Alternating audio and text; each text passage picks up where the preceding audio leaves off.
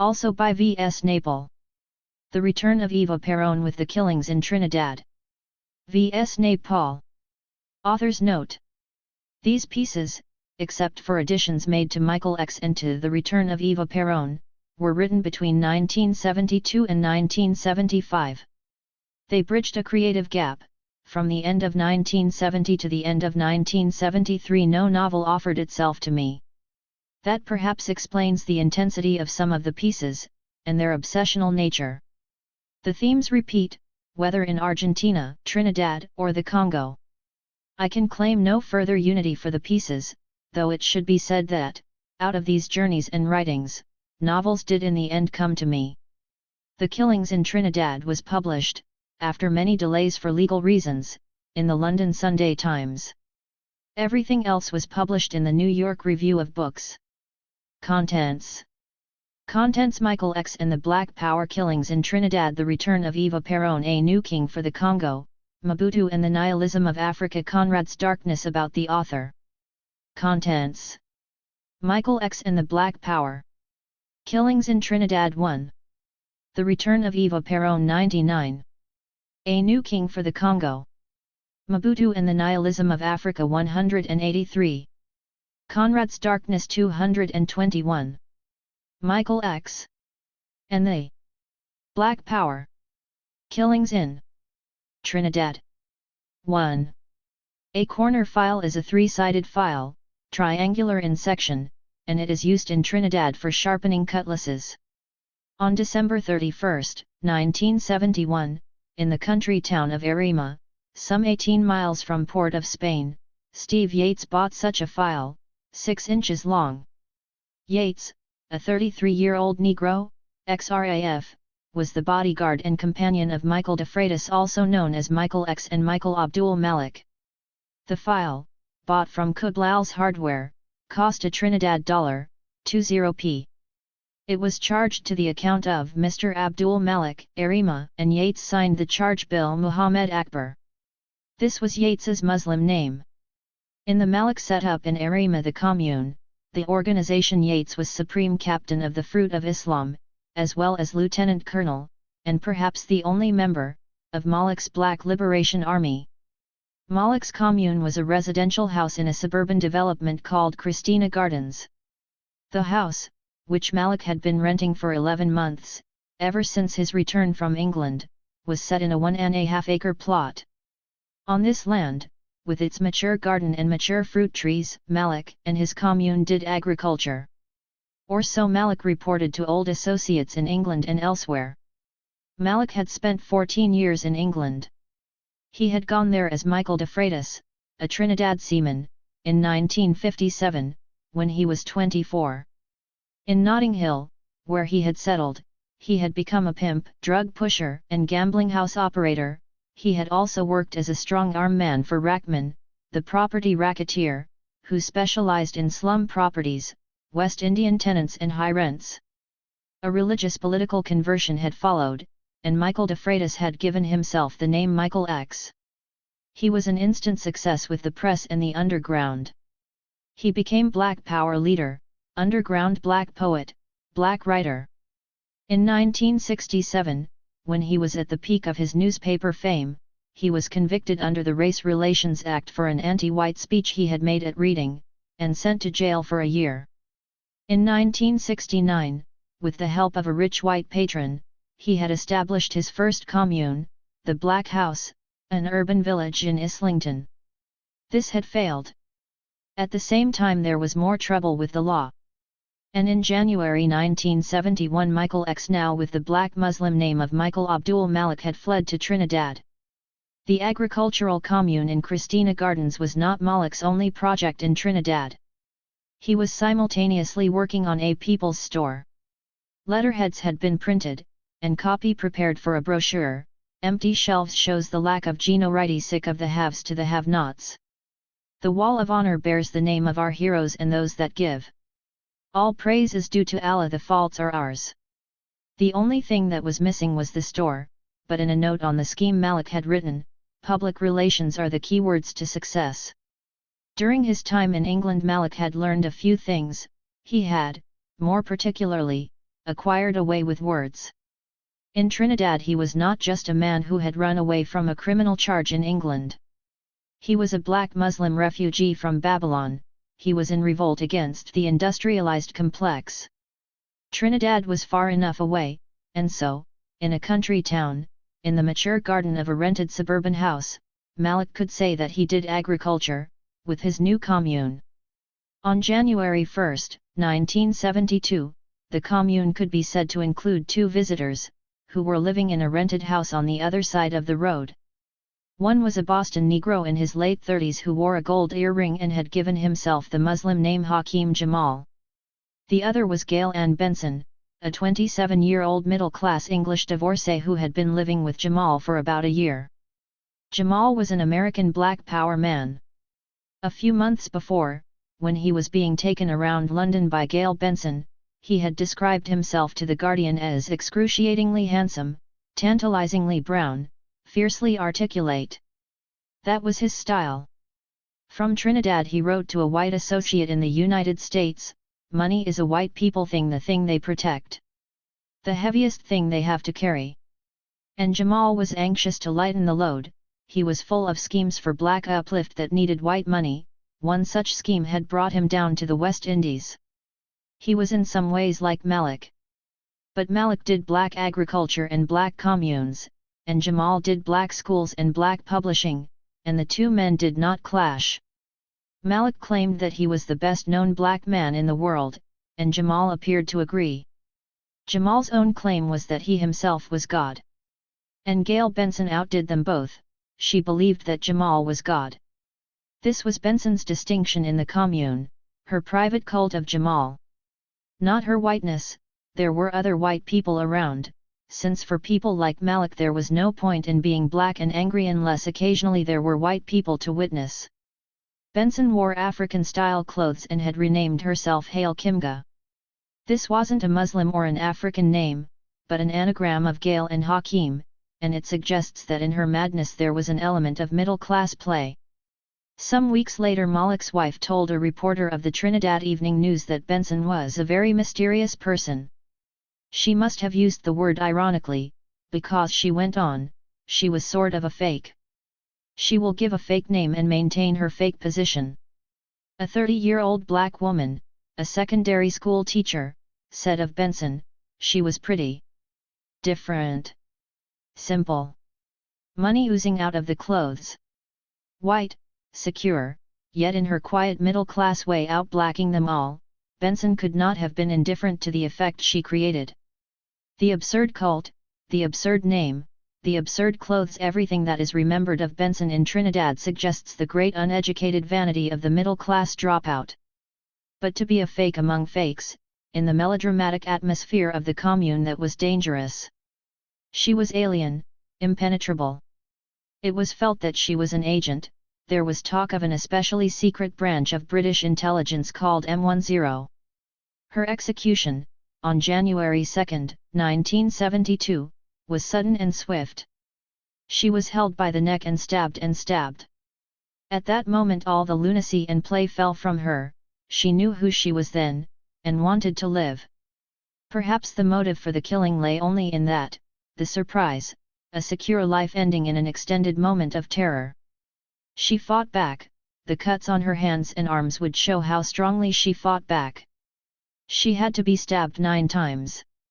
It was an especially deep wound at the base of the neck that stilled her, and then she was buried in her African-style clothes. She was not yet completely dead. Dirt from her burial hole would work its way into her intestines.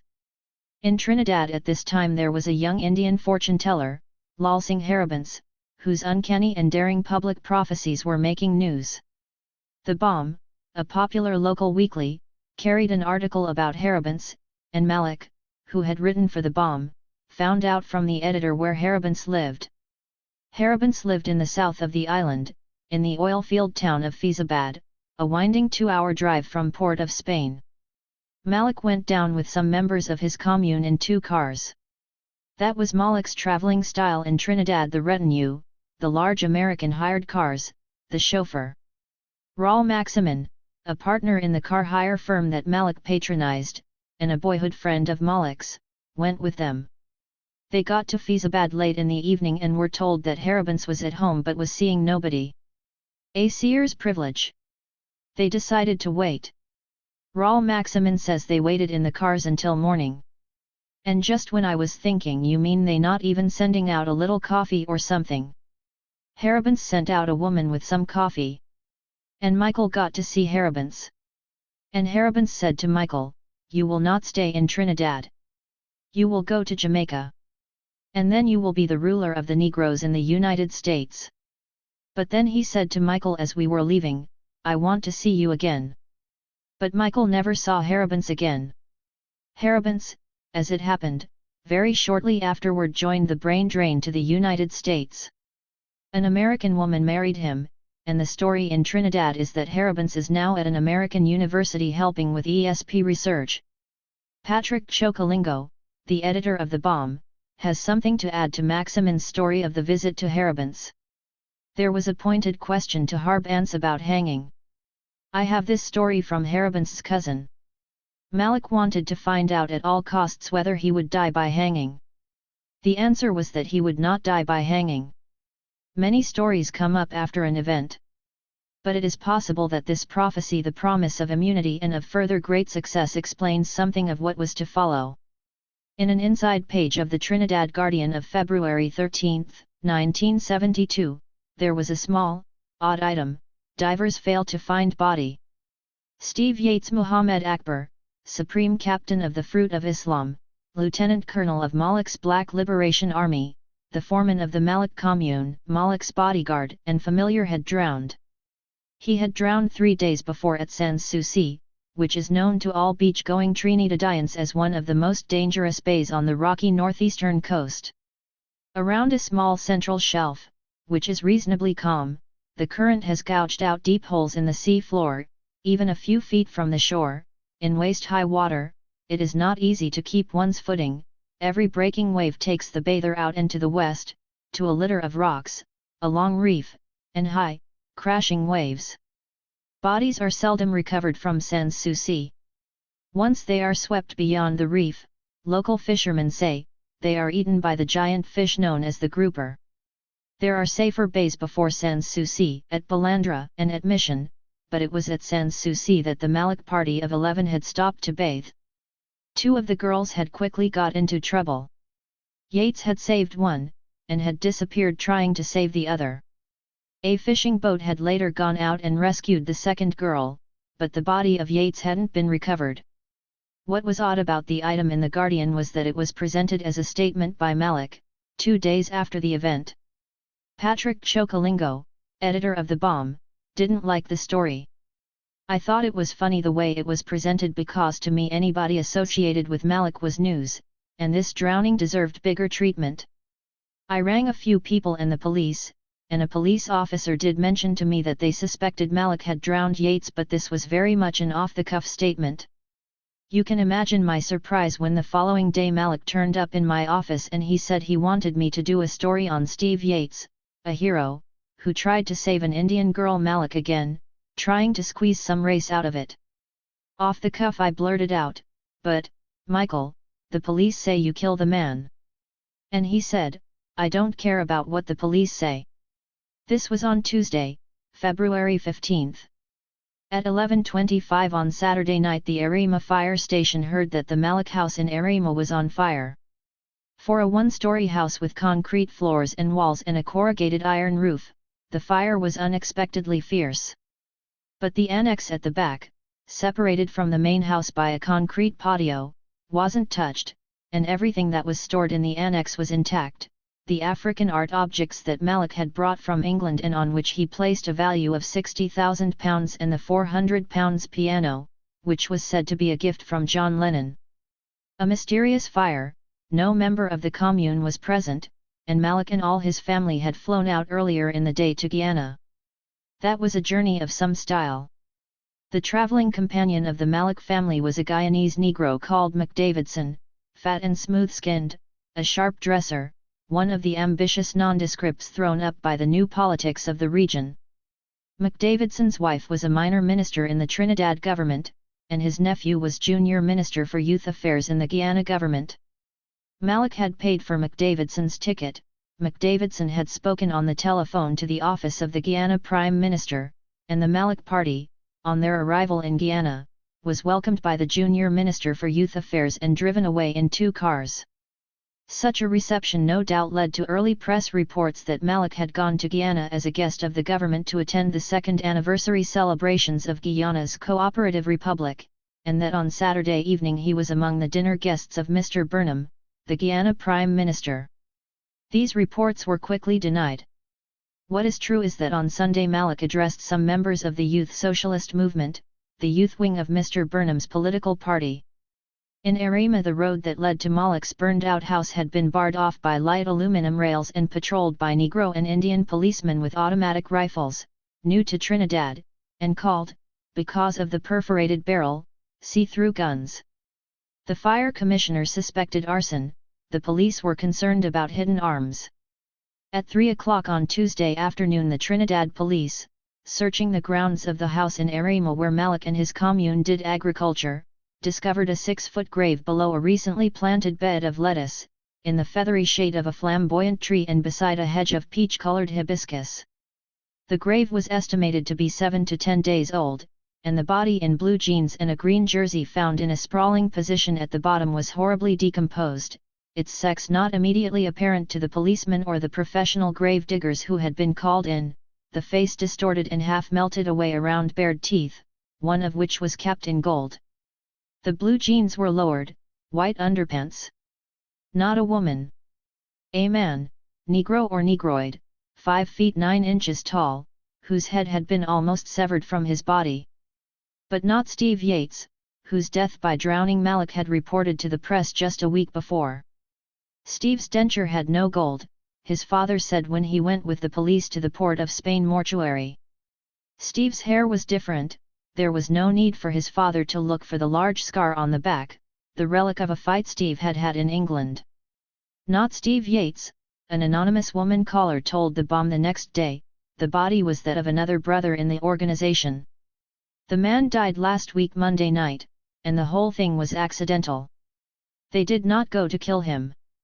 Just beat him up. He died foolishly as he won't abide by the rules of the organization. And that was not far wrong. The body was identified the day after as that of a 25-year-old Port of Spain man, Joseph Scarrett, a man once charged with rape, like Steve Yates himself, but otherwise quite undistinguished, the failure of his respectable lower-middle-class family, one of thousands of the city's half-educated young men, unemployed and superfluous, drifting through their 20s, idling in streets scrawled with empty slogans, "Black is in, basic black." Joe Scarrett had last been seen alive a fortnight before on February 7. On that day Malik, with his retinue, had called at the Scarrett house in Port of Spain and taken Joe away to Arima. Malik's house was the only one on the western side of the approach lane. To the north of the house, beyond a boundary line of young coconut trees and the high wire mesh fence, there was a piece of wasteland, ending after 200 feet or so in a narrow tree-hung ravine, its water slow and shallow and not fresh. On the southern bank of this ravine, 2 days after the discovery of the body of Joe Scarrett, a second grave was found. This grave was shallower, about 4 feet, and the smell was soon high. A blue dress with a flowered pattern, red panties, a twisted, decomposing body, Gail Benson. She had been stabbed to death on January 2. And here, on the ravine bank, she had lain for more than 7 weeks. And no one had missed her, not even the 2 English people who were visiting the commune at the time. But they no doubt had other things on their minds. Simmons, the woman, well-nourished, with big, widely spaced top teeth, told the Bomb that during her 6 weeks at the commune she had had total involvement with Steve Yates, Muhammad Akbar, Supreme Captain of the Fruit of Islam, who on December 31, before the public holiday on January 1, had gone to Kublal's Hardware and bought a 6-inch corner file. And Jamal Benson's master, what had Hakeem Jamal done? Simmons remembered that one morning in January, after they had all dined together the previous evening, Jamal had said that he and Benson had had a quarrel and Benson had gone away. And that was that. 18 days later Jamal left the Malik commune to return to the United States. He didn't leave alone. He left with the co-worker he had summoned down from the United States in mid-December, a man who had remained in the background, and of whom little was remembered, an American Negro known in the commune by the African-sounding name Kidhago or Kidogo. In Trinidad now there were many rumors of fresh finds at the commune. One rumor was that a tinful of mixed penises had been found. But the ground had given up its dead. 6 men were charged with the 2 murders. 5 were Trinidadian, 1 was American. This wasn't Jamal, but his co-worker Kidogo. Kidogo was one of the 5 charged with the murder of Benson. Kidogo was in hiding in the United States. Jamal gave interviews, and now he was as sober and anxious to survive as everybody else. He spoke of the atmosphere of violence at the commune. He said he was lucky to be alive. He said he would like to see Malik and ask him a few questions about Benson. So, in sobriety and self-absolution, the Malik commune ended. The ground had been dug up, the house burned out. All that remained were the 2 Malik dogs, bewildered, never barking or whining, restless, scampering about the grounds and the road, excited by the sound of every stopping car. But no car brought the people they were looking for. In Guyana, Malik was on the run. McDavidson, who had traveled with the Malik family from Trinidad and had, as uncle of the junior minister for youth affairs, arranged their reception in Guyana, McDavidson shaved off Malik's black power beard and trimmed his hair. Someone else went to get new clothes and a new pair of shoes, and Malik, in his new outfit, had booked in under another name, perhaps Mr. T. Thompson, at another hotel. Michael DeFreitas, Michael X, Michael Abdul Malik, and now Mr. Thompson, Mr. Lindsay, Joseph, George. So many names, so many personalities, so many ways of presenting himself to people. That was his great talent, but now, at the end, he was close to breakdown. He stayed for 3 days in the hotel, the curtains always closed in his room. He told the Indian chambermaid that he had malaria and couldn't stand the sunlight. He ordered nothing from the bar or the kitchens. The chambermaid went out to buy him sandwiches and soft drinks, paper and 2 ballpoint pens. He had important messages for various people. He was only a middleman, he had told McDavidson. The really important man, the man with the massive plan, was coming down soon from the United States to meet him in Guyana. The chambermaid, taking in a flask of iced water, for which he had asked, saw him writing letters. But he wasn't happy using ballpoint pen, he would have preferred a tape recorder. In the darkened hotel room he became obsessed with the need for a tape recorder, and once he nearly telephoned his wife to bring him one. "I wanted," he said later, "to record on tape all the things that had happened to me. I wanted to get it on record." Words were important to him, he had lived by words. Words could give shape to an event, and words were never more important than they were now. In England there were people who had told him that he was a writer, even a poet, and often, in a marijuana haze, "I am high, I love it," he had tried to be a writer, writing out the marijuana mood in a page or 2 and coming to a halt. In these writings fact and fiction sometimes flowed together. With words he remade his past, words also gave him a pattern for the future. And, bizarrely, he had once written of an adventure that was like the one he was having in Guyana. The narrator, who may be Malik himself, is on the run.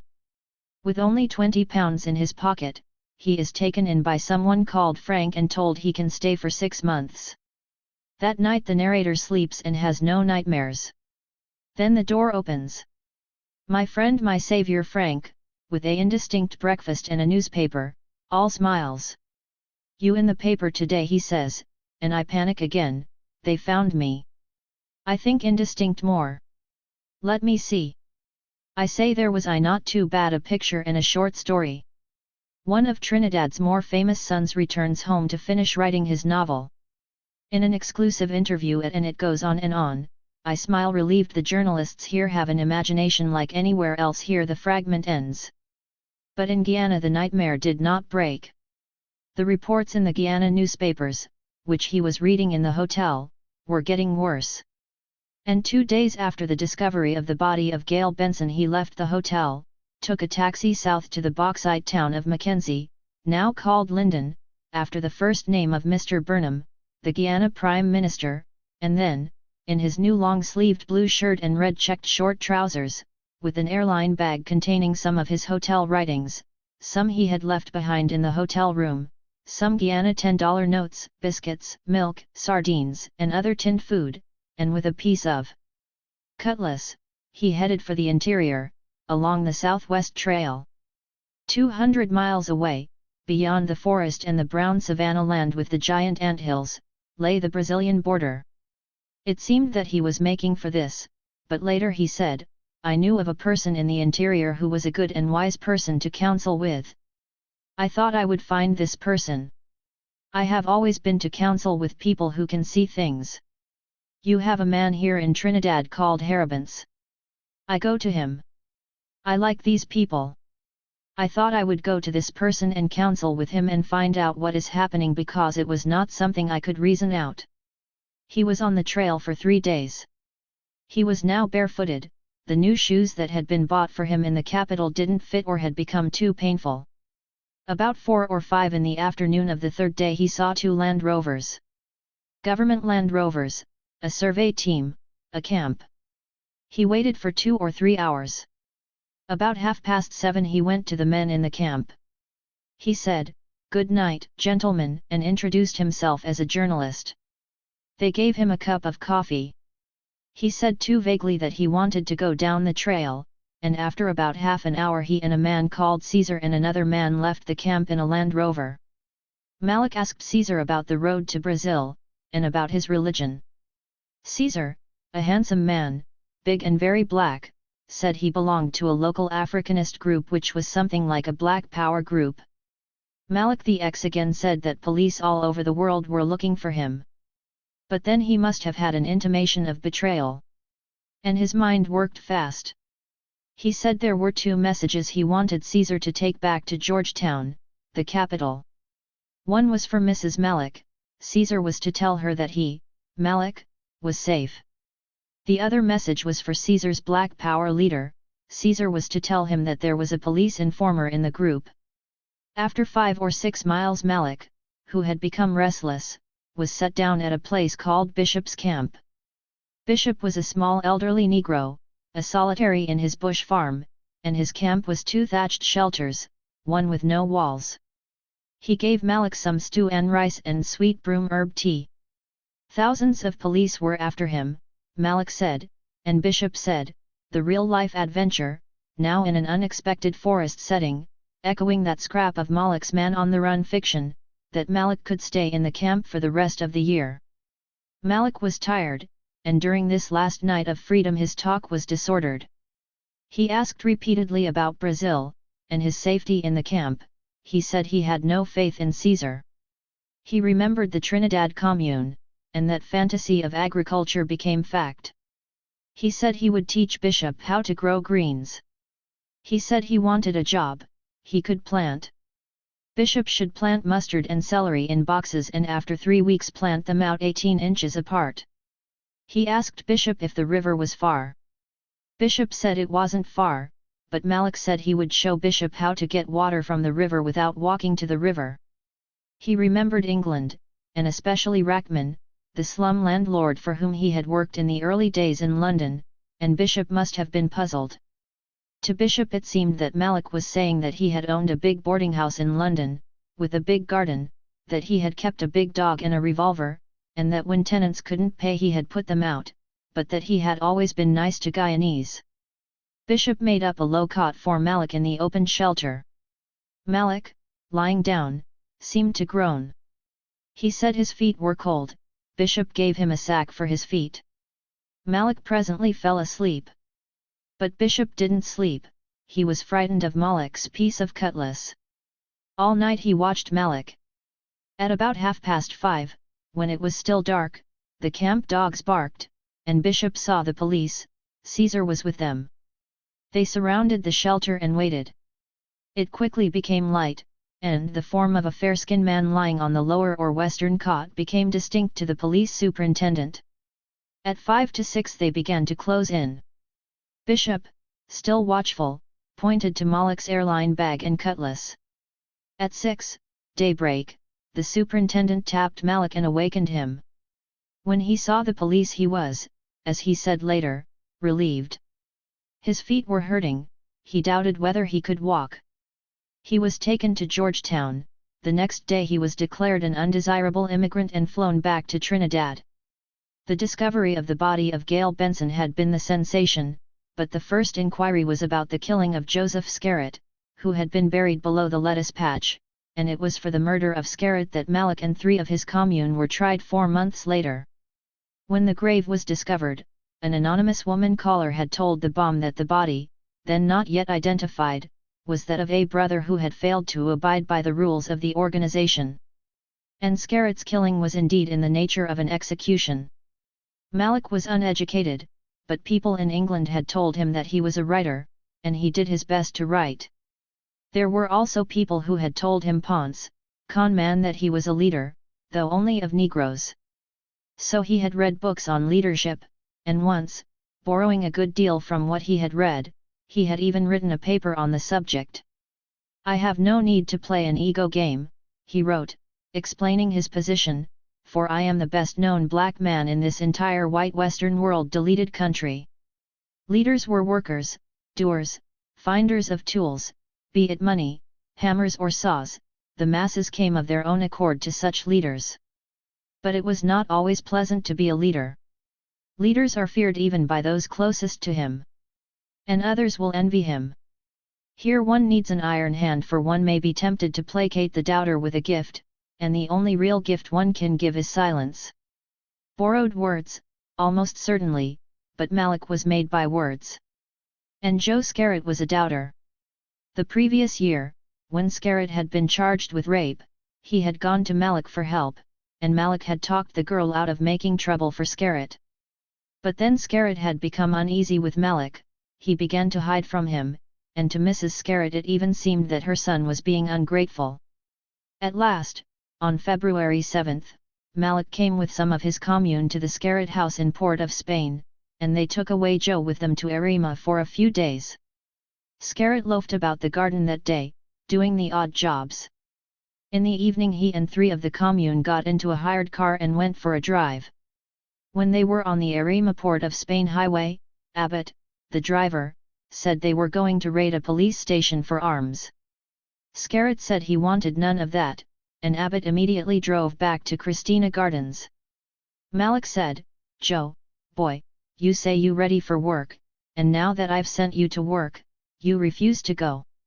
He looked at Scarrett and shook his head, and said to the man escorting Scarrett to his sleeping quarters that he should give Joe a Bible or something to read. A sudden decision, it would seem, but from the evidence given at the trial what followed was well planned. In the morning Steve Yates drove Mrs. Malik and her children to Port of Spain.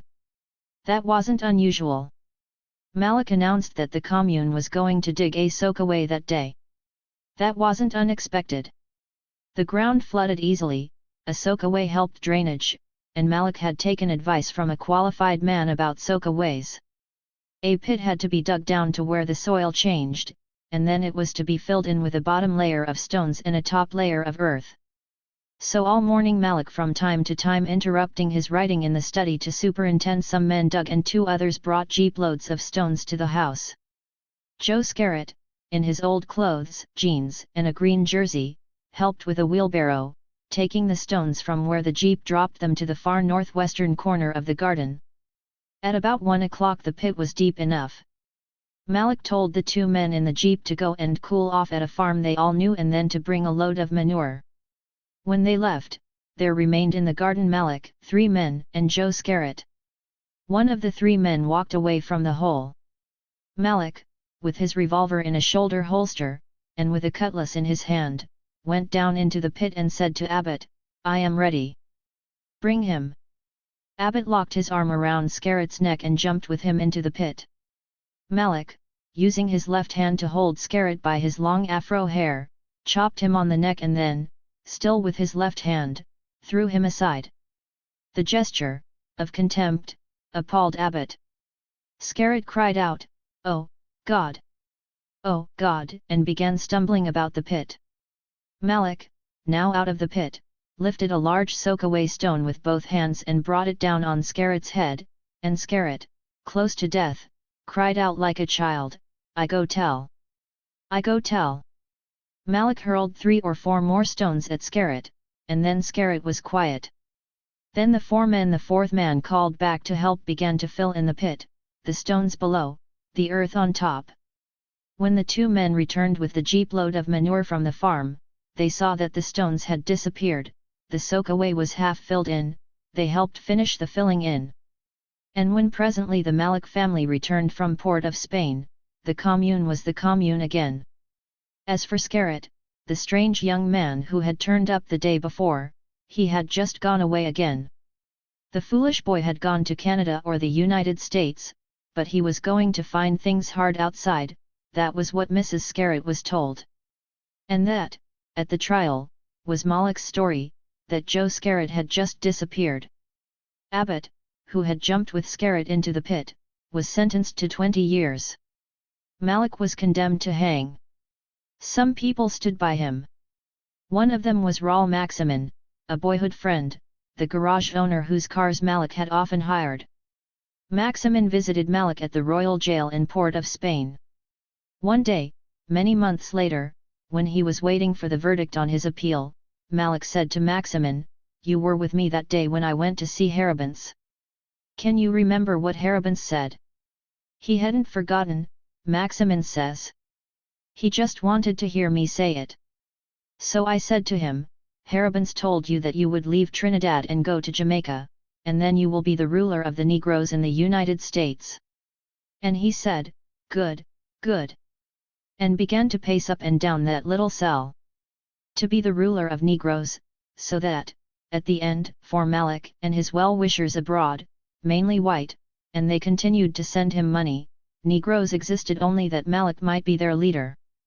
Malik saw himself as a man who had always risen, a semi-educated Port of Spain idler, one of thousands, then a seaman, then a Notting Hill pimp and gangster, then the ex of London, then, at 37, the best-known black man of this entire white Western world. It was as a London success that he had come back to Trinidad in January 1971. "I'm not here to make my way," he told the Trinidad Express. "I've made that already," but he believed he could help. "I'm not interested in elections and stuff like that. The only politics I ever understood is the politics of revolution, the politics of change, the politics of a completely new system. Revolution, change, system, London words, London abstractions, capable of supporting any meaning Malik already reassembling his gang, his commune chose to give them. There were people in London who were expecting Malik, their very own and complete Negro, to establish a new government in Trinidad. There had been a meeting, someone had made a record. The new government was going to underwrite the first international university of the alternative, the seat of the counterculture of the alternative. Words, and more words, I cannot go into details, Malik had said. But I can say this. The new university will be an experimental laboratory of a new and sane lifestyle. But the eternal warning of the X, the eternal thrill and flattery the white people who came to Malik's Trinidad, an Airbus service was promised to all international capitals, had to remember that there was a just hatred of the white man in the heart of every black, and they had somehow to get over the fact that they belonged to the race of the oppressors. The leader, the unique spokesman of Negroes, dangerous with a just hatred, but the crowds at his trial were good-humored, even gay. No one jeered, he was a martyr to no cause. Only Simmons, the white woman who had had total involvement with Steve Yates during her 6 weeks at the commune, only Simmons, flying down from England, gave the photographers a Black Power salute, but she had a return air ticket. To the Trinidad crowds Malik had become a character, a carnival figure, a dummy Judas to be beaten through the streets on Good Friday. Which was all that he had been in London, even in the great days of his newspaper fame as the X, the militant who was only an entertainer, the leader who had no followers, the Black Power man who was neither powerful nor black. He wasn't even black, he was a fair-skinned man, half white. That, in the Trinidad phrase, was the sweetest part of the joke. 2. It was in London that Malik became a Negro. And perhaps only someone who knew that he wasn't really a Negro, someone who knew that when the time came he could go off and play another game, could have worked so hard at the role, and so guide it. He was shallow and unoriginal, but he sensed that in England, provincial, rich and very secure, race was, to right and left, a topic of entertainment. And he became an entertainer. He was the X, the militant, the man threatening the fire next time. He was also the dope peddler, the pimp. He was everybody's Negro, and not too Negroid. He had two ideas of his own. One was that the West Indian High Commissions in London paid too little attention to their nationals. The other, more bizarre, was that the uniform of the Trinidad police should be changed, and this was less an idea than an obsession. Everything else was borrowed, every attitude, every statement, from the adoption of the X and the conversion to Islam, down to the criticism of white liberals, destroying the black man, and the black bourgeois, they don't know the man from the ghetto. He was the total 1960s Negro, in a London setting, and his very absence of originality, his plasticity, his ability to give people the kind of Negro they wanted, made him acceptable to journalists. Michael X once told me, Richard Neville writes in Play Power, that hippies were the only whites his people could talk to. And Malik was always willing to be instructed in his Negro role. Late in 1965, when he was working on his autobiography, subsequently ghosted by an Englishman, and published in 1968 under the title of From Michael de Freitas to Michael X, he sent the manuscript to an English advisor, and received a long memorandum in reply. At this juncture you may look at the Negro's relationship with the white man throughout the world. Use South Africa, Rhodesia, England, Portugal, and America to speak of the heartlessness of white society. Use slavery, use the recent massacre of the Jews at Auschwitz and Belsen. Chapter 15. You ought to close powerfully, frighteningly perhaps, on this I believe. Your own true statement of one displaced black man in this particular context of history. So cliché led to cliché. And, inevitably, the racial clichés that Malik was led to, via the counterculture, were sometimes pre-revolutionary. Once, aiming no doubt at the underground press, he wrote a kind of parable about an Anglo-Saxon called Harold, a Jew called Jack, and a Negro, who was himself. All we have in common is 2 hands, 2 feet ahead. I must admit mine's are infinitely nicer to look at, for their bodies are covered with a sickly pale whitish skin and even they can recognize it for what it is. Harold expressed a desire early in our talk to go somewhere in the sun and transform. I see his point, for when he was saying this I followed his eyes caressing my beautiful golden brown skin, my inheritance from my African insertion, and Portuguese forefathers. It is a difficult task for 3 people of as diverse racial characteristics as ourselves to truly communicate. But they are good friends, and agree to talk of their most secret desires. Harold the Anglo-Saxon wants to search for truth. Jack's not as simple as that. Jack the Jew wants to make things for people, the people he's closest to are naturally his own people, Jews he will make whatever they need, money, clothes, factories. And Malik, the Negro, sees the great divides that exist between us of different races. For my own search is one of happiness, to create joys for myself and others, to hear laughter, to give. But what a strange dilemma this throws us into when I give to him, the seeker after truth, my humble present, and he in his search looks into my little gesture for a deeper motivation. Or Jack when he makes a garment, and I say how lovely, could I have one, and he tells me X pounds. Malik's ghosted autobiography was a publishing failure. One of his white patrons bought up most of the copies. The tone of the book is determinately gay, there are lots of sex and parties. The ghost, easily turning oppressed blacks into abandoned spooks, seems in places to have excited himself with thoughts of a Michael X musical. But it is not an easy book to read. It is not the story of a life or the development of a personality. The narrator, from his London eminence as the X, the reformed Negro Ponce who is now the Negro leader, assumes that the events of his life are well known, and he is concerned only to present himself in all his Negro roles. Events accumulate confusedly around him, he is without a personality, he is only a haphazard succession of roles.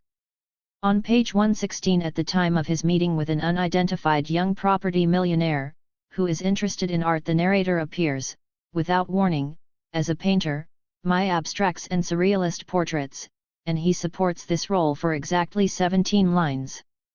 Equally sudden, equally successful, and almost as brief, are his manifestations as Negro poet, writer, and even as a teacher of basic English at something called the London Free School. The only other considerable figure in the autobiography is Malek's mother, and she is as puzzling as Malek. She appears first of all as a ferocious old-fashioned black woman, concerned about appearances and forever preaching the beauty of whiteness. She doesn't like her son to play with black children or to get his hands dirty, she is snobbish. When she goes to the Port of Spain market she refuses to speak French patois to the merchants and insists that her son speak English. She sends her son to an exclusive school. This is overstated, but it has a certain logic. But then, just 20 pages later, the mother is suddenly a drunkard, hysterical, quarrelsome, wearing appalling Negro woman's clothes. One day her son finds her sleeping in the foul coop, which she says she has converted. Suddenly she is a hustler, suddenly, coming to London, she is transformed into a successful and jolly brothel keeper. The childhood of the leader, the rebel who learned to love black, no longer makes sense, the emphasis is wrong. Certain facts about his mother are too important to the narrator for him to leave out. But the facts have been scattered about the picaresque narrative, a pain greater than the one stated is being concealed. When the facts are put together, the childhood of the leader can be interpreted in quite another way. Malek's father was a Portuguese shopkeeper who later left Trinidad to do business on the island of St. Kitts. His mother was an uneducated black woman from Barbados. In Trinidad, and especially in the tight lower middle-class Negro community of Belmont in Port of Spain, she was a stranger, with different manners and a different accent. If she didn't speak the local French patois it was because she didn't know it. She was a stranger with a red bastard, and she was never allowed to forget it by the black taxi driver with whom she lived. He used to tell her that all she had got from the Portuguese man was a big cunt and a red bastard. This is not in the autobiography, it was part of Malek's statement at his trial. The mother was disgraced by the son, growing up in Port of Spain, going to St. Mary's College, a major school, but not so exclusive. The fees were just over £3 a term, his home life known to all, was disgraced by the mother. She was uneducated, drunken, vicious, they tormented one another. He fled from her whenever he could, going off into the hills with his friends. Once he got all her clothes together and burned them. But she pursued him everywhere with her public scenes, even after he had been expelled from the college, even after he had grown up. He could escape only by leaving Trinidad, by becoming a seaman. At one time he thought of going to live in Guyana. In the end he went to England, but she followed him even there, getting off the boat train at Waterloo in a red bathrobe. In 1965, when his London fame was beginning, and when in his own eyes he had made good, Malek began a letter to his mother. London, April 1, 1965. Dear Mama. My hand is shaking and my head hurts. I want to tell you a few things, for I am not afraid anymore. I am a Negro. You told me I was different, it's not true. I tried to be. I was ashamed not of being a Negro but of you. I would like first to tell you what made me write this last year. I was at home and Steve rang me, he asked me if I knew what happened to you, well you were arrested. At 60-odd years of age for running a brothel, this I could have tried to understand, I would have blamed anybody for this, the white man, my father, myself, but when you gave your name as de Freitas because as you said you wanted to protect your own name, that was the end. It's X months since that day and I have only just recovered enough to say something about it. I don't hate you, that is impossible to do, I would like to think that was a thoughtless action but I said all the other horrible things you did were thoughtless too. You have humiliated me once too often, you usually give a lot of thought to things before you do them. Remember in Trinidad when you were still living with your husband and you threw boiling water on him in bed, you thought that one out, didn't you? You must off. She had got into bed with the man, and when he was asleep she had got out, she had heated the water beforehand. The incident doesn't appear in the autobiography. Everything else does, but in the padded out, picaresque narrative, the passion and the pain vanish, simplified and vitally altered, to give a smoother account of the boyhood of the leader. This letter is the truest thing Malik ever wrote, and the most moving. It explains so much, the change of name from de Freitas to X, the assumption of so many personalities, the anxiety to please. A real torment was buried in the clowning of the racial entertainer. Black power gave order and logic to the life, it provided Malik with a complete system. He couldn't write a book, but it was better for him to say, as he does in the preliminary note to his autobiography, that the book was ghosted because black English is different from white English. A London journalist who had some hand in the making of Malik says, Michael took the press for a ride, and vice versa. And out of it grew a monster. The monster already existed, but there is something in the judgment. Malik was made in England. England gave him friends, a knowledge of elegance, a newspaper fame which was like regard, and money. England always gave him money, no one, for so many good black causes, needed money so badly. It occurred to him, for instance, late in 1966, when his wife was in arrears with her mortgage payments and receiving solicitors' letters, that West Indians needed adequate representation in the courts. He interested people in this cause. The London Ounce of February 1967 announced the West Indian legal need, and in heavy letters at the top of the page prescribed the remedy, defence needs money. Send to Michael Abdul Malik, Leith Mansions, Grand Tully Road, W9. England made many things easy for Malik. But England in the end undid him. Malik exaggerated the importance of his newspaper fame. He exaggerated the importance of the fringe groups which seemed to have made room for him. He was an entertainer, a play actor, but he wasn't the only one. He failed to understand that section of the middle class that knows only that it is secure, has no views, only reflexes and scattered irritations, and sometimes indulges in play, the people who keep up with revolution as with the theatre, the revolutionaries who visit centers of revolution, but with return air tickets, the people for whom Malik's kind of black power was an exotic but safe brothel. Malik thought he shared the security of his supporters. One day, half doodling, no money, half jotting down memoranda, letter from lawyer, he wrote, "My inheritance is London, all of it." His fame didn't last long.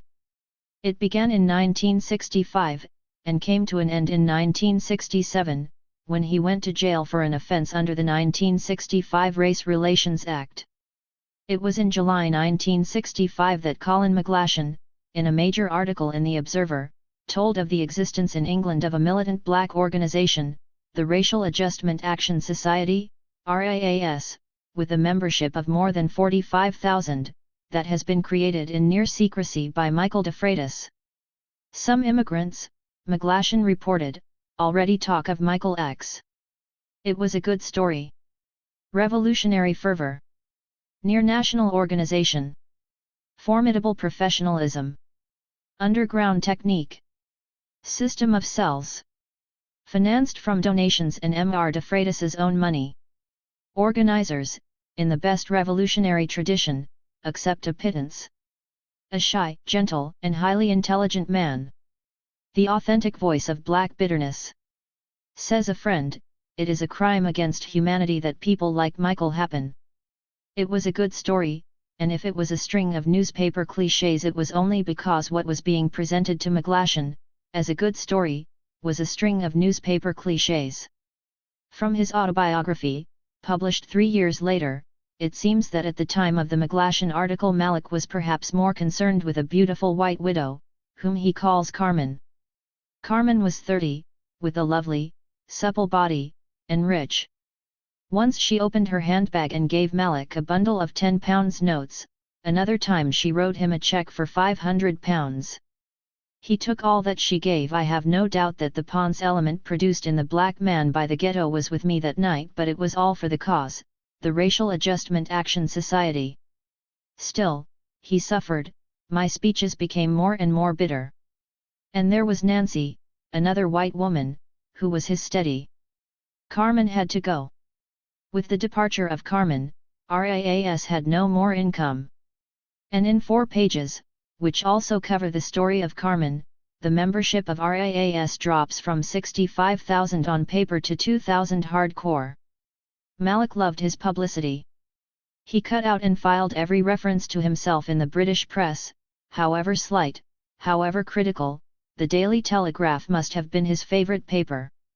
He filed 2 copies of McGlashan's article, and when he brought out his RIAS brochure, which was really a brochure about Michael X, complete with press notices, no other name was mentioned, he used 2 separate quotes from McGlashan, together with quotes from the Daily Mirror, the Daily Telegraph, the Sunday Times, Peace News, and the New York Times. Students, intellectuals, moderates, and radicals are all being wooed.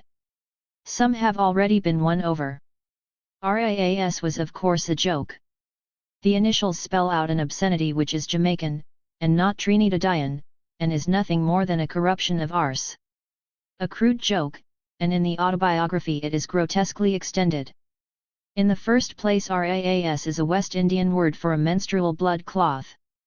It has some symbolic significance in view of the way the black man has been drained of his life blood for so long. In the second place, there is the similar African word ras, from the Arabic ras head, meaning ruler or leader. A satirical joke, but it could only have been made by a man who felt that he could, when the time came, withdraw from his Negro role. Malik's Negro was, in fact, a grotesque, not American, not West Indian, but an American caricatured by a red man from Trinidad for a British audience. West Indians are not black Americans. American blacks are an excluded minority. West Indians come from countries with black majorities and black administrations, they have a kind of political tradition. Bosco Holder, a black Trinidad dancer who was in London at the time, says, "When I heard about this ex-guy I thought, there goes one of our con men. And I wished him well, because he was in England and because they told me he was Trinidadian." It was the West Indian attitude, the jester was recognized and accepted as a jester, but was otherwise kept at a distance. Occasionally Malik's publicity excited a student or a writer or a politician.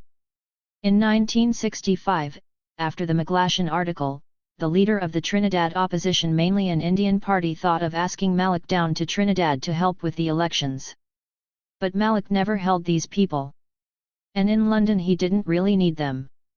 A West Indian Malik had already met and who was eventually to act as his political deputy was a young Trinidadian called Stanley Abbott, like Malik a college boy who had dropped out, and like Malik a red man with Spanish or Portuguese antecedents. Abbott sometimes called himself de Piva.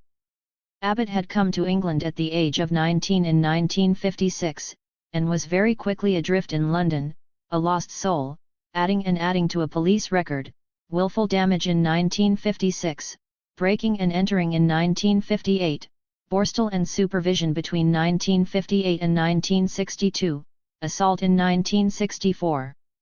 And already the West Indian closest to Malik was Steve Yates, black but in other respects a man like Malik himself, a dropout from Malik's own Belmont district in Port of Spain. Steve Yates, soon to be given the black Muslim name of Muhammad Akbar, who had been expelled from St. Mary's College, Malik's old school, for getting a 14-year-old girl from a Carmelite reform school pregnant.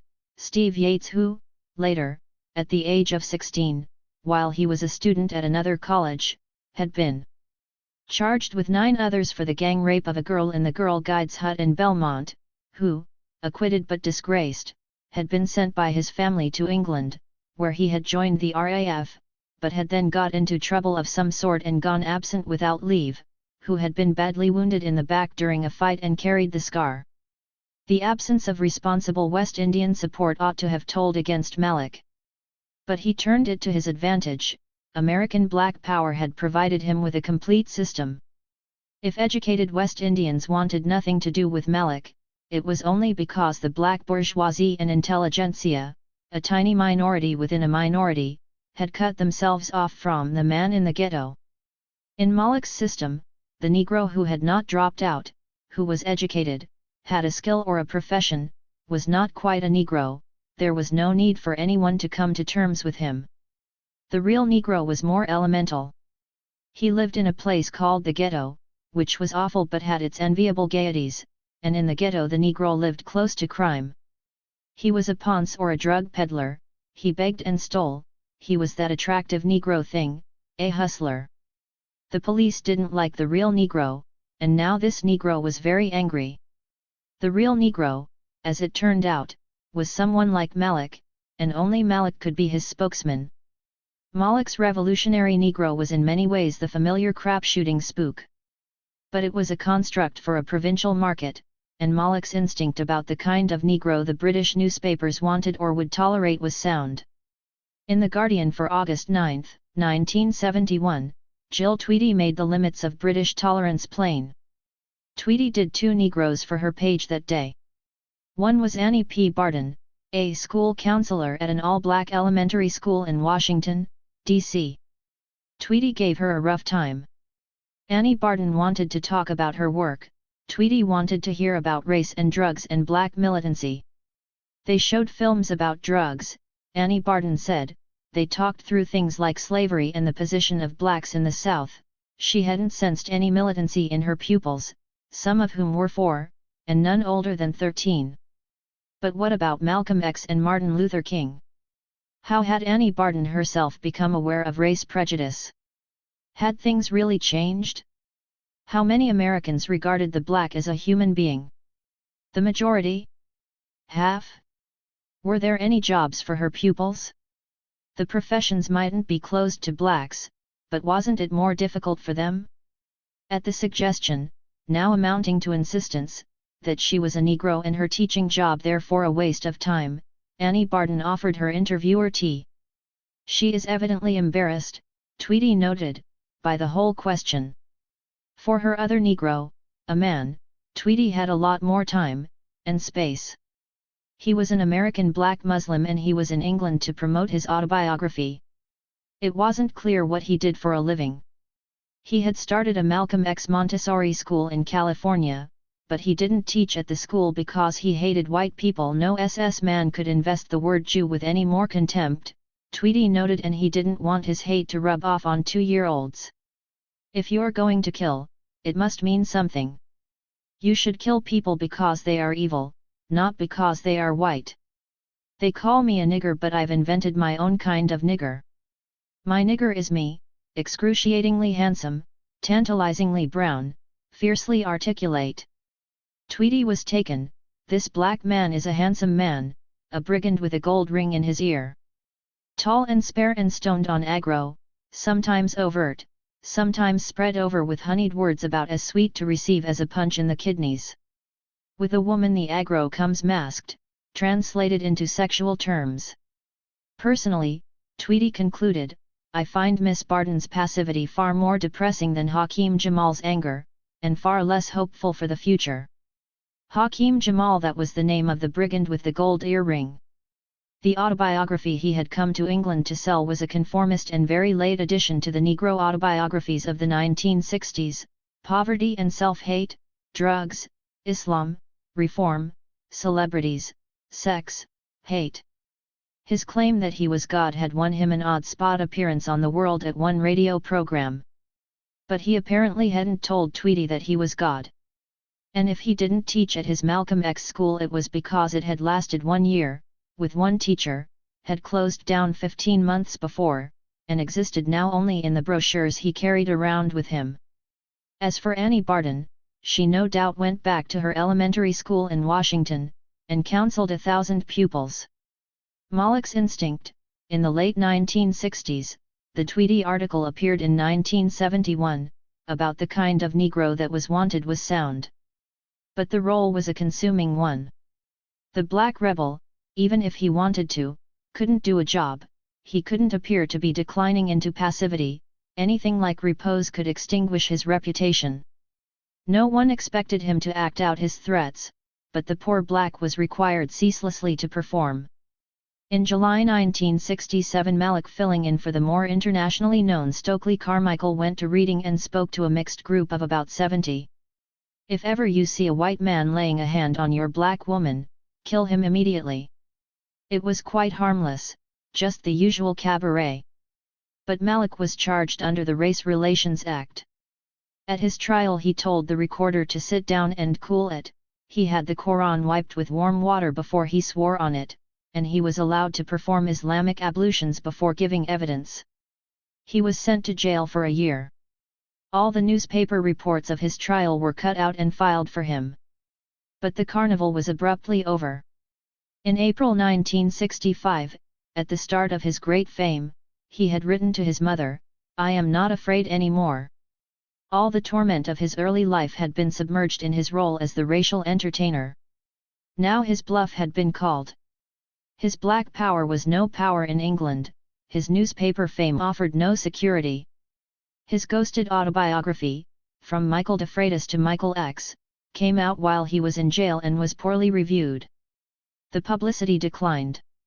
His release 8 months later, though noted by television, was scarcely an event.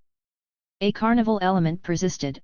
Outside the prison gates there was a welcoming Negro who, refining on the X business, had given himself the name Freddie Y. But Malik had changed. He planned a second volume of autobiography. The title he first thought of was My Years with RAAS, The Old Malik, The Old Joke. But as his mind darkened he changed that to Requiem for an Illusion.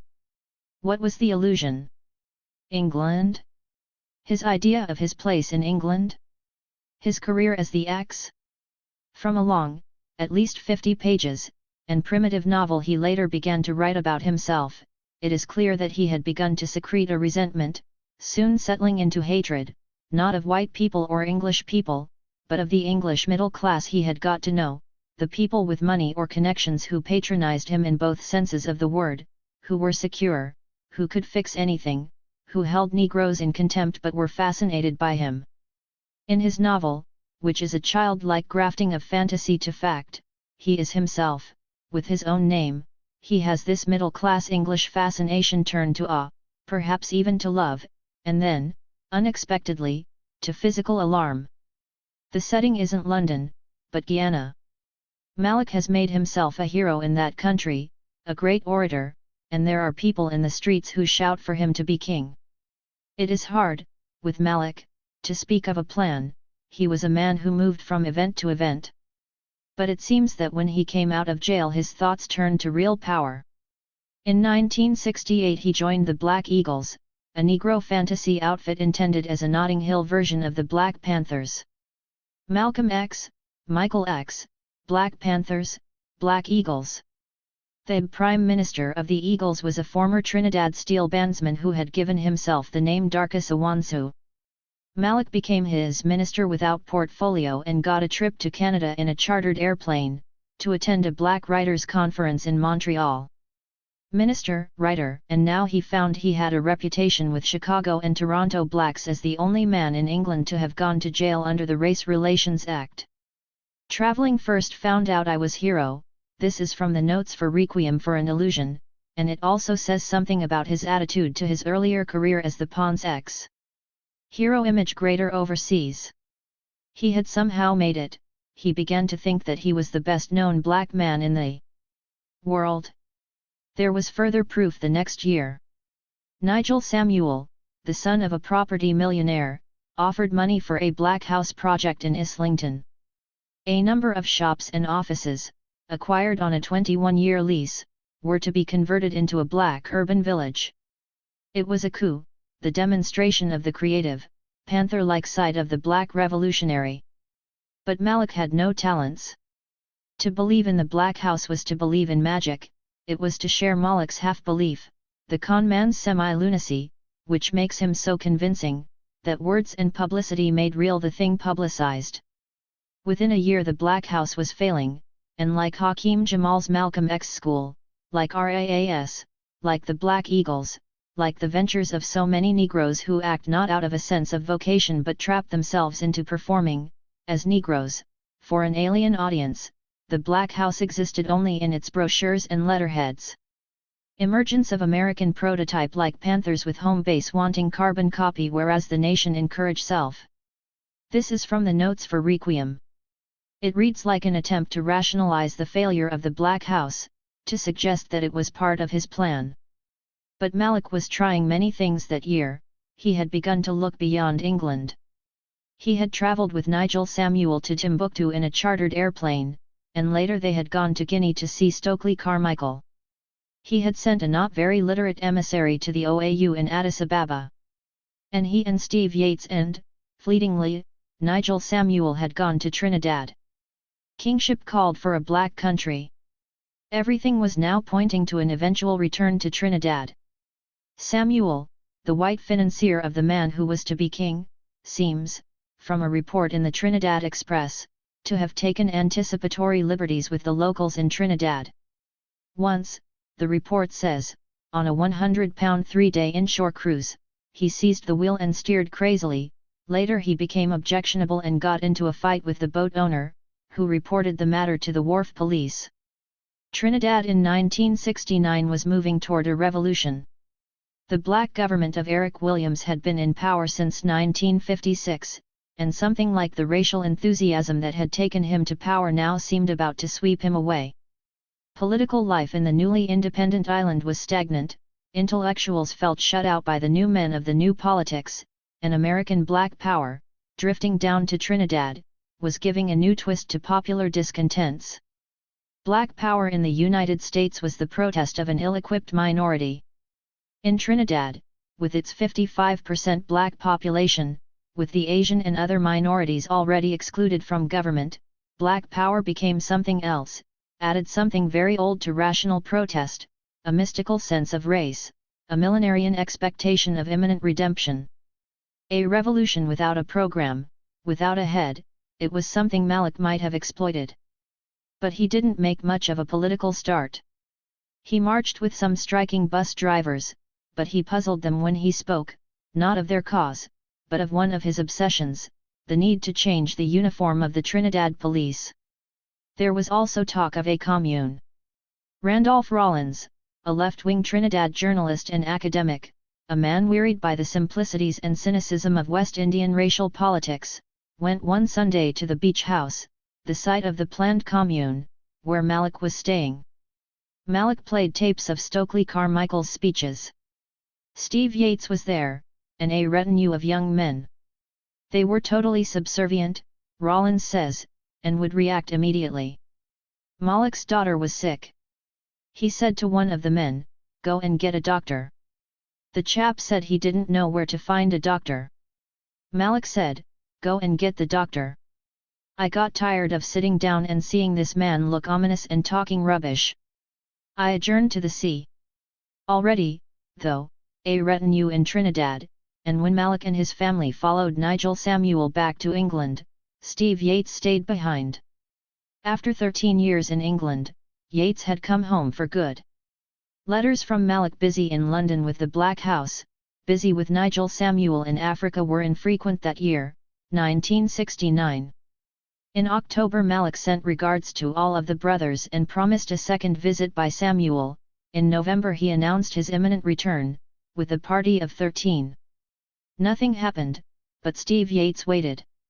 One day his father, who ran a little bar in Belmont, asked him about his relationship with Malik, and he said, "It's a long story, Pappy." A long story.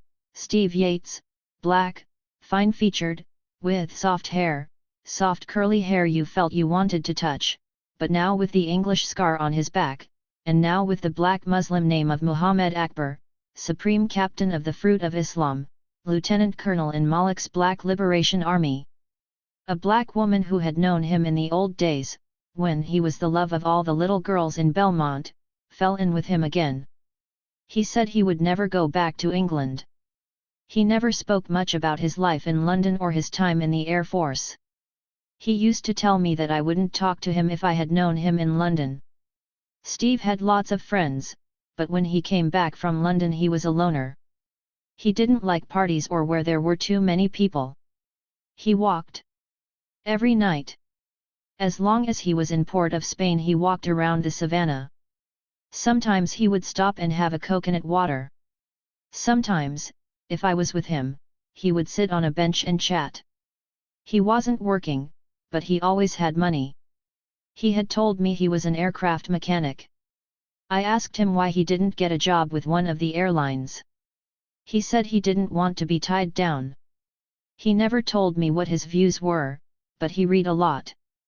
Castro, Che Guevara. At one time he seemed to be in on this black scene. But then he would tell you he was living with this white woman and had 2 children with this woman, and you couldn't understand where he was going to and coming from. He was kinda bored. At times he would be waiting for a call, and this coded call would come. He was definitely waiting on Michael. We broke up in 1970. Just like that. The last time I saw him was Carnival night. With the carnival that year in Trinidad there came the Black Power revolution that had been maturing. There were daily anti-government marches in Port of Spain, revolutionary pamphlets appeared everywhere, even in schools, sections of the regiment declared for the marchers. Even the Asian countryside began to be infected. A spontaneous, anarchic outburst, a humane society divided in its wish for order and its various visions of redemption. But the police held firm. There was no need for Venezuelans or Americans to land. The outburst died down. Steve Yates took no part in these events. And Malik was later to say unkind things about the revolution. I cannot understand people who are hell-bent on all kinds of political nonsense, the Trinidad Express reported him as saying. They want power or the trappings of power, but that entails hard work.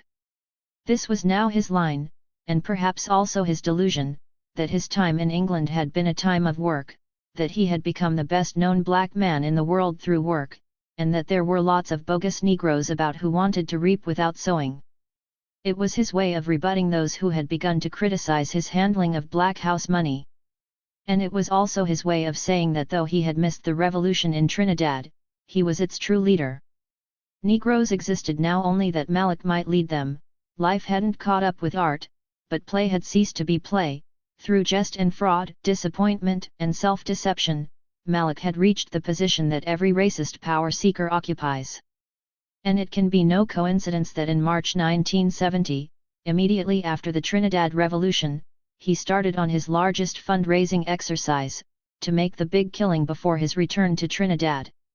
He announced a Black House building program appeal. The Bishop of London was asked for his learned advice about the spiritual needs of the many thousands who will be participating in the Black House. A more direct appeal was made to Charles Clore. A fantastic world-famous reality. Unique project. Let us show the world that Britain is not prepared to be a dropout in the great race of culture and progress. At the same time Malik consulted Patricia East of Patrick East Associates, International Public Relations, who did the PR for Sammy Davis, Jr. in England, and East offered to handle the account personally. The Black House, she said, should be registered at once as a charity. She thought they should aim at setting up a string of black houses throughout the country. And she outlined a campaign which would, among other things, promote the name of Michael X as a household word for the good of the community at large. There was a further point. For her services East required £3,500, exclusive of expenses, for the first year, payable quarterly and in advance. This wasn't perhaps what was expected, and East, as she now says, lost touch with Malik. He went to work on his own. A standard begging letter on the theme of peace and love was devised. The difference in culture should not prevent men from living in peace. The men of culture are true apostles of equality. A more business-like letter went to Canada Life Assurance, they said no. Charter Consolidated said no, twice.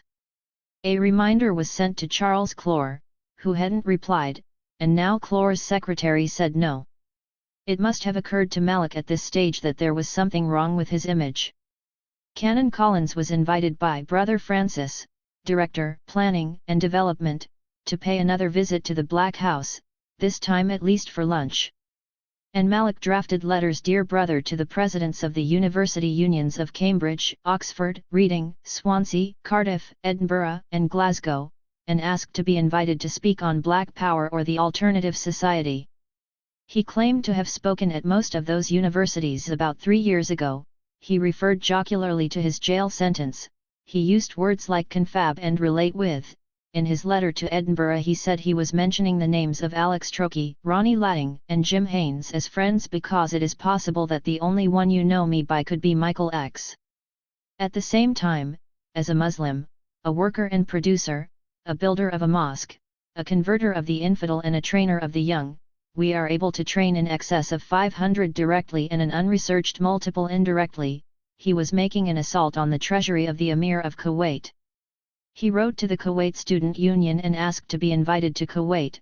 As an articulator for our people I am invited to speak by all of our major universities in England.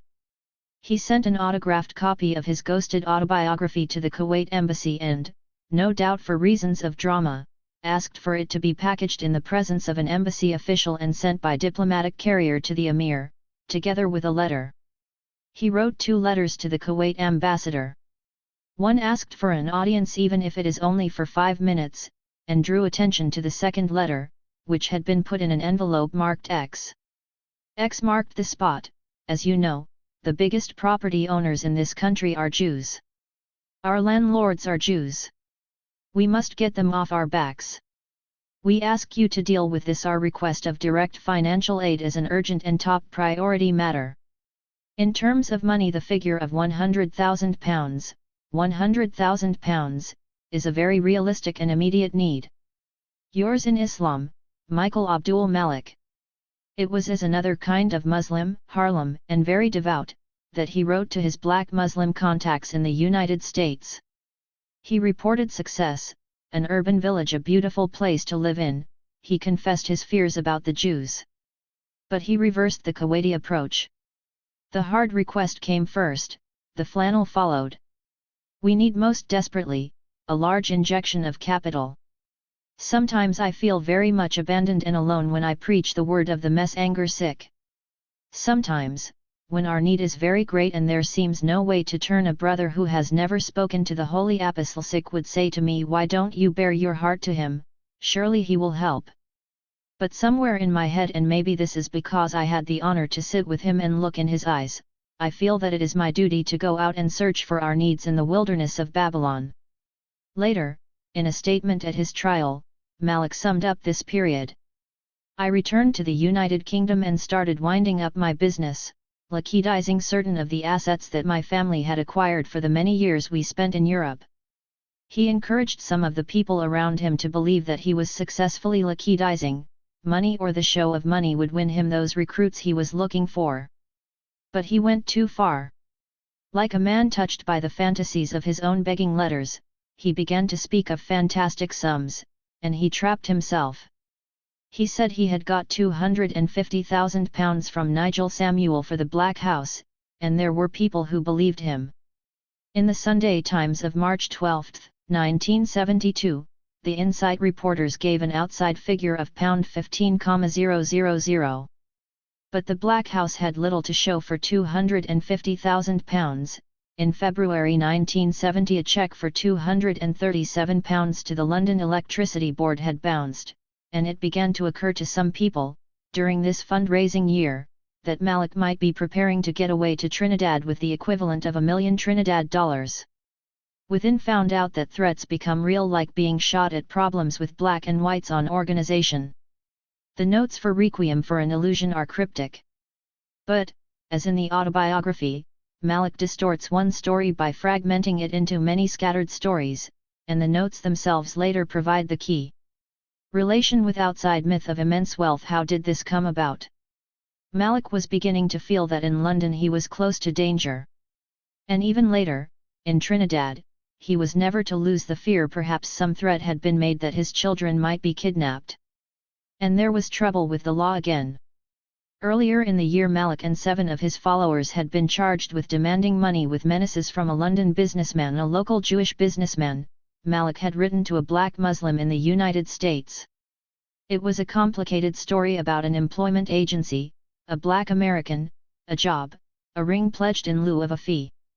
The sum involved was small, £5. But the businessman had been led about the black house in a dog collar, and the case had attracted attention. Malik, for some reason, had written to the New China news agency asking them to take an interest in the case, but what had appeared farcical became less so when in November Malik and 5 of his men were committed for trial at the Old Bailey. Flight to Trinidad was now urgent. But Black Power had provided Malik with a complete system. Even at this stage he made it fit. He gave interviews, he went on television, and he spoke now like a Black Panther. He was giving up Black Power, he said, henceforth he was going to devote himself to constructive work.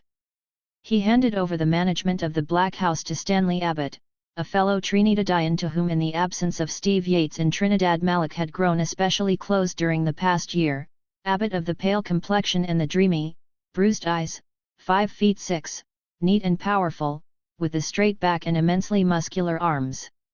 Abbott was now 33, 15 years away from home, with a life already in ruins, with fresh convictions during the 2 previous years for possessing marijuana, for theft, and for assault. Abbott believed that Nigel Samuel had given £250,000, Abbott believed that Malik was rich, and Abbott was loyal. All was now set for Malik's flight to Trinidad. Steve Yates was there, waiting, a bodyguard.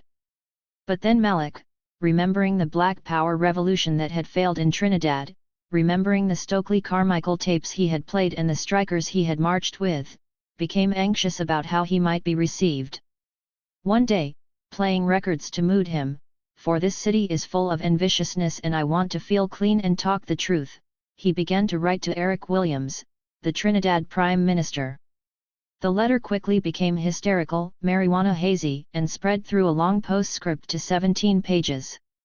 He wrote, as he had so often written, to explain himself. The bewilderment of his early life had turned, with success, to awe at himself. He could put so many patterns on his disordered experience.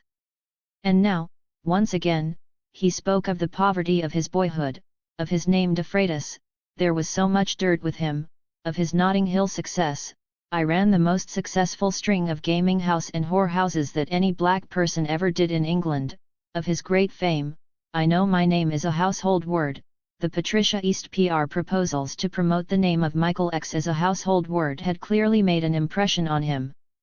As he wrote, his awe at himself grew. He saw himself living in danger on the real front line, and from this military metaphor he developed a fantasy about his life in England. Up here we are walking a tightrope, at the moment it's like a suicide mission, you cannot come to our aid militarily but here we can aid you, they cannot bomb London, Birmingham, Liverpool etc. to get us, it must be man to man, we are ready. There are 52,000 English troops in Germany, the reserves are low, the Irish conflict contained enough explosive power to draw 9,000 out of Germany, and they were ill-equipped, I don't know how much longer we can hold out. A few weeks ago they were talking of gas ovens in the English Parliament but our morale is high. So many personalities during this last year in England, so many voices, the real man had long ago been lost. Yet, promoting himself as a Negro, he everywhere passed. The Black House, after 3 weeks under Stanley Abbott, ended in chaos, in a general looting. And with that, Malik's London career was over. Abbott saw Malik the night before Malik left. From a pile of £5 notes Malik gave Abbott £200. Liquidized assets, a glimpse of real money. When later, from Trinidad, Malik sent Abbott a letter with the one word come, Abbott would take the next plane out. 3. After 14 years his London career had ended in flight, and it might have been thought that he was finished. But Malik flourished in Trinidad as a free man for 1 year. Trinidad in 1971 was his perfect setting.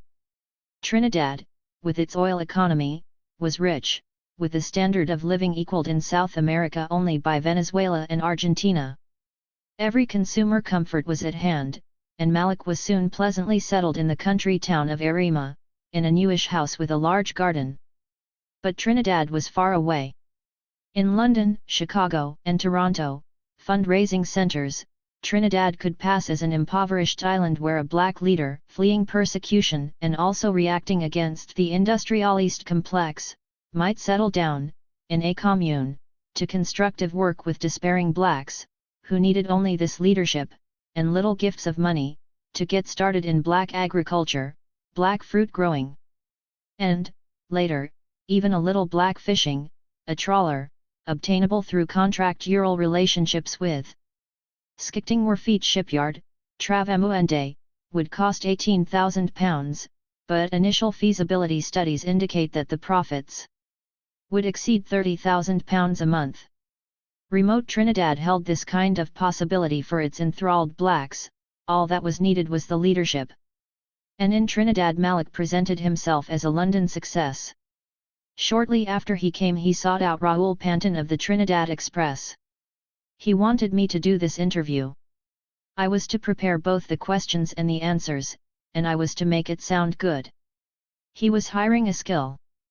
His comment when I resisted this was, "How do you think I became famous if I couldn't find people in England to do this for me?" Some people were also shown a letter purporting to come from an English lawyer, in which the writer said that Malik couldn't expect a fair trial in England. Malik was also a friend of the famous. The names weren't always known in Trinidad and could be mangled: Felix Topolsky becoming Sapolsky or Topalowski, painter of the Queen, Alex Trotsky becoming Trotsky, and there were people who thought that Malik might only be a name-dropper. But the well-publicized visit in April 1971 of John Lennon as Malik's houseguest stilled all doubts. He was successful, he had money, he had style. Raoul Maximin was a partner in the car hire firm Malik now patronized. Maximin is a big, handsome man, half Indian, half Venezuelan, with no racial anxieties and no interest in the subject. But his business success, perhaps greater than he expected, now makes Maximin wish he were better educated, and he remembers Malik as someone who never made him feel less than a man. Michael impress me a lot when he come back. He always move in a big way. If they are selling orange juice in that bar there for $1 a glass and they are selling the same orange juice in that other bar for $2, he want the $2 one. If you go to the supermarket with him he filling up 2 trolleys, one with meat only. You only hearing these slabs of meat dropping in the basket like iron, you know how they freeze and hard. He don't want all he buy and you know some of it will go rotten. But he want people around to see. Another thing. He never argue your price. And as friendly as we were he would never say, "Lend me that car." He would say, "How much for that car?" He had his own car but he would hire mine, for the show. He want this crowd around him. I am the leader. I liked him very much. He never made me feel less than a man. And he always give. I still have a pair of black socks of his. Style, and money, were also noted by a black woman, a teacher, who went up to the Malik house in Arima at a time when there was some talk that she might teach the Malik children, who, because of the fear of kidnapping, couldn't be sent to school. If you ran out of cigarettes you weren't offered a pack. You were offered a carton. Soft drinks by the case. Michael talked about the prices he had paid for this and that, and talked about the dogs he was bringing down from London. I was impressed by the decor of the house. You could see money oozing out of everything. You walked into a room, you saw taste. The house was very clean, everything well chosen and put away. The local Belmont boy, with the common black mother who wore washerwoman's clothes, had made good. And with his success there had come a change in his manner. Patrick Chocolingo, editor of The Bomb, had met Malik in London in 1965, at the beginning of his fame. He told me that the white man was a devil. I said to him, "But you are living in a white man's country and you are part white." He said, "That may be so. But my heart is black." They made it black. He did capture me, he did excite me. Shortly after Malik's return to Trinidad in January 1971, Chocolingo went to see him at the Chagacabana Hotel. He was occupying one of the cabanas, and with him was Steve Yates. I found he was trying to impress me, which I didn't think that time in London. He was selling me Michael, and his entire demeanour had changed. In the Marble Arch flat in London he had looked a little bit wild, a little bit fanatical, excitable, moving about in fits and jerks. In Trinidad he sat cross-legged in a reclining chair and his voice had changed. It had become very soft and persuasive. This was the first thing that struck me, that I was talking to a completely different person. The new light voice, the relaxed manner, other people noticed the change as well. Malik was made by words, his and other people's. He needed a model always, and a clue to his new manner may be provided by the ghosted autobiography of 1968. Malik doesn't say much about Rachman, the London property racketeer for whom he worked as a strong-arm man. But what he says is oddly admiring. Rachman, in his book, is cool and stylish, almost a Hollywood character, a good-looking man with a strong face. He is introduced, Hollywood fashion, sitting at a desk, surrounded by his Alsatians, and with 2 bodyguards, one just sitting, one reading a newspaper. He was very well dressed and groomed and spoke in a quiet voice which I never heard him raise. In short, he exuded quiet charm. Rachman, in Notting Hill, was in his manner. It might be that Malik, in Trinidad, fancied that he was in his. Chocolingo asked Malik to write for the bomb, and found that he was pushing at an open door. Malik began a series on brothels. He would not be satisfied, he said, until he had wiped brothels off the face of Trinidad. He did not see how Chinese men could come here and destroy the little girls of Trinidad. He was particularly aiming his barbs at the Korean Chinese who were running brothels in Port of Spain. 2 were prosecuted. 1 hanged himself in his cell. But then the police came to Chocolingo and told him it was a shakedown. Malik had raised 10,000 Trinidad dollars, £2,000, from 2 brothel operators. Rich Trinidad, demoralized by years of racial politics, and tense after the Black Power upheaval of 1970, offered this kind of possibility. Later, when he had settled in, Malik thought of a £50,000 foundation, to be named after his wife, and he prepared a list of local people who might be asked to contribute. And he didn't neglect the agricultural side. Chocolingo says. Sometime in '71 he went up to Toronto and Chicago, and one day I got a call from Michael in Toronto. He said, "Do you remember that worm that was destroying the cabbages of the dirt farmers on the highway?" Worm? Cabbages? And then I realized that he had an audience at the other end, and I said, "Oh yes. Yes." And he said, "Well, I've got the people at the University of I can't remember who are prepared to investigate this, and I would like you to put some of those worms in a bottle and mail it to me at this address." The next time it was from Chicago. That time I was a little wiser. That project we were discussing about those farmers and their arid lands on the East Coast, I've got some people who are prepared to move the silt from the Orinoco Basin and deposit it in this area. So you can pass the message on to the farmers. Shortly after he came back he started to splurge. He bought a Humber Super Snipe and a Jeep. And in Trinidad the commune grew. No agricultural commune grew so fast, on no kibbutz did fruit trees mature so swiftly. Within months, from his suburban garden, Malik was reporting to a correspondent in the United States on the expanding commune's need for more moving equipment, another tractor, a bulldozer, claiming at the same time a sick impressive surplus of coconuts, limes, oranges, grapefruit, mangoes, milk, anthurium sick lilies, cow and horse manure. He had an option to buy the Arima house at the end of the year. The £1,000 he had paid was in effect a year's rent, but people believed the house was his. One day he told a visitor, the black woman teacher, that he had also bought the large French-style house at the back and was going to have it redecorated. Ringo Starr was the next Beatle coming down, and that was where he would stay. He looked over a £4,000 piece of land in Guanapo, in the hills to the north. He didn't buy, but he later incorporated it into his commune as extra land acquisition. Able to absorb from the U.S. initially 60 young men and women on a construction redevelopment program. In Corinage, a seaside slum settlement west of Port of Spain, he rented a £35 a month house from Oswald Chesterfield McDavidson, the black Guyanese entrepreneur involved with things like beauty competitions who was the husband of a Trinidad government minister. This house was the People's Store. Its trustees were Steve Yates and Stanley Abbott, and it handled the produce of the commune. Letterheads had been printed and copy prepared for a brochure. According to this, the profits of the store were to be handed over each month to a different black cause. In Arima itself there was a racing stud farm, owned by a Portuguese who was another Belmont boyhood friend, and with whom Malik now struck up a relationship. That was also incorporated into the commune. It was the source of the milk and the manure that formed part of the commune's impressive surplus. Everything in Malik's commune existed, nothing belonged to him. It was like a return, in maturity, to that time of his childhood in Belmont when he had stolen a bicycle and had been arrested.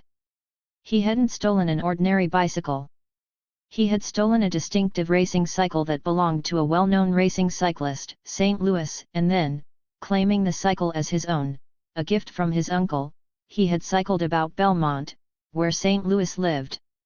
Trinidad was Malik's manor. Trinidad has a population of just over 1 million. Much of this population lives in the northwest of the island between the northern range and the flat sugar belt, in an urban or a semi-urban sprawl, seemingly unplanned and grabbing, that begins 5 miles west of Port of Spain and ends about 16 miles east of the city. Agricultural land is steadily invaded, the hillsides are scratched higher and higher with houses and squatters' shacks and show more brown every year. Open spaces, both within the city and outside it, are filled in. The built-up areas choke, the highways are clogged with motorcars, the railway system has been abandoned. Black carrion corbeaux guard the entrance to Port of Spain, and over much of the eastern end of the city, where green hills have been quarried by illegal immigrants from the other islands into dusty red shanty towns, there now hangs the reek of the city's new rubbish dump, burning in the mangrove that once sheltered the scarlet ibis. It is a consumer squalor. It is not supported by agriculture, which declines, or by industry, which, where it exists, is rudimentary, protected and inflationary. It is supported by what the visitor seldom sees: oil, drilled for in the sea to the north and the southeast, and inland in the south, in forest reserves that are like a country within a country. Trinidad's urban northwest is a great parasitic suburb, through which money is yet magically cycled. Much of the population is superfluous, and they know it. Unemployment is high but labor is perennially short. The physical squalor, the sense of a land being pillaged rather than built up, generates great tensions. Cynicism is like a disease. Race is an irrelevance, but the situation is well suited to the hysteria and evasions of racial politics. And racial politics preaching oppression and easy redemption, offering only the theory of the enemy, white, brown, yellow, black, have brought the society close to collapse.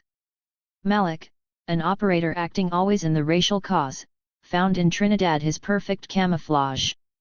He created nothing, but he converted race into money, it didn't matter whose, and success, and that was what many hoped to do.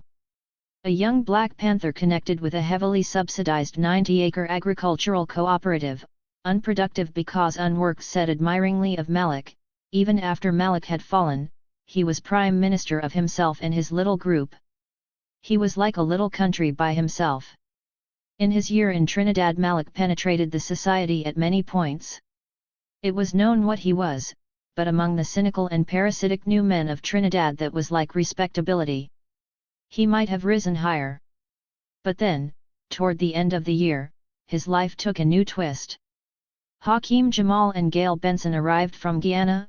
Benson, the 27-year-old English divorcee, in her self-created role as white woman slave to Jamal's black master, Jamal himself more or less living off a German and anxious about money and his hustling projects. Jamal's line was black schools for the very young and black publishing. He had abandoned his family in California, and he and Benson had been together for about a year, an itinerant hustling team, traveling about the United States in a Volkswagen minibus. They had just been to England to promote Jamal's autobiography, and there they had arranged to come down to Guyana to do a little black business in publishing. Jamal had hoped to take the Guyana government into partnership. But after a month in Guyana he was asked to leave. Jamal, true American, traveled with his hustler's paraphernalia, life-size printed photographs of himself, brochures of his non-existent Malcolm X Montessori school, and copies of his autobiography. He used the book to introduce himself at Raoul Maximin's garage. He gave Maximin a copy and Maximin told him that Michael X was in Trinidad. And it was as though I had told him there was $1 million under that chair there. Later Maximin drove Jamal from the port of Spain Hilton to Arima. He asked how far I had got in the book. I said not very far. He took the book and as we were driving he started reading it out. And when he start reading, like he don't want to stop. He spent that night by Michael. In the morning I went to the Hilton and moved down Gale to Arima. The relationship among these three during November and December 1971 cannot now be known. Jamal used to claim, especially with those white people whom he knew the claim would excite, that he was God, and as God he was Benson's master. But in the Malik commune at Arima, Jamal recognized a more successful outfit and saw its great potential, and Jamal almost immediately decided that Malik was his master. He settled in right away, in the house obliquely opposite, which he rented, and soon he was writing a hectoring half-farewell note to a white friend in California, saying that he was through with white people and was for the first time among friends. Money was short at the end of November. Jamal deposited $500 Trinidad dollars, £104, in a Canadian bank in Port of Spain, and a month later was down to $94, £19, but ideas came thick and fast. Jamal's black schools and black publishing merged with Malik's black agriculture into a stupendous black cause. On December 10 Malik wrote to a correspondent in the United States, "We are now producing reams of literature." Much of this copy for the commune was knocked off by Jamal on the typewriter. Malik was no writer. To Jamal, an American, salesman's prose came naturally. Jamal needed a harbor, Malik depended on other men's ideas. Their talents and roles were complementary, they did not clash. And it is possible that Gail Benson now became more of an outsider than she had been. She wore African-style clothes that were extravagant even in Trinidad. She had given herself the name of Hail Kimga, an anagram of Gail and Hakim. She went on begging errands for her master. But her cult was of Jamal alone. She didn't appear to be serving the general cause, and she had a way of putting people off. Raoul Maximin found her very serious. When he offered to show her local nightclub dances, she said, "I haven't come here for that." When she met Lourenco, the Portuguese owner of the stud farm Malik had incorporated into his commune, she spoke to him in Spanish, and Lourenco didn't care for that. At the same time there was some displeasure in the United States. Jamal, serving Malik and the commune, had been neglecting some of his old associates, and Benson was blamed. It was felt that she possessed him too completely. In December, 3 weeks before Benson was stabbed to death, an American, writing critically of Benson to some friends in Guyana, and the letter got to Jamal in Trinidad, drew a distinction between Hail Kimga, the devotee, and Galen the secretary. And that points to something else, Benson's Englishness in spite of her African clothes, and the middle-class manner that seemed at variance with her slave role. She was sort of a fake, this was what Malik's wife said later. Jamal served Malik. But it is possible that he also took him over and gave him a new idea of his role in Trinidad. Jamal dealt in the vehement racial passions of the United States and was obsessed with white people. He didn't understand a place like Trinidad, he didn't understand Malik's position in black and independent Trinidad as prime minister of himself and his little group. He saw it in American terms, as the triumph of a nigger. And so he celebrated it in an 8-page article about Malik, part of the commune literature, which was intended for younger readers. Jamal's first love was black Montessori schools. He is always giving. You feel bad that there are people who misunderstand him. He teaches, not just by talking, he shows you. For example, he grows orchards. In his front yard, hanging from his trees there are orchards, dainty flowers that need intense care, but they yield and deleted blossom. He grows vegetables for his table and also feeds those passers-by who need food. His chicken farm that feeds thousands of Trinidadians meat. His cows that give milk for babies and for our own health. Then too, there is the stable of horses, thoroughbreds. As he shows them to you, he lectures, but the lecture is real because as he talks about a certain horse, there is the horse.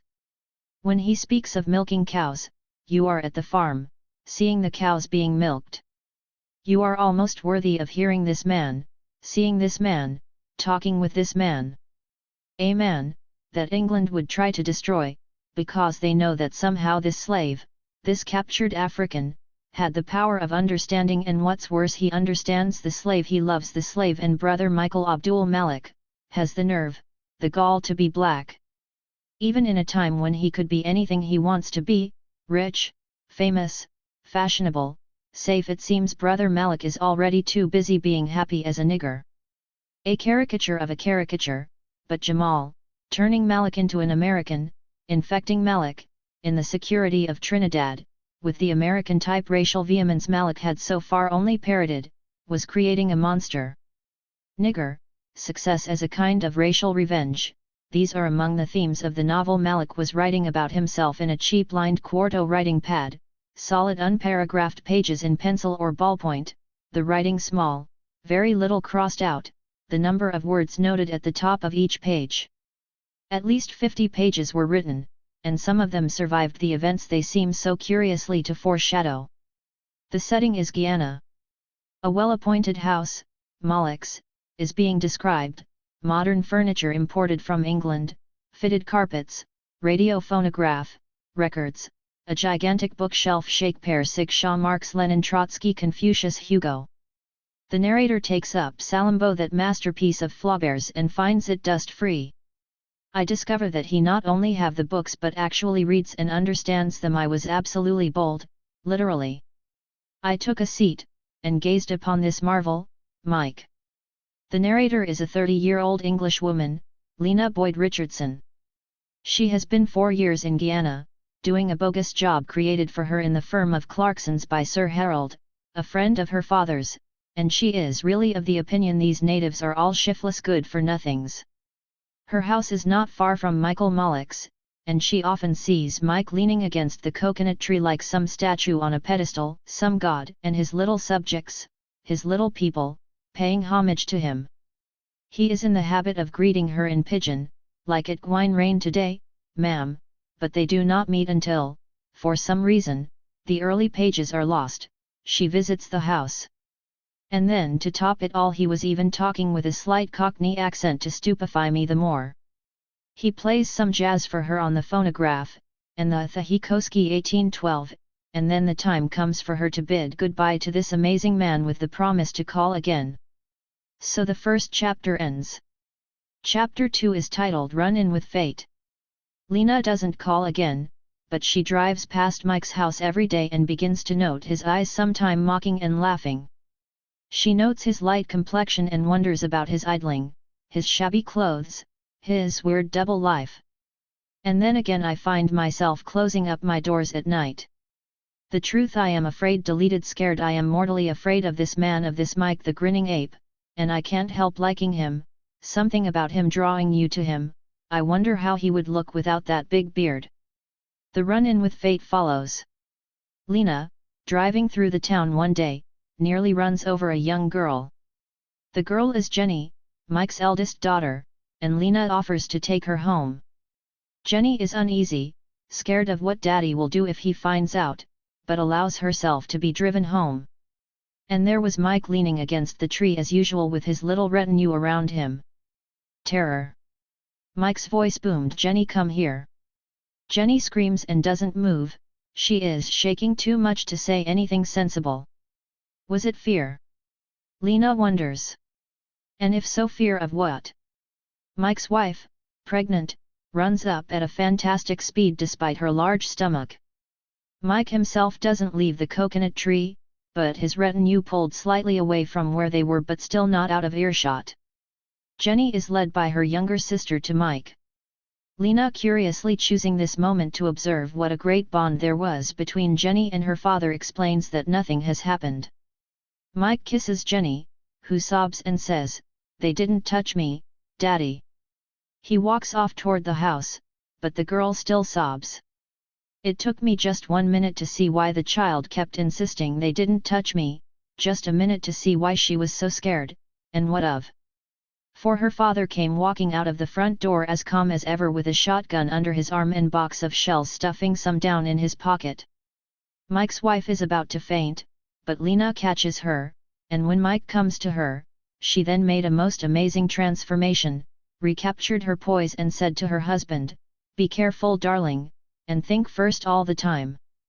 For someone who did not know the happenings before, they could never imagine what this man was going to do. There was that look of finality about him. Jenny pleads, "Lena, I too was like if I was dumb is silent," the wife faints. And Mike walks down the road to the corner. This is how Lena becomes involved with the family. After some missing pages we find Lena and Mike's wife exchanging memories of England, and Lena hears of Mike's courtship. Nothing, apparently, has happened, tension has been created for its own sake, to prove a point about Mike. Not the least illogical aspect of the scene with a child screaming, a wife fainting is the stress on Mike as family man, but Jamal, in his article about Malik for younger readers, had laid that on with a heavy American hand.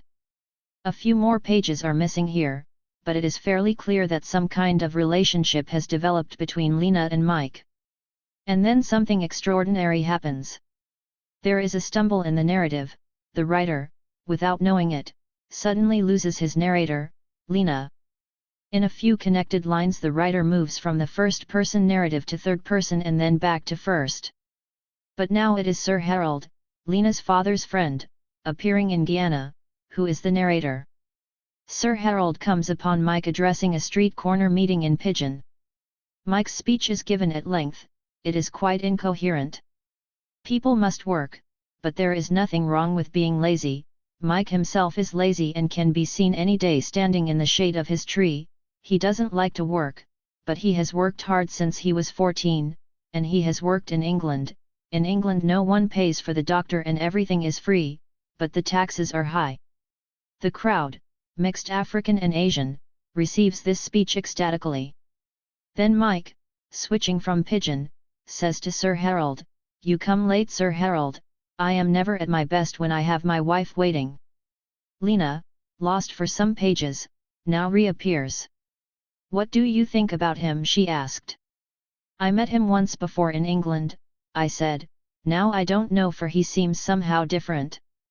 "We noticed a movement in the bushes to the side of the house." "Don't pay any attention to that," she said, "that probably some of his retinue, wherever he is you can be sure there will be some of them hanging around." I felt a cold wind pass through me, and decided to go inside. Mike and his wife prepare to leave. "Jenny will not sleep if I am not at home," Mike says. And Sir Harold continues, "I stood at the door and watched them walk down the path. About 30 seconds after I saw 6 dark figures slowly follow them. England was never like this, I said to myself, and turned inside." The pages are now disconnected. We could not tear ourselves away from the presence of this man, the fantastic following he had in the country. Mike, ill with malaria, contracted in Africa when he was young, never less than 20 people standing around the house with a look of anxiety about them, which reads like a borrowed sentence. Sir Harold offering a job with Clarkson's shouts in the street, "We go crown him king." An autobiography can distort, facts can be realigned. But fiction never lies, it reveals the writer totally. And Malik's primitive novel is like a pattern book, a guide to later events. That scene of causeless tension at the house with the daughter, the wife, the retinue, just such a scene was witnessed at Arima by a black woman visitor on the Sunday before Joe Scarrett was murdered. I can't describe it. I spent just 10 minutes in that house that day. Michael was in the street flying kites. Jennifer wanted some coke. Her mother said she had to ask her father. That look of finality that made Lena Boyd Richardson like if I was dumb, it was with a satanic look, according to Stanley Abbott, that Malik, cutlass in hand and about to murder Scarrett, ordered Abbott, "I am ready." Bring him. The political speech in Guyana, even that was to take place 12 days after the murder of Scarrett. The malaria, that was the excuse Malek gave when, on the run in Guyana, he stayed for 3 days in his hotel room without drawing the curtains. There remains the mystery of Lena Boyd Richardson, repelled, fascinated, involved, and then abruptly disappearing as narrator.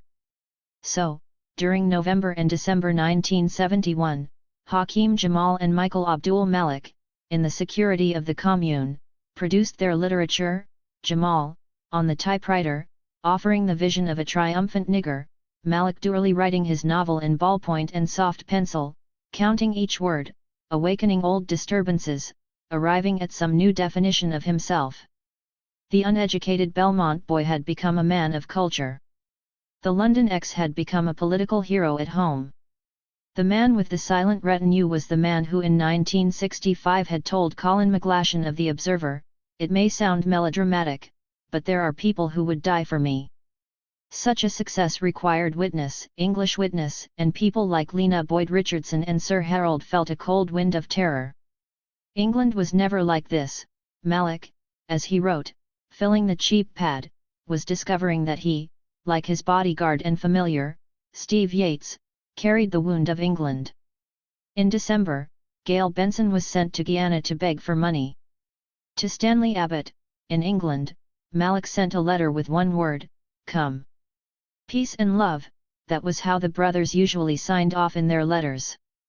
But the cable from Stanley Abbott that was telephoned to Malik at 4:30 on December 10 read like this: arriving 10:55 p.m. Saturday 11th stop flight 537 from New York, much love to all, peace and power, Stanley.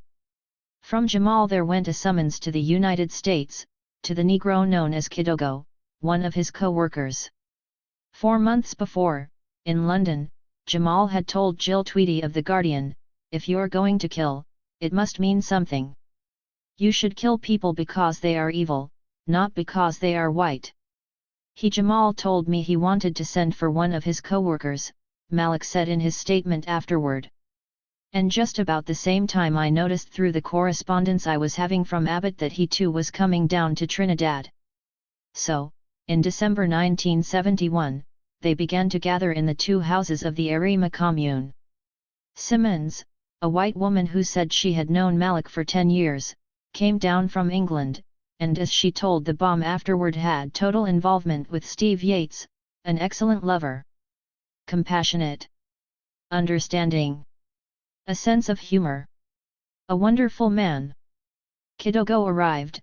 He didn't stay with Jamal, who knew him, but with Malik, who said he wanted to talk to him about America.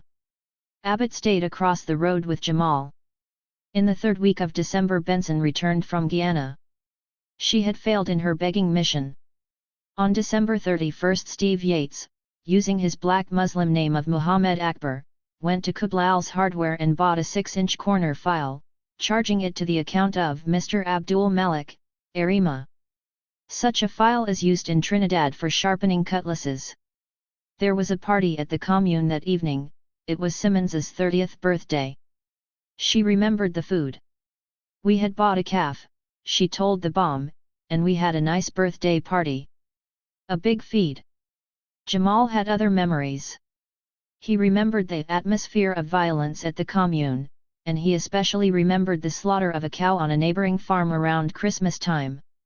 He told the Boston correspondent of the Daily Mail he believed Malik had drunk some of the blood. "They handed me the cup but I ain't no blood drinker." On January 2, 1972, Gail Benson was stabbed 9 times, one stab going right through the base of her neck. She was buried while still alive in a 4-foot hole on the bank of the ravine some 200 feet north of Malik's house. And she was not missed. Simmons stayed at the commune until mid-January.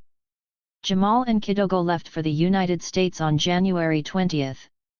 Benson's body was not discovered until February 24.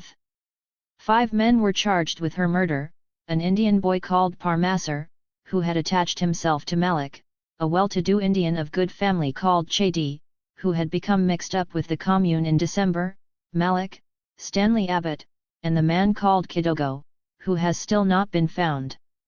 1972 was a year of rain and floods in Trinidad. Everything was green, bush grew fast. 1973 opened with drought. Every day the hills smoked with scores of separate fires, bamboo clumps ignited, fire, almost colorless in the sunlight, crackled on the roadside verges. The year before the grave of Gail Benson was fresh, hidden from the road by low bush. This year the ravine bank was brown and bare, and the grave was only a shallow hole, dry, crumbling, cleansed by light and heat. During the great days of the commune, Jamal, looking out of the glass doors and seeing green, blue and cloud-covered mountains, had written to a white correspondent in the United States, "It is very hot here in the tropics, but it is peaceful, and that is what I both want and need." 16 months after the murder of Benson, Jamal was himself killed, shot on May 2, 1973, by a four-man black gang in Boston. The commune had ended swiftly. Jamal survived it by more than a year. On February 7, 1972, 5 weeks after the death of Benson, Joseph Scarrett, a renegade recruit, was brought down to the commune from his mother's house in Belmont. A hole was prepared for him the next morning, and just after midday he was chopped on the neck and buried in the position in which he fell, sprawling, legs apart and slightly raised. 2 days later the commune went on an excursion to Sans Souci Bay in the northeast, and Steve Yates was drowned. A length of bamboo attached to a rope was thrown out to him, but he didn't grasp at it. Did he give a grimace of pain before he went under? Or did he grin? Stanley Abbott said, "Steve gave his life. So it ended for him, after the 13 years in England, after the 2 years of waiting in Trinidad, after the solitary night walks around the Queen's Park Savannah in Port of Spain and the coded messages from the leader in London.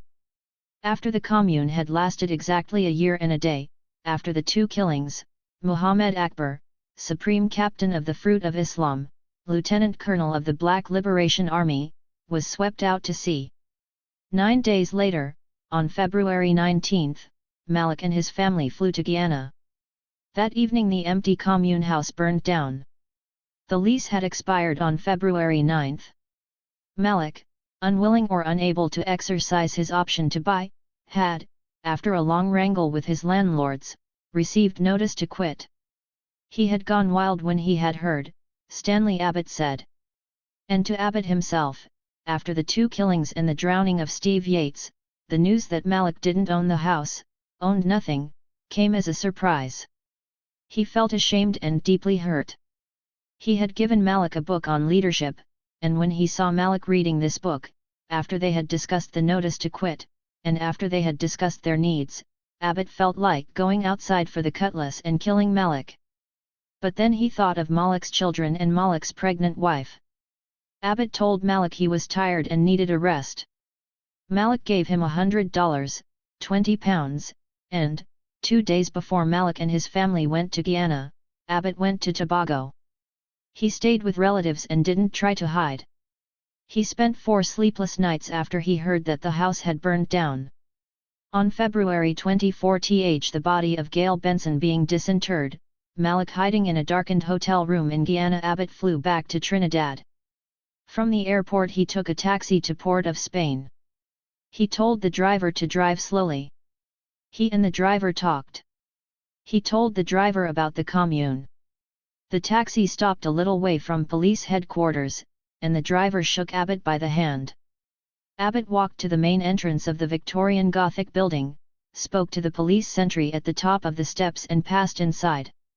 It was a few minutes before midnight. A year later the Malik house was as the fire had left it. The garden was overgrown, the grass straggly and brown. But the drought had drawn out bright color from every flowering plant, and bougainvillea was purple and pink-red on the wire mesh fence.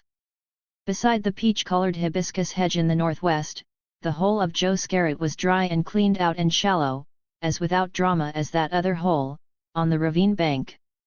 The cover of the septic tank had been dislodged, a dead frog floated. A moraine of litter flowed out from the back door of the house onto the concrete patio between the blackened main house and the untouched servants' quarters. Solidified litter. Many burned copies of Malek's autobiography, newspapers and magazines burned and sodden and dried into solid charred cakes. The kitchen was black, the fire was fiercest here. The ceilings everywhere had been burned off and showed the naked corrugated iron roof, a sheet of which hung down perpendicularly in the living room. All the woodwork was charred. But already a green wild vine, a single long green vine, had run from the overgrown garden onto the gritty terrazzo of the living room. A murderer can become celebrated and his survival can become a cause. A murdered person can be forgotten. Joe Scarrett was not important, and he is remembered, as a person, only in his mother's house in Belmont. A large unframed pencil portrait is pinned to the wall of the small living room. There are framed photographs of his more successful brother, Anthony, in Sea Scout uniform, who is in Canada, and of his sister, who was for many years a nurse in England. On a glass cabinet there are the sporting cups won by Michael, another brother. The house is shabby. Mrs. Scarrett does lunches for some school children, but money is short. She looks after her mother, who is senile and shrunken, skin and bones, with thin grey hair tied up tight and sitting on the skull like a coarse knotted handkerchief. Mrs. Scarrett ceaselessly relives that morning when Malek came for her son. He called her Tanty and she looked up and saw that red man. The streets of Belmont are still full of Joe Scarretts. The walls are still scrawled with the easy threats and easy promises of black power. The streets are still full of hustlers and scrunters, words that glamorize and seem to give dispensation to those who beg and steal. Another Malek is possible. At every stage of his career he was supported by some kind of jargon and could refer his actions to some kind of revolutionary ideal. Malek's career proves how much of black power away from its United States source is jargon, how much a sentimental hoax. In a place like Trinidad, racial redemption is as irrelevant for the Negro as for everybody else. It obscures the problems of a small independent country with a lopsided economy, the problems of a fully consumer society that is yet technologically untrained and without the intellectual means to comprehend the deficiency. It perpetuates the negative, colonial politics of protest. It is, in the end, a deep corruption, a wish to be granted a dispensation from the pains of development, an almost religious conviction that oppression can be turned into an asset, race into money. While the dream of redemption lasts, Negroes will continue to exist only that someone might be their leader.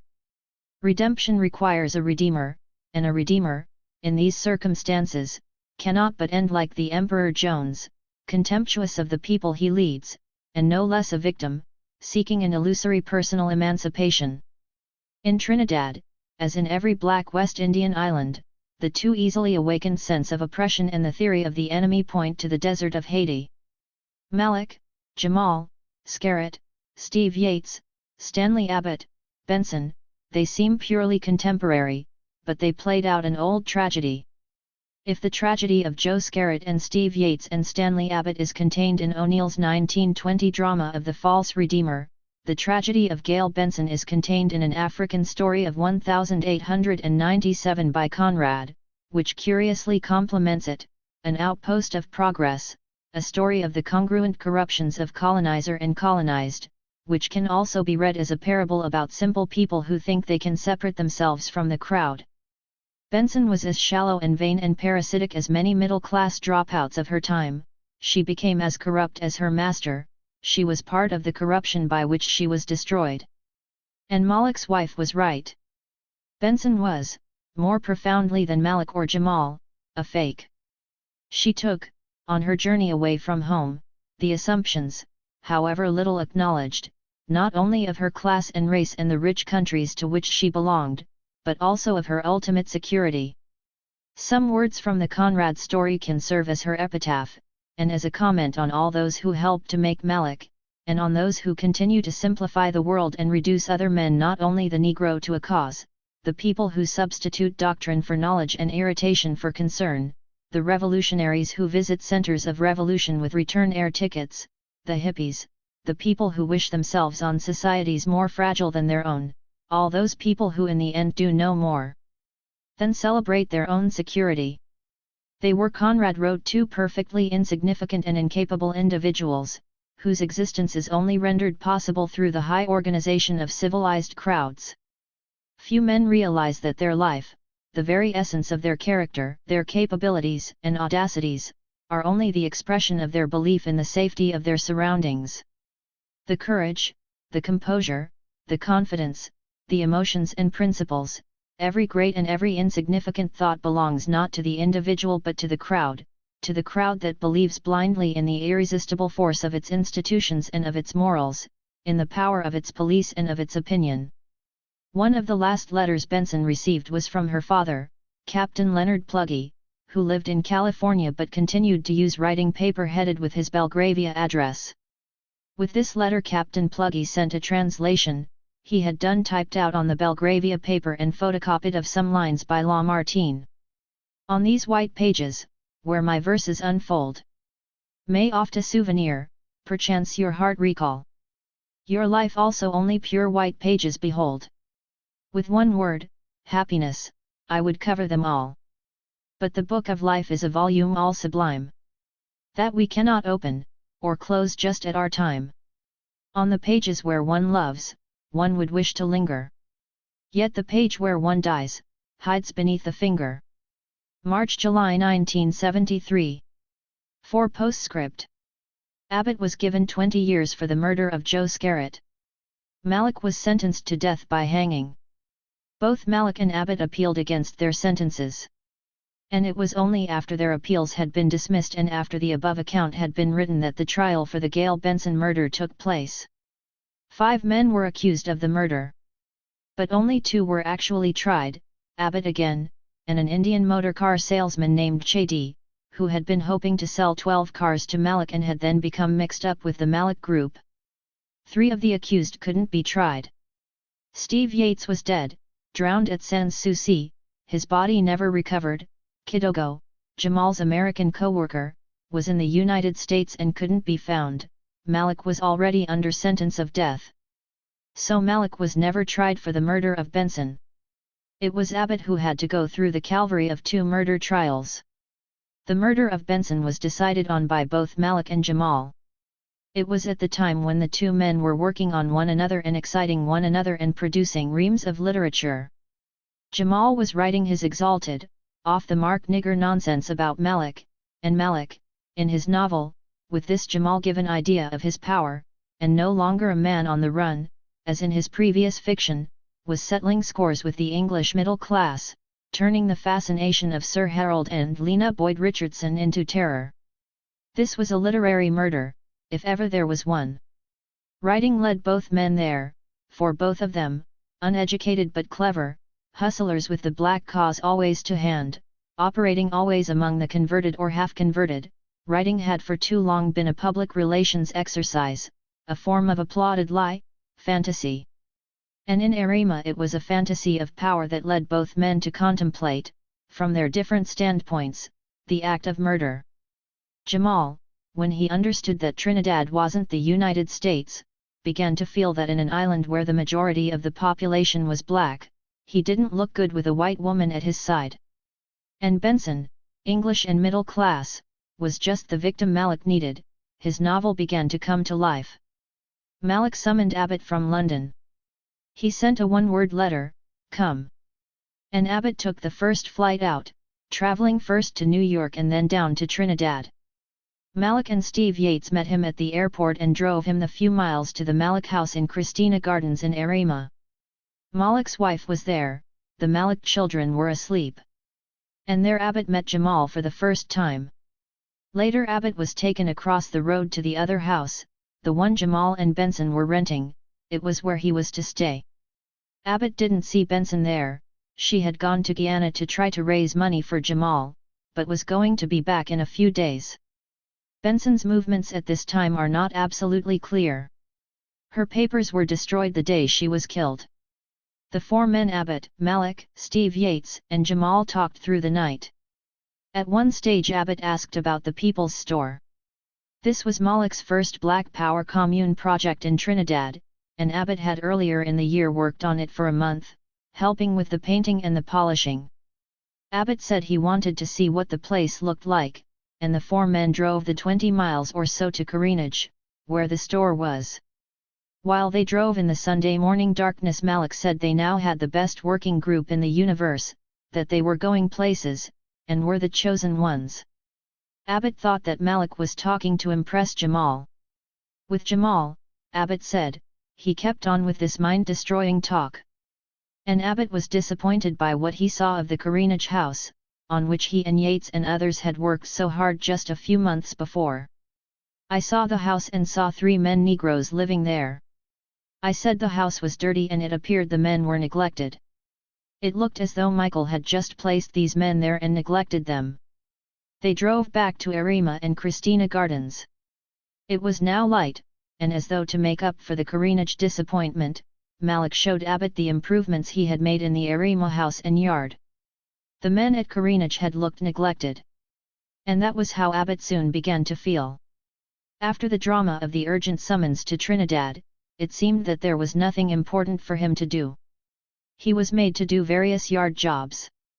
He cut bamboo grass for goats Malik kept and made long journeys to get the hibiscus Malik said the goats needed, he mowed the lawn, he washed the car and the jeep, and he was sent out by Malik to work without payment on the farm that supplied a gallon of milk a day to the Malik family and commune. Abbott said he wanted to be released, to go and live at his mother's. Malik refused. It was Malik's custom to wake Abbott up at 7 in the morning. One morning 2 days before Christmas, and less than a fortnight after he had arrived, Abbott saw blood on Malik's mouth and beard. I told him his mouth was bleeding. What had happened?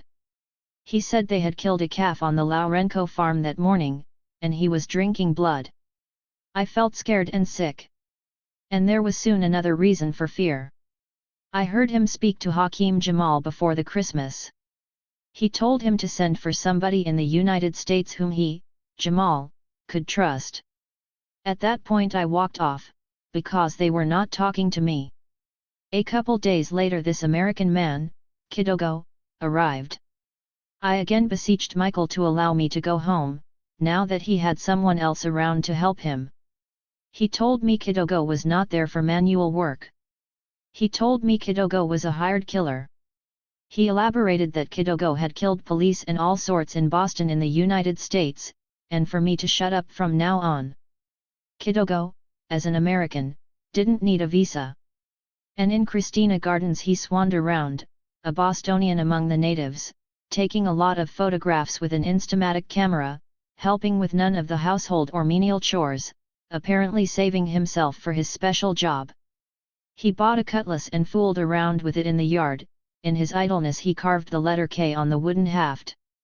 If Abbott was afraid of Kidogo because he thought of Kidogo as a professional, there were people in the commune who were just as afraid of Abbott. One day, when Abbott was washing the jeep, Malik said to Chedi, the motorcar salesman, that man is a psychopath. Chedi never trusted Abbott after that.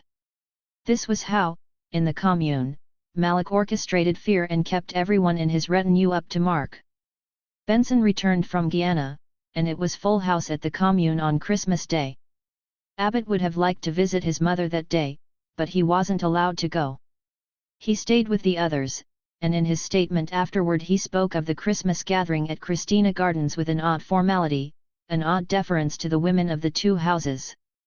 We all spent Christmas together, including Mrs. Michael, her children, and Jamal's lady, Hale, who was an English woman whom I met at Michael's house. There were 2 other English people, a man called Granger, and the woman called Simmons, then in total involvement with Steve Yates. On December 31st, Yates, Simmons's excellent lover, found time to buy a 6-inch file. And it must have been that file Abbott saw Kidogo using that very day, or the day after on the cutlass on whose haft he had carved the letter K. Kidogo's cutlass was a gilpin. The blade of the gilpin widens at the end and curves backward to a sharp point, like a scimitar. Abbott saw Kidogo filing off the gilpin part of the cutlass and asked him why. Kidogo, a professional, but clearly inexperienced with cutlasses, said it didn't balance properly. In the evening there was a party, Old Year's night, and it was also Simmons's 30th birthday. They ate the calf that had been killed 8 days before, and Simmons enjoyed the big feed. Malik had invited Chedi, the motorcar salesman, to the old year's night party. Chedi, a man of 30, of a goodish Indian family but of no great personal attainments, he was also a part-time debt collector, thought that Malik was very rich.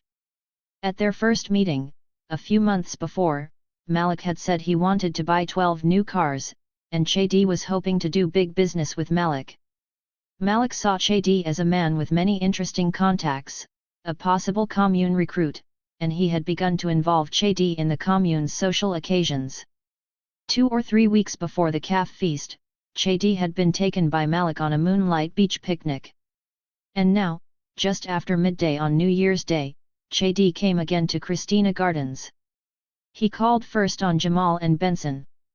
Chedi had been introduced to them a month or so before by Malik, and Malik had told Chedi at the time that Jamal didn't really like Benson, that Jamal didn't think he looked good with a white woman in Trinidad. Chedi now wished Benson and Jamal a happy new year, and Benson, who apparently didn't have too much to say to Chedi, then left the two men together. They sat out in the veranda. Jamal, still besotted by his own writing, read out passages from his autobiography to Chedi, in all the heat of the early tropical afternoon, and spoke of the book he was writing about Malik. Later Chedi went across the road to Malik's and wished Malik a happy new year. He saw Abbott. Abbott had been given permission to visit his mother that day, and Abbott asked Chedi to drive him there. Malik never lent his vehicles. Chedi agreed, and he and Abbott decided to take along Parmasar, an Indian boy who was glamoured by Malik and was a member of Malik's group. They drove to Montrose village, to Abbott's mother's house. Abbott's mother was a retired schoolteacher, 71 years old. Abbott was proud of her and Chedi found her a pleasant, charming person. She was articulate and expressed herself well. The three men were given cake and ginger ale.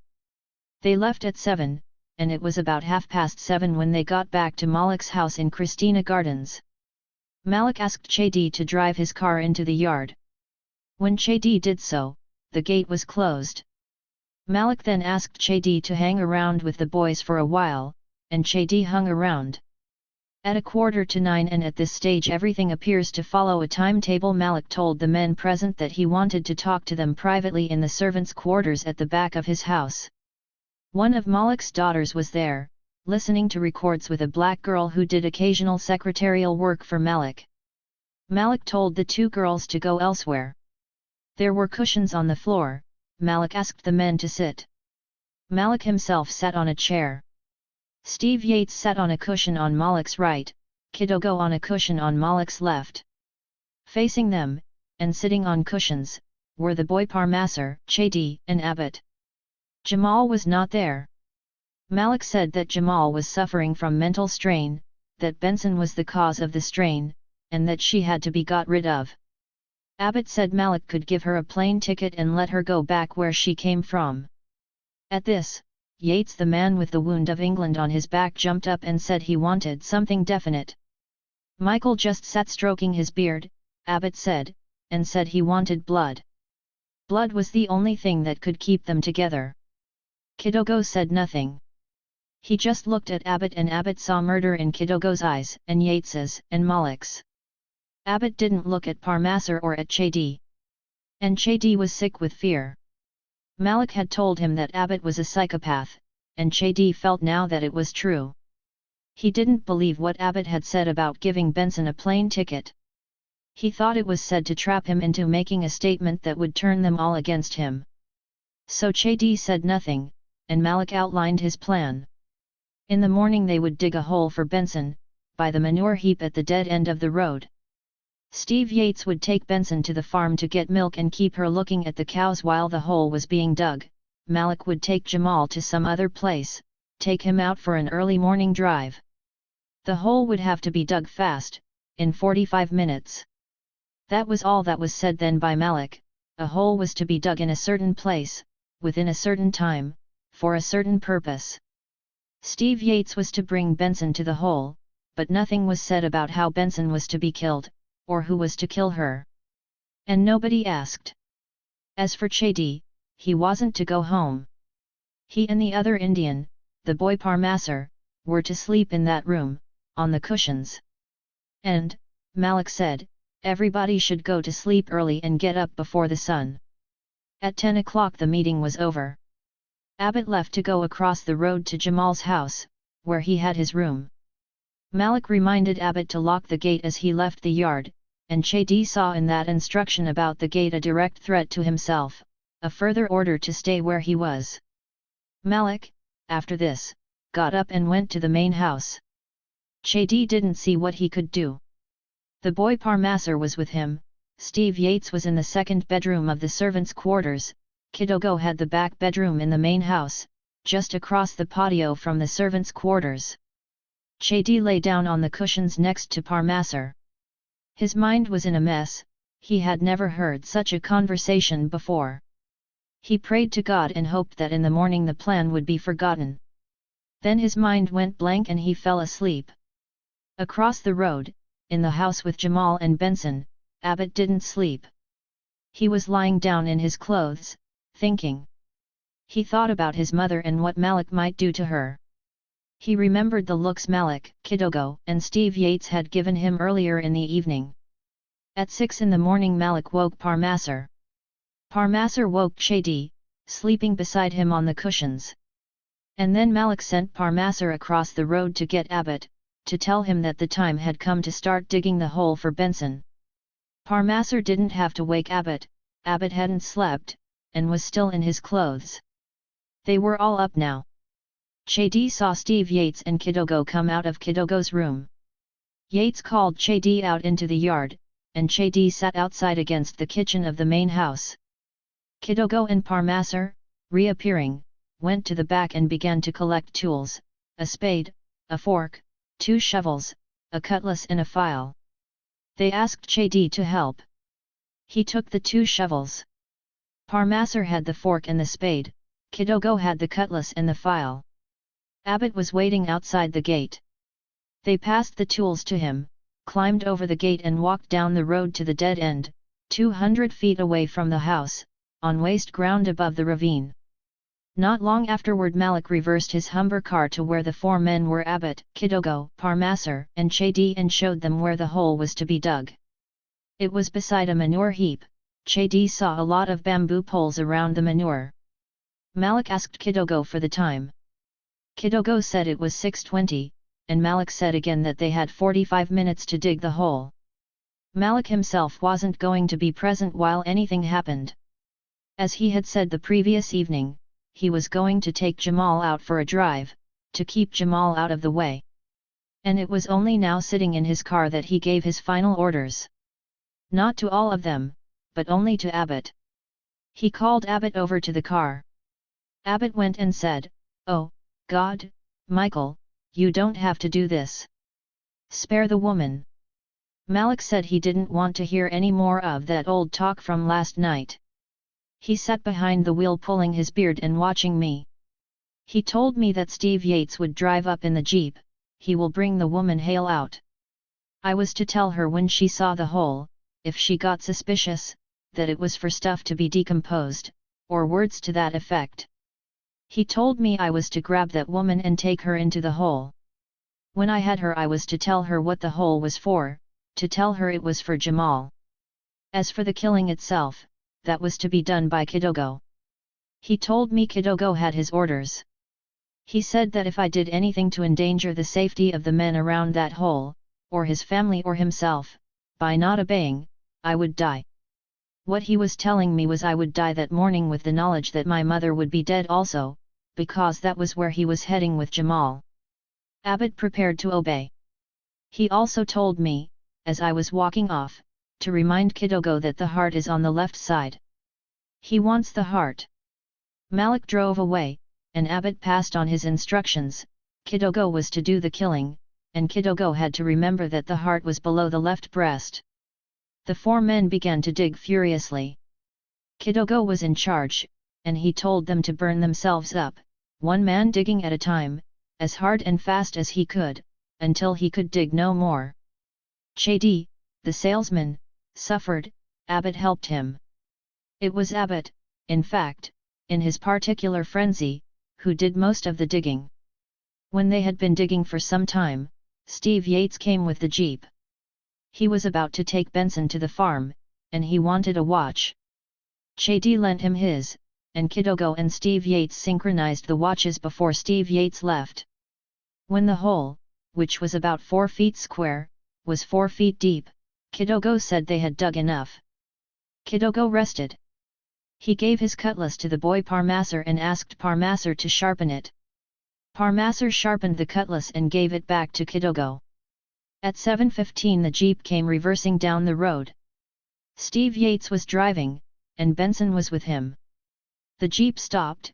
Yates got out and told Benson to come out, too, and see how hard the boys had been working. She got out of the jeep. She was in a light African-style gown. The boy Parmasar remembered that it had short sleeves. She said, "Good morning," and the men around the hole said, "Good morning." Abbott said, "Come and see what we are doing." She walked near the hole. She said, "What is it for?" Abbott said, "It is to put fresh matter to be decomposed. Come and look. Do you like it?" She said, "Yes." "But why?" Abbott didn't say, "It is for Jamal." He forgot that. He said, "It is for you." He held his right hand over her mouth, twisted her left hand behind her with his left hand, and jumped with her into the shallow hole. Kidogo jumped in at once with his sharpened cutlass and began to use it on her, cutting through the African gown, aiming at the heart. She fought back hard, she kicked. She called out to Steve Yates, "Steve, Steve, what have I done to deserve this?" He remained leaning against the jeep, watching. And Kidogo, after all, didn't know how to use a cutlass to kill. He just slashed and stabbed, inflicting superficial cuts, and Benson was asking him why, speaking intimately to him, as it sounded to Abbott, who was struggling to hold the frantic woman. Abbott's own thoughts were far away. He was thinking of his mother. She would ask Malik and Jamal in, when they got to the house in Montrose village, and they just had to tell her that he, Abbott, was ill, and she would get into Malik's car and be brought to Arima. Kidogo was still using the cutlass on Benson. He was like a madman, and with the three of them in that small hole Abbott began to fear that he might himself be killed. In his panic and confusion he called out, stupidly, "Somebody help! Somebody do something!" And when Chadi looked he saw a great cut on the left elbow Benson had raised to protect herself against Kidogo's cutlass. It was her first serious wound. Steve Yates, still beside the jeep, looked at Chadi and at Parmasar. Then he went to the hole and took away the cutlass from Kidogo. There were now 4 of them in the hole. But Yates didn't need much room. With his left hand he placed the sharpened point of the cutlass at the base of Benson's throat, with his right hand he hit the haft hard. It was a simple, lucid action, the most lucid since Abbott had taken Benson into the hole, but of all the men there Yates was the one with the purest hate. The broad blade went in 6 inches, and Benson made a gurgling noise. She fell and began to beat about in the hole. Yates and Kidogo and Abbott got out of the hole. It would have been about 7:30. Kidogo called, "Cover!" Benson's feet were still beating about. Chadi began to pull manure from the manure heap into the hole. Yates, lucid as ever, stopped Chadi. "It would look strange if the manure heap was disturbed," he said. "Better to go to the farm and get a fresh load." He and Yates went in the jeep. When they came back they found Benson already buried in her hole, and they dumped the manure to one side. They all went back then to the Malik house. Chadi went to the kitchen and drank a glass of water. Yates parked the jeep. Kidogo cleaned his cutlass. Parmasar and Abbott sat side by side on the kitchen steps. The telephone in the kitchen rang. It didn't awaken Malik's wife or children. Chadi answered the phone. It was Malik, telephoning from Abbott's mother's house. "Was everything all right?" Malik asked. Chadi said yes. When Yates, coming in just then, asked about the telephone, and Chadi told him, Yates blew he gave, that is, a sigh of relief. It was 8 o'clock. At 8:30 Malik came back with Jamal. Malik said, "Is the tree planted?" Agriculture, the commune, the life of labor. Malik always had his own coded way with language. Abbot wasn't sure if anyone answered. Malik asked how deep the hole was, and everyone gave a different depth. He said they should put on a couple of loads of manure. Agricultural conversation, that was all that Jamal could say he had heard, after his morning drive to Abbot's mother's house, and his cup of coffee with the old lady. Because it had apparently been decided that Jamal should be involved in no way. Jamal had to see nothing and hear nothing, and had to be able to say that Benson had just gone away, taking her things. That remained to be done, getting rid of Benson's things. And Jamal was not to see, and the 2 English visitors at the commune were not to see or suspect, and Malik's wife and 2 daughters, and Malik's secretarial assistant, who was coming in that morning. Everyone had to see only another busy commune day. It had been planned in detail. There was 7 men in all, leaving out the English visitor, and their movements that morning and afternoon had been plotted in advance. Malik, after that agricultural conversation, announced a commune building job. They were going to Parmasser's mother's house, to help the poor lady rebuild her kitchen. It wasn't far away. Abbot, Kidogo, Chedi, Yates, and Parmasser himself were sent ahead in the jeep. Malik and Jamal came later. They broke down the old kitchen and sketched out a plan for the new one. But they didn't have cement and sand. Malik sent Chedi and Kidogo in the jeep back to Christina Gardens, to get sand and a bag of cement from his yard. It was a day of movement like this, movement and camouflage. When they got to Malik's yard, Kidogo disappeared, leaving Chedi to load the cement and sand by himself. Chedi loaded up, and looked for Kidogo. He couldn't find him. It was one of Malik's daughters who told Chedi that Kidogo was in Jamal's house across the road. Chedi went to the house where less than 24 hours before he had wished Benson a Happy New Year and found Kidogo in Jamal's and Benson's bedroom. Kidogo doing his job was packing Benson's clothes and papers. He had already packed 1 bag and wrapped it in cloth, he was packing a second. He told Chedi to bring the jeep round. When Chedi went to Malik's yard to get the jeep, he had a little fright. Malik's secretarial assistant asked for a lift to the Arima taxi stand. Chedi explained about the sand and cement and said he would send Steve Yates to give her a lift, and the girl didn't insist. He took the jeep round to Jamal's and Kidogo threw in the bags with Benson's things. Malik was waiting for them at Parmasser's mother's house. Chedi reversed the jeep right into the yard and Malik and Kidogo took the bags and put them in the boot of Malik's car. The sand and cement were unloaded, and concrete was mixed for the new kitchen. Parmasser's mother and sisters had prepared lunch for the working party. But Chedi didn't eat, he just had some fruit juice. When he came out of the house after the lunch he saw that somebody had put some dry wood in the jeep. And then Malik and Yates took the bags with Benson's things from the boot of Malik's car and put them back in the jeep. Chedi, Abbot, and Kidogo were told to go in the jeep with Yates. As they drove off, Yates said they were going up the river to burn Benson's clothes. They stopped at filling station in Arima and bought some kerosene, and they drove 8 miles to Guanapo Heights, beside the Guanapo River. Yates left the 3 men there, with the wood and the kerosene and the bags. And he gave them a message from Malik, they were to keep the fire burning, because in an hour's time Malik and his children were coming to the river to bathe. Chedi stood guard while Abbot and Kidogo got a fire going on the riverbank with the wood and the kerosene.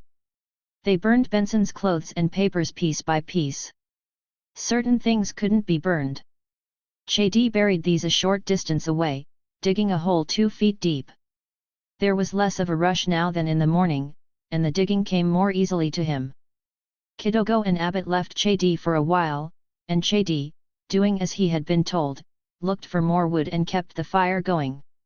When Kidogo and Abbot came back they were carrying fruit in one of the bags into which Benson's things had been stuffed earlier. It was an extra precautionary touch.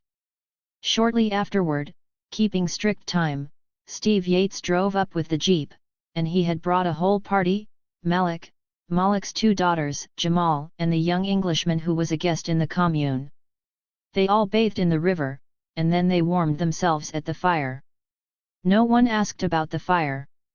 Malik didn't ask Abbot or Kidogo or Chedi any questions.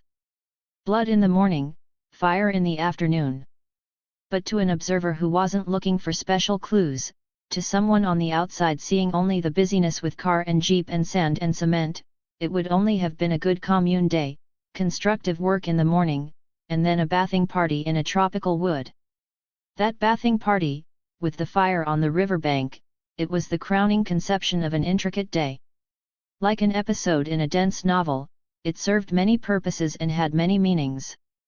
And it had been devised by a man who was writing a novel about himself, settling accounts with the world, filling pages of the cheap writing pad and counting the precious words as he wrote, anxious for world fame, including literary fame. A man led to lunacy by all the ideas he had been given of who he was, and now, in the exile of Arima, under the influence of Jamal, with an illusion of achieved power.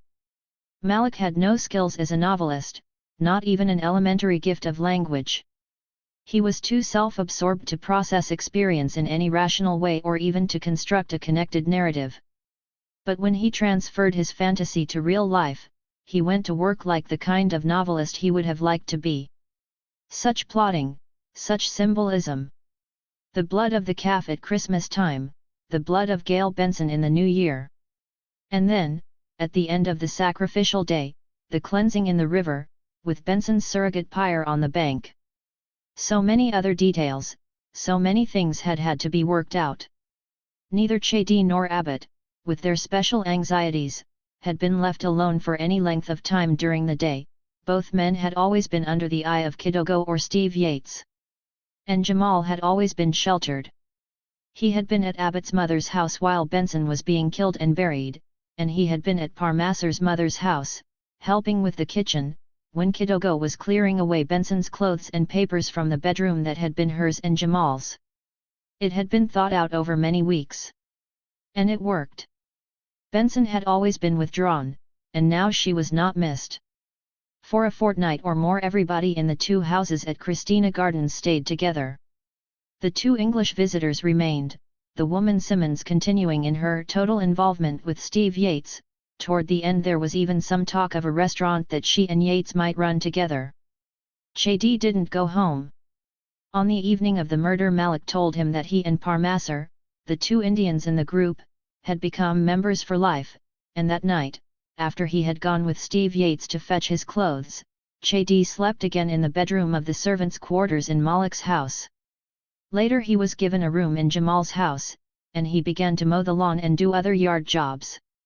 But then the commune Christmas party began to break up. The two English visitors went away. And 18 days after the murder Jamal and Kidogo went away, back to Boston. Jamal acknowledged Malik as the master, and Malik thought of himself as the master. But Malik had grown to need Jamal more than he knew. Without Jamal's own lunacy, his exaltation, his way with words, his vision of the master, Malik's fantasies of power grew wilder and unfocused. Without art, the rages of a gangster. He thought of kidnapping the wife of a bank manager. He ordered Abbott to plan the liquidation of a family. And then, for no reason except that of blood, and because he was now used to the idea of killing with a cutlass, he killed Joseph Scarrett. It was the murder of Scarrett that finally unhinged Steve Yates, Muhammad Akbar, Supreme Captain of the Fruit of Islam. Yates dealt in racial hate, he was pure in his hate, and he couldn't understand why Scarrett had been killed. Every time he looked through his window he saw Scarrett's grave, and the fast that Malik ordered after the killing of Scarrett didn't help. They were all weakened and perhaps made a little light-headed by 4 days of fasting when they went on the excursion to the dangerous Bay of Sans Souci, and Yates, when he got into trouble with the strong currents, seemed at a certain moment to have decided not to listen to the shouts of people anxious to save him, not to struggle, to surrender. Abbott thought that Yates drowned himself, and Abbott thought that before he went down Yates gave a final wave with his left hand. That was the beginning of the end of the commune. Blood didn't keep them together for long. Abbott helped Chedi and Parmasser to escape. Abbott himself went to Tobago, Malik went to Guyana, and the house in Christina Gardens burned down. 55 days after the killing of Benson, Chedi took a police inspector to Guanapo Heights and showed where he had buried those things of Benson's that couldn't be burned. This was the police inventory, which Chedi certified. 1 brown leather sleeveless jacket, 1 brown leather hippie bag, 1 pair of ladies' pink mod boots, 1 pair of brown shoes, 1 pair of brown slippers, 3 silver bracelets, 1 empty small bottle, 1 tube Avon rose mint cream, 1 tube of Tangy cream, 1 small circular face mirror, a quantity of black wool, 2 hippie pendants, 1 tin containing Flabil tablets, 1 small scissors, 1 plastic rule, 1 triangular key holder, 1 empty Limassol bottle, 1 brown small tablespoon, 1 Liberation of Jerusalem medallion with July 6, 1967 stamped thereon, 1 brown belt with a buckle made in the form of a heart, 1 damaged grey suitcase, 1 large scissors, 1 blue ballpoint pen, 1 damaged brown suitcase, 1 silver ring with the Star of David, and 1 gold ring with 2 stones. Malik appealed many times against the death sentence. And it was only when legal arguments were exhausted, and the appeal was on the grounds of cruelty, on the grounds that, after the long delay, the carrying out of the death sentence would be an act of cruelty, it was only then that the point was made that Malik was mad. The point, if it had been made at the beginning, might have saved Malik's life. But, for too many people in London and elsewhere, Malik had embodied, at one and the same time, the vicious black man and the good black cause. A plea of insanity would have made nonsense of a whole school of theatre, and among the people abroad who supported Malik there were those who continued to see his conviction for murder as an act of racial and political persecution. So Malik played out to the end the role that had been given him. He was hanged in the Royal Jail in Central Port of Spain in May 1975, 3 years and 4 months after the killing of Benson. His wife sat in a square nearby. There was a small silent crowd with her in the square, waiting for the sound of the trapdoor at 8, hanging time. The body of the hanged man was taken in a coffin to the Golden Grove prison, not far from Arima, and there barebacked prisoners in shorts carried the coffin to its grave in the prison grounds. Chedi was sentenced to death, but this was later commuted to life imprisonment. Abbott, after his 20 years for the murder of Scarrett, was sentenced to death for his part in the murder of Benson. His was the true agony. He rotted for nearly 6 years in a death cell, and was hanged only in April 1979. He never became known outside Trinidad, this small, muscular man with the straight back, the soldierly demeanor, the very pale skin, and the underslept, tormented eyes. He was not the X, he became nobody's cause, and by the time he was hanged, that caravan had gone by. The Return of Eva Peron. 1. The Corpse at the Iron Gate. Buenos Aires, April-June 1972. Outline it like a story by Borges. The dictator is overthrown and more than half the people rejoice. The dictator had filled the jails and emptied the treasury. Like many dictators, he hadn't begun badly. He had wanted to make his country great. But he wasn't himself a great man, and perhaps the country couldn't be made great. 17 years pass. The country is still without great men, the treasury is still empty, and the people are on the verge of despair. They begin to remember that the dictator had a vision of the country's greatness, and that he was a strong man. They begin to remember that he had given much to the poor. The dictator is in exile. The people began to agitate for his return. The dictator is now very old. But the people also remember the dictator's wife. She loved the poor and hated the rich, and she was young and beautiful. So she has remained, because she died young, in the middle of the dictatorship. And, miraculously, her body has not decomposed. That, Borges said, is a story I could never write. But at 76, and after 17 years of proscription and exile, Juan Perón, from the Madrid suburb known as the Iron Gate, dictates peace terms to the military regime of Argentina. In 1943, as an army colonel preaching a fierce nationalism, Perón became a power in Argentina, and from 1946 to 1955, through 2 election victories, he ruled as dictator. His wife Eva held no official position, but she ruled with Peron until 1952. In that year she died. She was expensively embalmed, and now her corpse is with Peron at the Iron Gate. In 1956, just 1 year after his overthrow by the army, Peron wrote from Panama, "My anxiety was that some clever man would have taken over. Now, after 8 presidents, 6 of them military men, Argentina is in a state of crisis that no Argentine can fully explain. The mighty country, as big as India and with a population of 23 million, rich in cattle and grain, Patagonian oil and all the mineral wealth of the Andes, inexplicably drifts. Everyone is disaffected. And suddenly nearly everyone is Peronist. Not only the workers, on whom in the early days Peron showered largesse, but Marxists and even the middle-class young, whose parents remember Peron as a tyrant, torturer, and thief. The peso has gone to hell, from 5 to the dollar in 1947, to 16 in 1949, 250 in 1966, 400 in 1970, 420 in June last year, 960 in April this year, 1,100 in May. Inflation, which has been running at a steady 25% since the Peron days, has now jumped to 60%. The banks are offering 24% interest. Inflation, when it reaches this stage of takeoff, is good only for the fire insurance business. Premiums rise and claims fall. When prices gallop away week by week, fires somehow do not often get started. For everyone else it is a nightmare. It is almost impossible to put together capital, and even then, if you are thinking of buying a flat, a delay of a week can cost you $200 or $300. Many business people prefer to deal in dollars. Salaries, prices, the exchange rate, everyone talks money, everyone who can afford it buys dollars on the black market. And soon even the visitor is touched by the hysteria. In 2 months a hotel room rises from 7,000 pesos to 9,000, a ton of tobacco from 630 to 820. Money has to be changed in small amounts, the market has to be watched. The peso drops one day to 1,250 to the dollar. Is this a freak, or the beginning of a new decline? To hesitate that day was to lose. The peso bounced back to 1,100.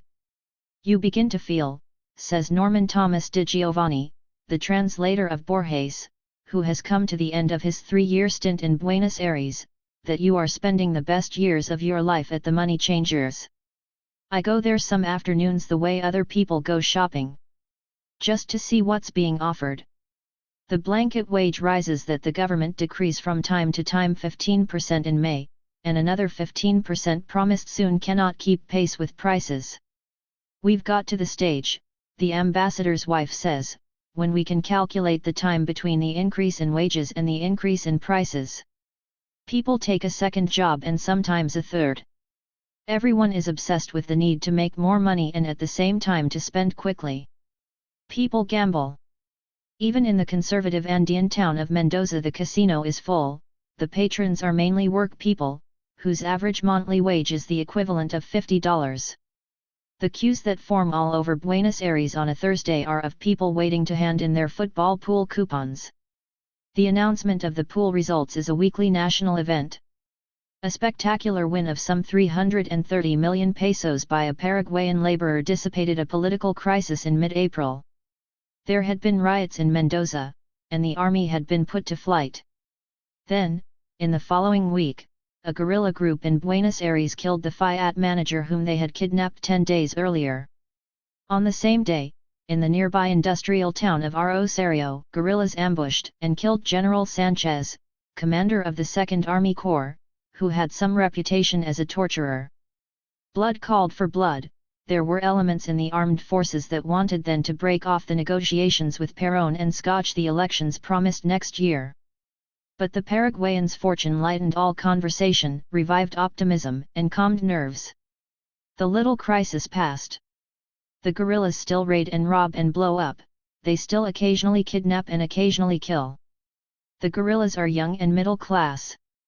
Some are Peronist, some are communist.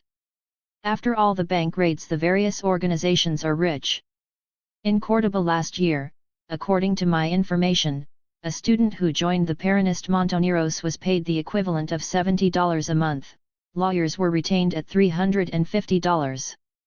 You could detect the young Montoneros by their motorcars, their aggressiveness, their flashiness, James Dean types. Very glamorous. Another independent witness says of the guerrillas he has met in Buenos Aires, they're anti-American. But one of them held a high job in an American company.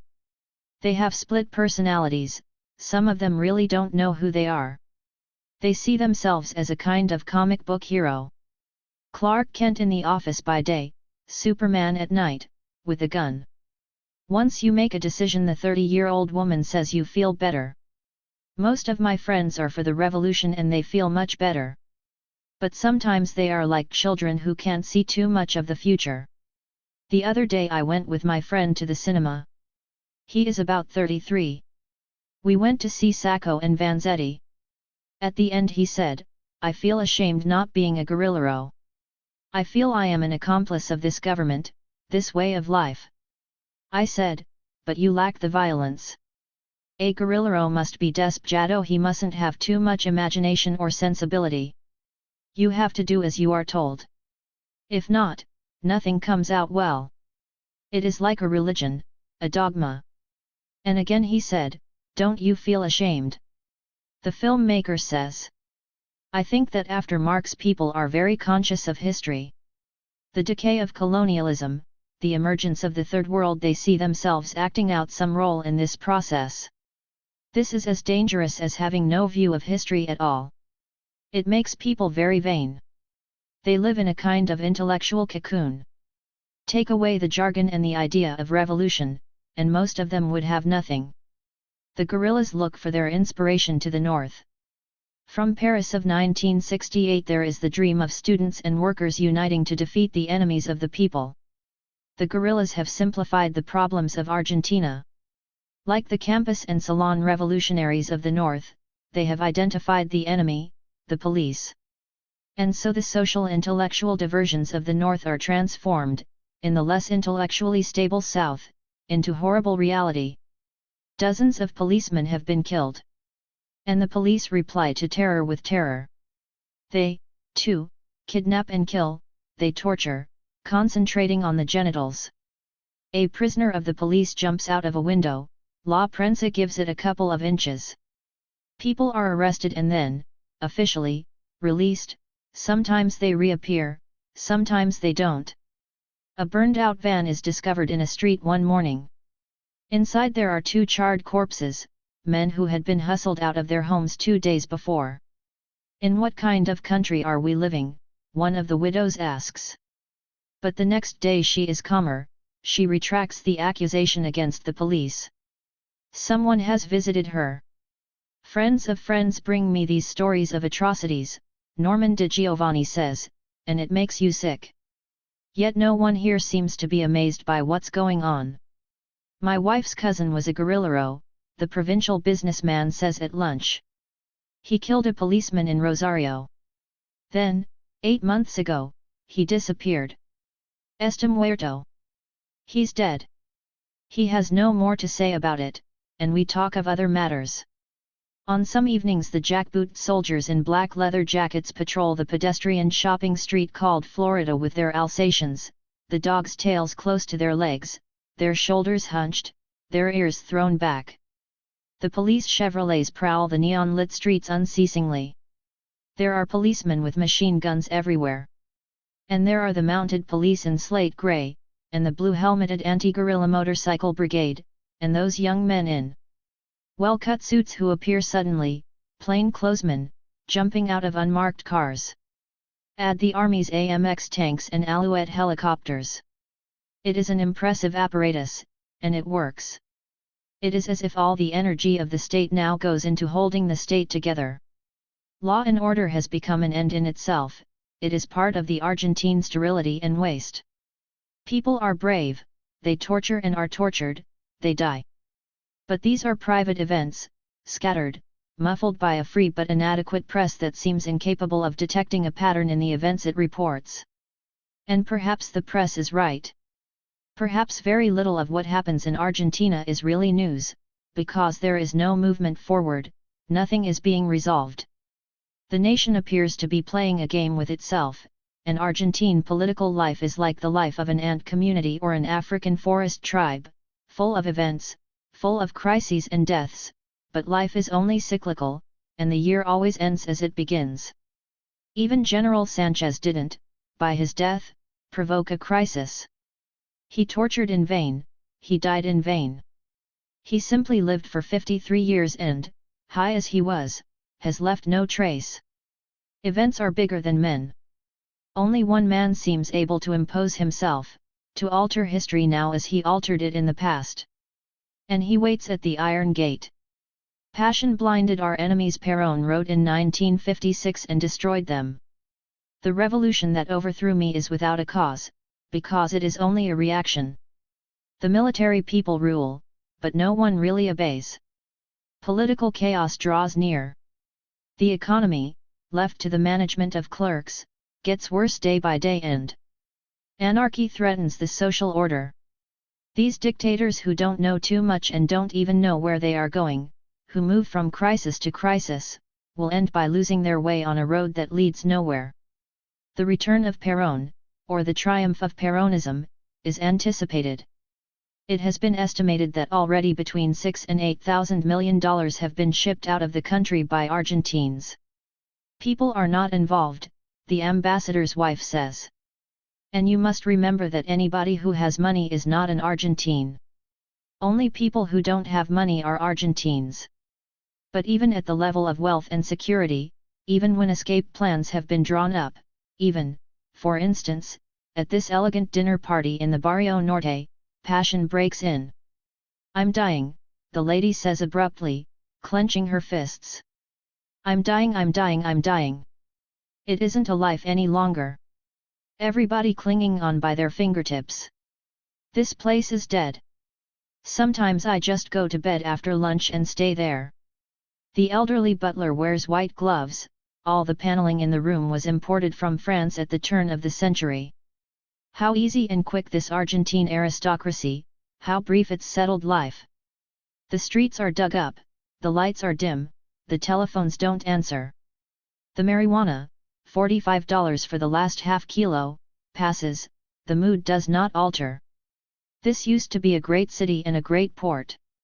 20 years ago. Now it's fucked up, baby.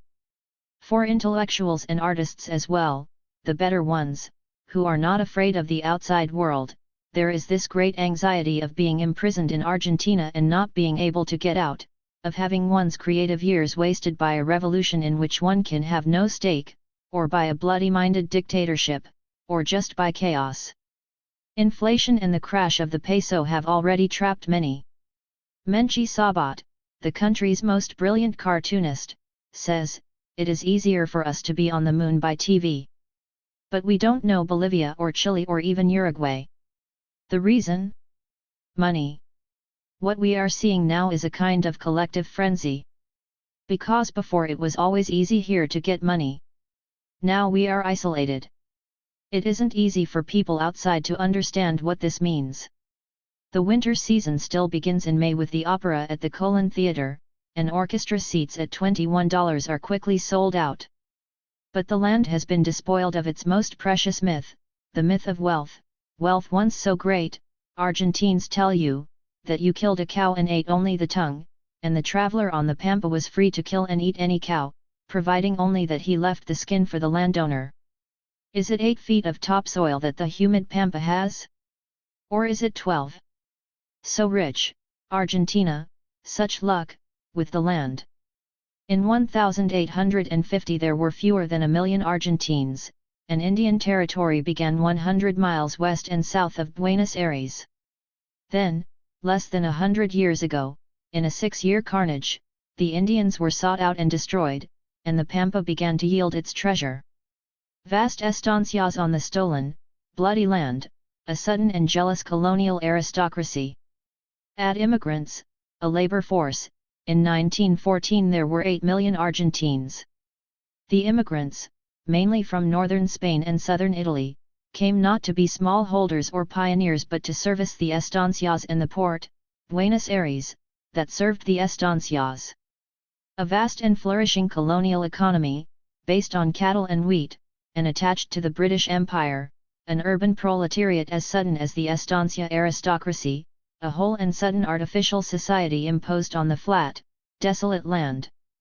Borges, in his 1929 poem The Mythical Founding of Buenos Aires, remembers the proletarian spread of the city. Una cigarrería se humó como una rosa. El desierto. La tarde se había ahondado en airs. Los hombres compartieron un pasado ilusorio. Solo faltó una cosa, la verdad en front. Which in Alistair Reid's translation becomes: a cigar store perfumed the desert like a rose. The afternoon had established its yesterdays. And men took on together an illusory past. Only one thing was missing: the street had no other side. A mí me hace cuento que empezó Buenos Aires. La juzgo tan eterna como el agua y el aire. Hard to believe Buenos Aires had any beginning. I feel it to be as eternal as air and water. The half-made city is within Borges's memory. Now, already, there is decay. The British Empire has withdrawn ordinadamente, in good order, and the colonial agricultural economy, attempting haphazardly to industrialize, to become balanced and autonomous, is in ruins. The artificiality of the society shows that absence of links between men and men, between immigrant and immigrant, aristocrat and artisan, city dweller and Capsida Negra, the blackhead, the man from the interior, that absence of a link between men and the meaningless flat land. And the poor, who are Argentines, the sons and grandsons of those recent immigrants, will now have to stay. They have always had their curanderos and brujas, thaumaturges and witches. They know how to protect themselves against the ghosts and poltergeists with which they have peopled the alien land. But now a larger faith is needed, some knowledge of a sheltering divinity. Without faith these abandoned Spaniards and Italians will go mad. At the end of May a Buenos Aires church advertised a special mass against the evil eye, el mal de ojo. If you've been damaged, or if you think you are being damaged, don't fail to come. 5,000 city people turned up, many in motorcars. There were half a dozen stalls selling holy or beneficent objects. There were cubicles for religious medical consultations, from 30 cents to $1 a time. It was a little like a Saturday morning market. The officiating priest said, "Every individual is an individual source of power and is subject to imperceptible mental waves which can bring about ill health or distress. This is the visible sign of the evil spirit." I can never believe we are in 1972, the publisher bookseller says. It seems to me we are still in the year zero. He isn't complaining, he himself trades in the occult and mystical, and his business is booming. Argentine middle-class mimicry of Europe and the United States, perhaps. But at a lower level the country is being swept by the new enthusiastic cult of Espiritismo, a purely native affair of mediums and mass trances and miraculous cures, which claims the patronage of Jesus Christ and Mahatma Gandhi. The Espiritistas don't talk of mental waves, their mediums heal by passing on intangible beneficent fluids. The Espiritistas say they have given up politics, and they revere Gandhi for his non-violence. They believe in reincarnation and the perfectibility of the spirit. They say that purgatory and hell exist now, on earth, and that man's only hope is to be born on a more evolved planet. Their goal is that life, in a definitive disembodied world, where only superior spirits congregate.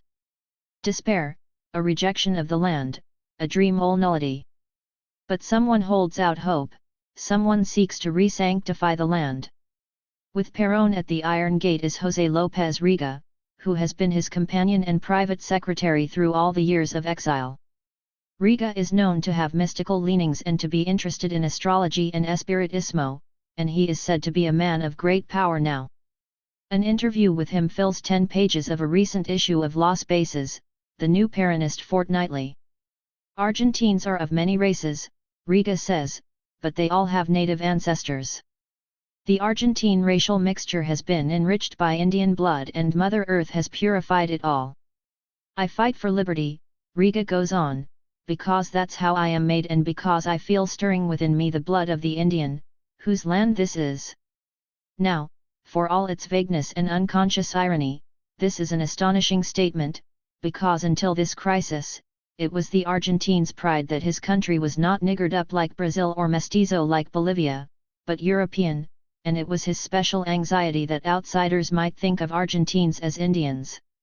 Now the Indian ghost is invoked, and a mystical, purifying claim is made on the blighted land. Other people offer, as they have always offered, political and economic programs. Peron and Peronism offer faith. And they have a saint, Eva Peron. I remember I was very sad for many days, she wrote in 1952 in La Raison de mi vida, My Life's Cause, when I discovered that in the world there were poor people and rich people, and the strange thing is that the existence of the poor didn't cause me as much pain as the knowledge that at the same time there were people who were rich. It was the basis of her political action. She preached a simple hate and a simple love. Hate for the rich, shall we burn down the Barrio Norte, she would say to the crowds. Shall I give you fire? And love for the common people, el pueblo, she used that word again and again and made it part of the Peronist vocabulary. She levied tribute from everyone for her Eva Peron Foundation, and she sat until 3 and 4 or 5 in the morning in the Ministry of Labor, giving away foundation money to suppliants, dispensing a personal justice. This was her work, a child's vision of power, justice, and revenge. She died in 1952, when she was 33. And now in Argentina, after the proscribed years, the attempt to extirpate her name, she is a presence again. Her pictures are everywhere, touched up, seldom sharp, and often they seem deliberately garish, like religious pictures meant for the pie, or, a young woman of great beauty, with blonde hair, a very white skin and the very red lips of the 1940s. She was of the people and of the land. She was born in 1919 in Los Toldos, the dreariest of Pampa small towns, built on the site of an Indian encampment, 150 flat miles west of Buenos Aires. The town gives an impression of flatness, of total exposure below the high sky. The dusty brick houses, red or white, are low, flat-fronted, and flat-roofed, with an occasional balustrade. The Paraiso trees have whitewashed trunks and are severely pollard. The wide streets, away from the center, are still of dirt. She was illegitimate, she was poor, and she lived for the first 10 years of her life in a one-room house, which still stands. When she was 15 she went to Buenos Aires to become an actress. Her speech was bad, she had a country girl's taste in clothes, her breasts were very small, her calves were heavy, and her ankles thickish. But within 3 months she had got her first job. And thereafter she charmed her way up. When she was 25 she met Peron, the following year they married. Her commonness, her beauty, her success, they contribute to her sainthood. And her sexiness. Todos me acosan sexualmente, she once said with irritation, in her actress days. Everybody makes a pass at me. She was the macho's ideal victim woman. Don't those red lips still speak to the Argentine macho of her reputed skill in fellatio? But very soon she was beyond sex, and pure again. At 29 she was dying from cancer of the uterus, and hemorrhaging through the vagina, and her plumpish body began to waste away. Toward the end she weighed 80 pounds. One day she looked at some old official photographs of herself and began to cry. Another day she saw herself in a long mirror and said, when I think of the trouble I went to keep my legs slim. Ahora que me veo estas piernitas me ajusto. Now it frightens me to look at these matchsticks. But politically she never weakened. The Peronist revolution was going bad. Argentina's accumulated wartime wealth was running low, the colonial economy, unregenerate, plundered, mismanaged, was beginning to founder, the peso was falling, the workers, to whom so much had been given, were not always loyal. But she still cherished her especial pain that there were people who were rich. Close to death, she told a gathering of provincial governors, "We mustn't pay too much attention to people who talk to us of prudence. We must be fanatical." The army was growing restive. She was willing to take them on. She wanted to arm the trade unions, and she did buy, through Prince Bernhard of the Netherlands, 5,000 automatic pistols and 1,500 machine guns, which, when they arrived, Peron, more prudent, gave to the police. And all the time her private tragedy was being turned into the public passion play of the dictatorship. For her, who had turned Peronism into a religion, sainthood had long been decreed, and there is a story that for 15 days before her death the man who was to embalm her was with her, to ensure that nothing was done that might damage the body. As soon as she died the embalming contract was signed. Was it for $100,000 or $300,000? The reports are confused. Dr. Era, the Spanish embalmer master, Peron called him had first to make the body ready for a 15-day lying in state. The actual embalming took 6 months. The process remains secret. Dr. Era, according to a Buenos Aires newspaper, has devoted 2 chapters of his memoirs, which are to be published only after his death, to the embalming of Eva Peron. Color pictures of the corpse are also promised. Reports suggest that the blood was first replaced by alcohol, and then by heated glycerin. Peron himself says paraffin and other special matter, which was pumped in through the heel and an ear. "I went 3 times to look at Evita," Peron wrote in 1956, after his overthrow, and when the embalmed body had disappeared. The doors were like the gates of eternity. He had the impression that she was only sleeping. The first time he went he wanted to touch her, but he feared that at the touch of his warm hand the body would turn to dust. Era said, "Don't worry. She's as whole intact now as when she was alive." And now, 20 years later, her embalmed wasted body, once lost, now found, and no bigger, they say, than that of a 12-year-old girl, only the blonde hair as rich as in the time of health, waits with Peron at the Iron Gate. It came as a surprise, this Villa Misria or shanty town just beside the Brown River in the Palermo district, not far from the Great Park, Buenos Aires's equivalent of the Bois de Boulogne, where people go riding. A shanty town, with unpaved streets and black runnels of filth, but the buildings were of brick, with sometimes an upper story, a settled place, more than 15 years old, with shops and signs. 70,000 people lived there, nearly all Indians, blank and slightly imbecilic in appearance, from the north and from Bolivia and Paraguay, so that suddenly you were reminded that you were not in Paris or Europe but in South America. The priest in charge was one of the priests for the Third World. He wore a black leather jacket and his little concrete shed of a church, oversimple, rocked with some amplified Argentine song. It had been whispered to me that the priest came of a very good family, and perhaps the change of company had made him vain. He was of course a Peronist, and he said that all his Indians were Peronist. Only an Argentine can understand Peronism. I can talk to you for 5 years about Peronism, but you will never understand. But couldn't we try?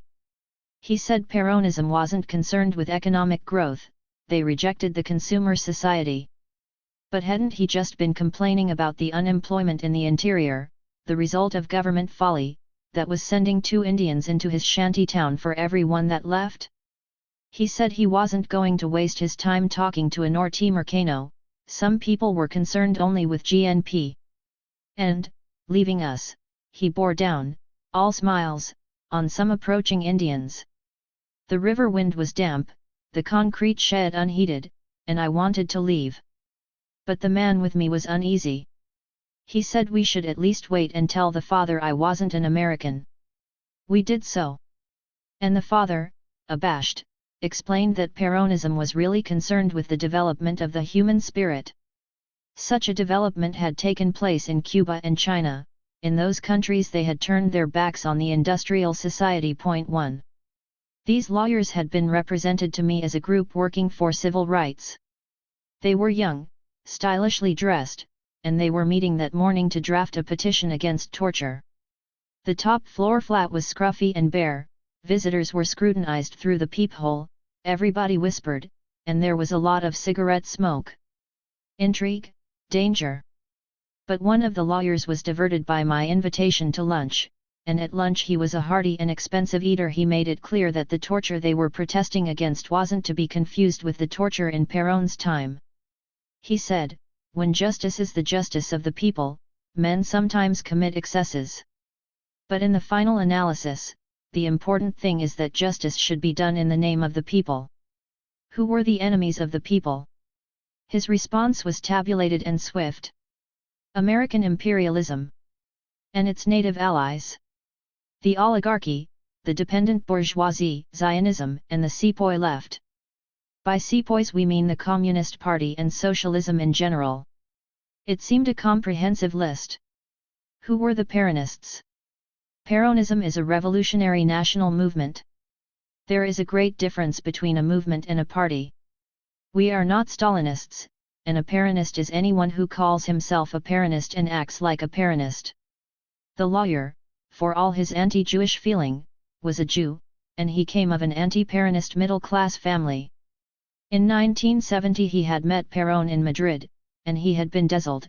His voice shook when he quoted Peron's words. He had said to Peron, "General, why don't you declare war on the regime and then put yourself at the head of all the true Peronists?" Peron replied, "I am the conductor of a national movement. I have to conduct the whole movement, in its totality. There are no internal enemies," the trade union leader said, with a smile. But at the same time he thought that torture would continue in Argentina. A world without torture is an ideal world. And there was torture and torture. Depende de quien sea torturado. It depends on who is tortured. An evildoer, that's all right. But a man who's trying to save the country, that's something else. Torture isn't only the electric prod, you know. Poverty is torture, frustration is torture. He was urbane. I had been told he was the most intellectual of the Peronist trade union leaders. He had been punctual, his office was uncluttered and neat. On his desk, below glass, there was a large photograph of the young Peron. The first Peronist revolution was based on the myth of wealth, of a land waiting to be plundered. Now the wealth has gone. And Peronism is like part of the poverty. It is protest, despair, faith, machismo, magic, espiritismo, revenge. It is everything and nothing. Remove Peron, and hysteria will be uncontrollable. Remove the armed forces, sterile guardians of law and order, and Peronism, triumphant, will disintegrate into 100 scattered fights, every man identifying his own enemy. Violence, in the hands of the people, isn't violence, it is justice. This statement of Peron's was printed on the front page of a recent issue of FE, a Peronist paper. So, in sinister mimicry, the South twists the revolutionary jargon of the North.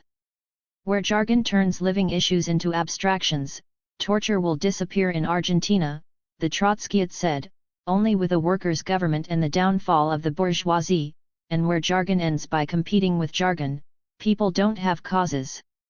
They only have enemies, only the enemies are real.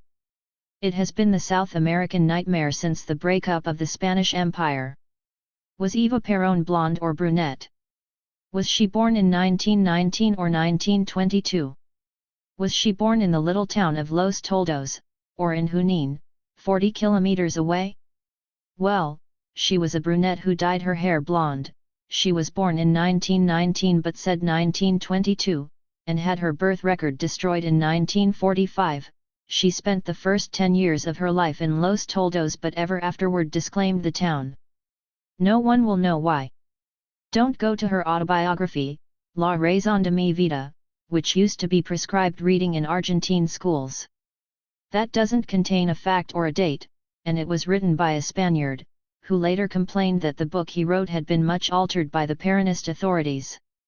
So the truth begins to disappear, it is not relevant to the legend. Masses are held in Eva Perón's memory, and students now turn up in numbers, but her life is not the subject of inquiry. Unmarked, seldom visited, though a woman remembers that once some television people came, the one-room house in brown brick in Los Toldos crumbles. The elderly garage owner next door, 2 vehicles in his garage, one an engineless Model T, to whom the house now belongs, uses it as a storeroom. Grass sprouts from the flat roof, and the corrugated iron roof collapses over the patio at the back.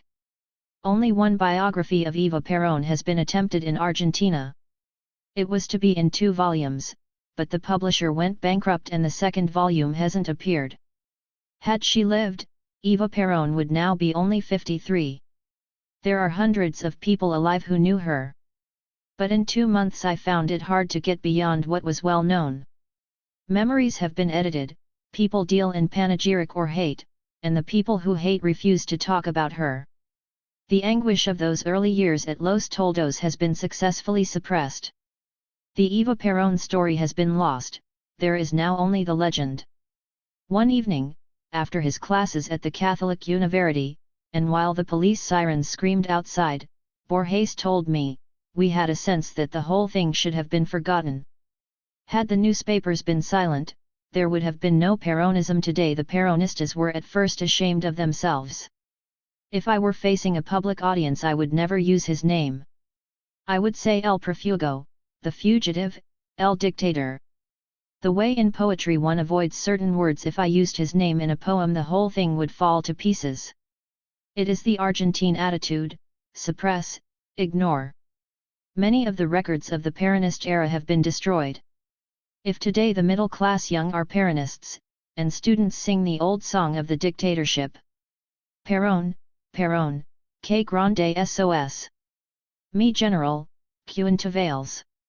Perón, Perón, how great you are. How good and strong, my general. If the dictatorship, even in its excesses, is respectable again, it isn't because the past has been investigated and the record modified. It is only that many people have revised their attitudes toward the established legend. They have changed their minds. There is no history in Argentina. There are no archives, there are only graffiti and polemics and school lessons. School children in white dust coats are regularly taken round the Cabildo building in the Plaza de Mayo in Buenos Aires to see the relics of the War of Independence.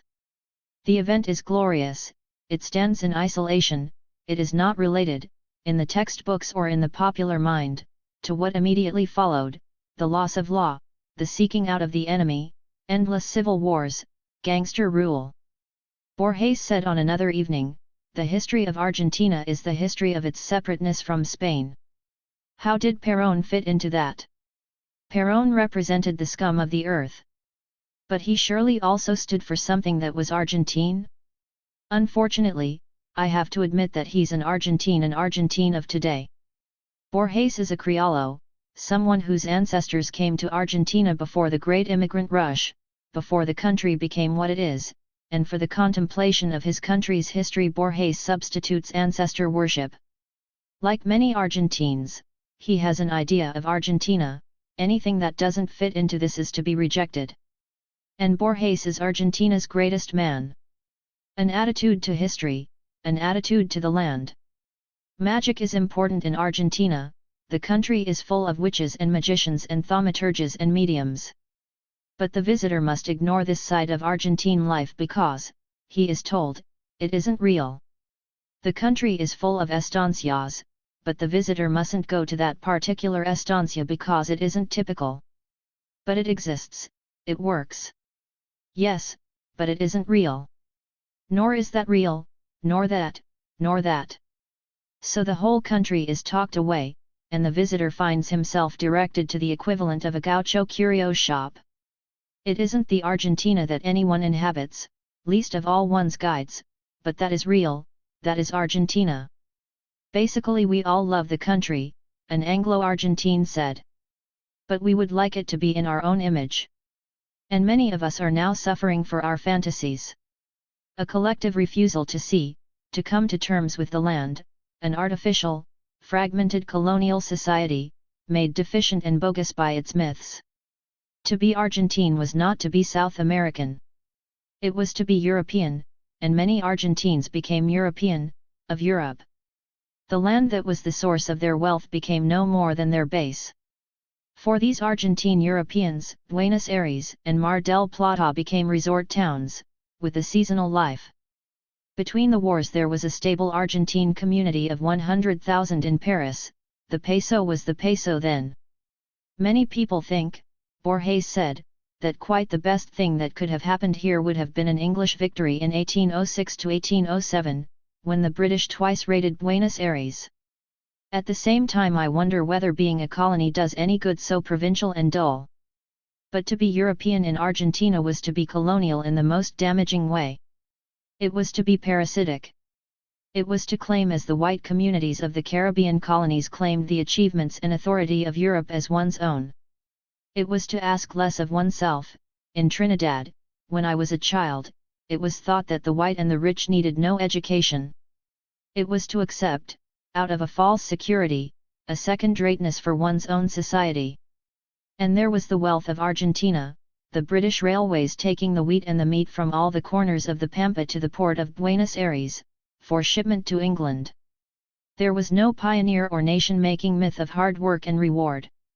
The land was empty and very flat and very rich, it was inexhaustible, and it was infinitely forgiving. Dios arregla de noche la máquina que los argentinos hacen de dia, God puts right at night the mess the Argentines make by day. To be Argentine was to inhabit a magical, debilitating world. Wealth and Europeanness concealed the colonial realities of an agricultural society which had needed little talent and had produced little, which had needed no great men and had produced none. Nothing happened here, Norman de Giovanni said with irritation one day. And everyone, from Borges down, says, Buenos Aires is a small town. 8 million people, a monstrous plebeian sprawl, mean, repetitive and meaningless, but only a small town, eaten up by colonial doubt and malice. When the real world is felt to be outside, everyone at home is inadequate and fraudulent.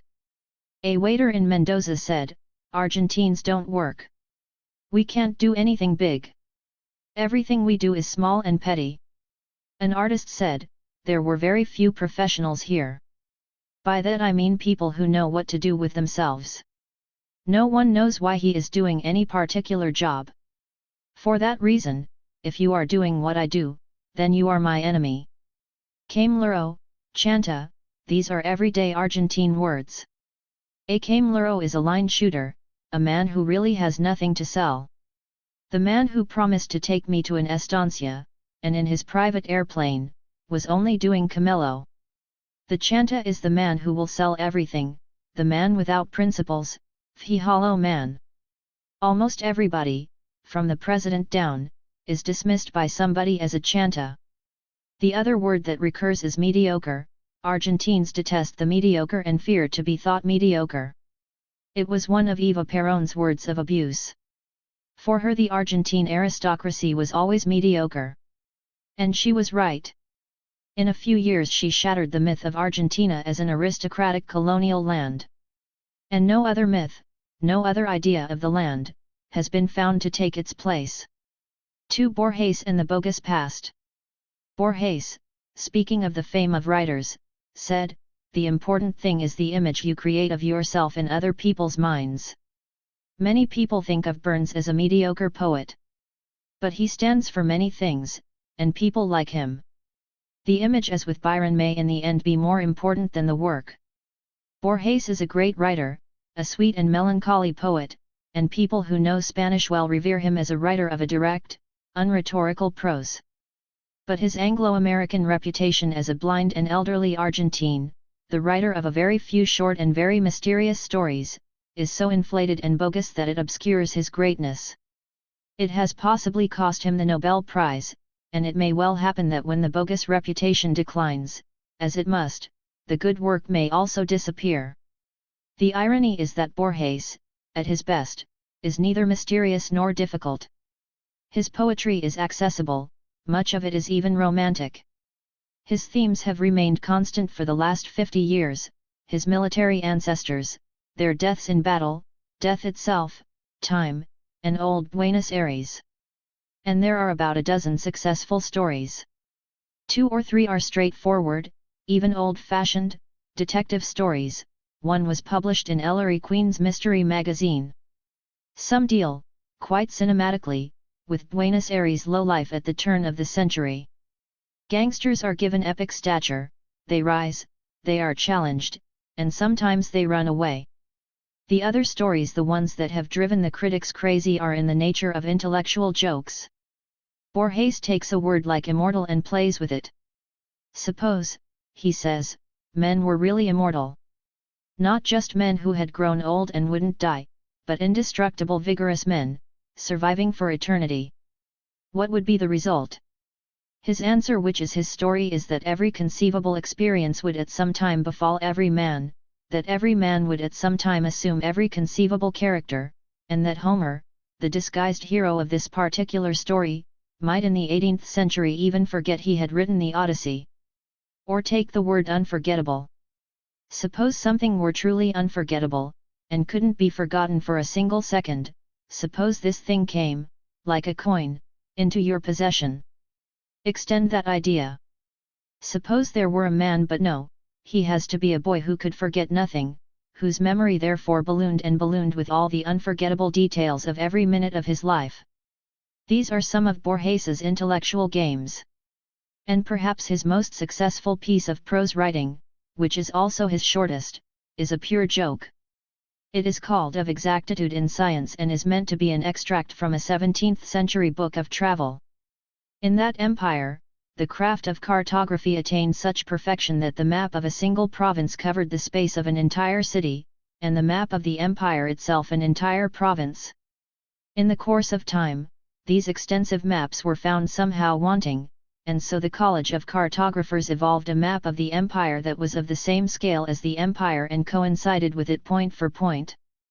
Less attentive to the study of cartography, succeeding generations came to judge a map of such magnitude cumbersome and, not without irreverence, abandoned it to the rigors of sun and rain. In the western deserts, tattered fragments of the map are still to be found, sheltering an occasional beast or beggar. In the whole nation no other relic is left of the discipline of geography. This is absurd and perfect, the accurate parody, the grotesque idea. Borges's puzzle and jokes can be addictive. But they have to be recognized for what they are, they cannot always support the metaphysical interpretations they receive. There is, though, much to attract the academic critic. Some of Borges's hoaxes require and sometimes disappear below an extravagant display of curious learning. And there is the occasional Baroque language of the early stories. The circular ruins, an elaborate, almost science fiction story about a dreamer discovering that he himself exists only in somebody else's dream, begins, Nadie lo vio desembarcar en la undime noche. Literally, nobody saw him disembark in the unanimous night. Norman Thomas de Giovanni, who has been translating Borges full-time for the last 4 years, and has done more than anyone else to push Borges's work in the English-speaking world, says. You can imagine how much has been written about that unanimous. I went to Borges with 2 translations, surrounding and encompassing. And I said, Borges, what did you really mean by the unanimous night? That doesn't mean anything. If the unanimous night, why not the tea-drinking night, or the card-playing night? And I was astonished by his answer.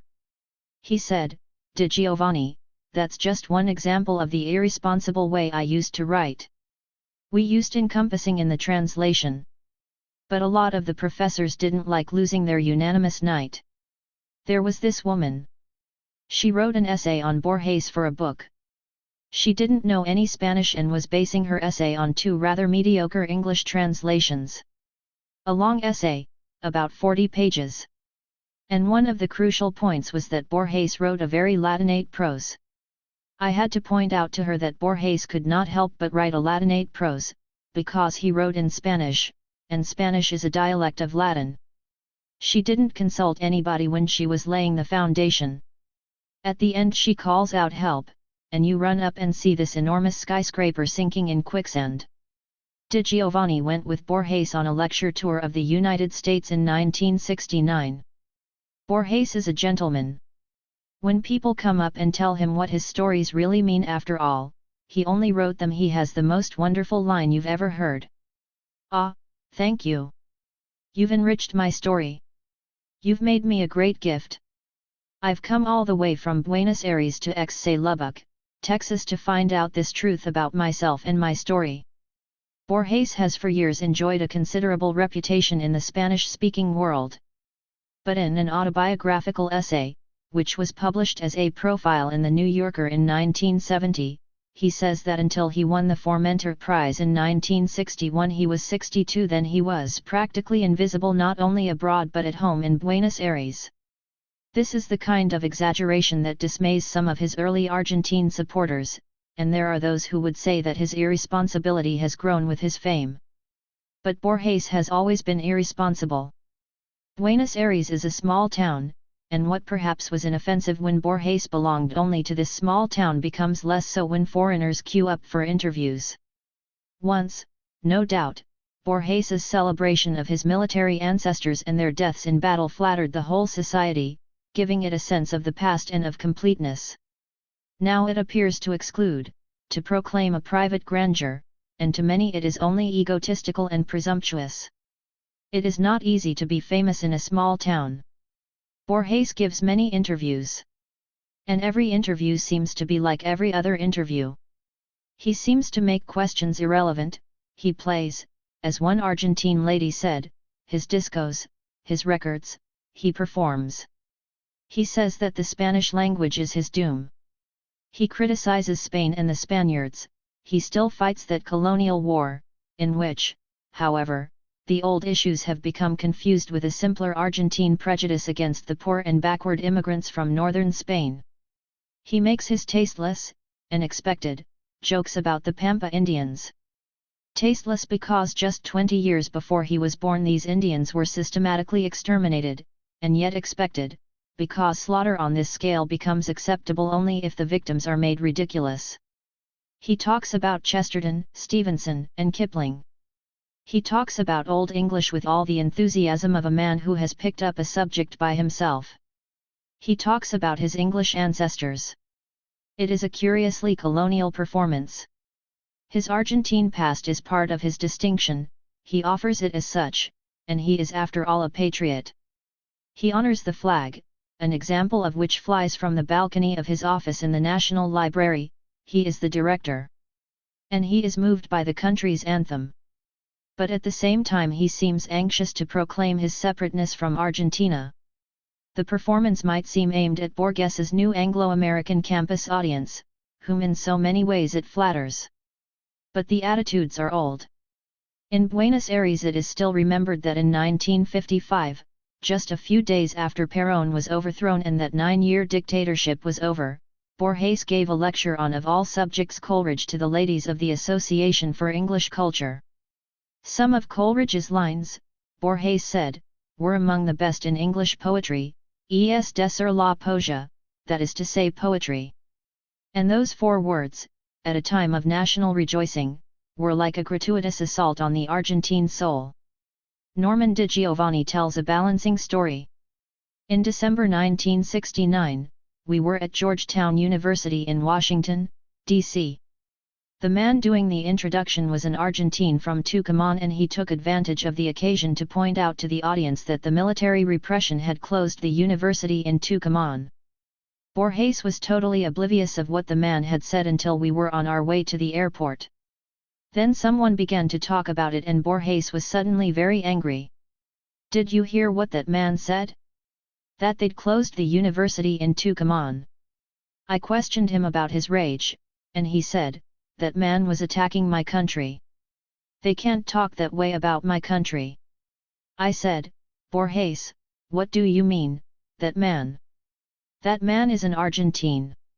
And he comes from Tucumán. And what he says is true. The military have closed the university." Borges is of medium height. His nearly sightless eyes and his stick add to the distinction of his appearance. He dresses carefully. He says he is a middle-class writer, and a middle-class writer shouldn't be either a dandy or too affectedly casual. He is courtly, he thinks, with Sir Thomas Browne, that a gentleman is someone who tries to give the least amount of trouble. But you should look that up in Religio Medici. It might seem then that in his accessibility, his willingness to give lengthy interviews which repeat the other interviews he has given, Borges combines the middle-class ideal of self-effacement and the gentleman's manners with the writer's privacy, the writer's need to save himself for his work. There are hints of this privacy, in accessibility, in the way he likes to be addressed. Perhaps no more than half a dozen people have the privilege of calling him by his first name, Jorge, which they turn into Georgie. To everyone else he likes to be just Borges, without the señor, which he considers Spanish and pompous. Borges is, of course, distancing. And even the 50-page autobiographical essay doesn't violate his privacy. It is like another interview. It says little that is new.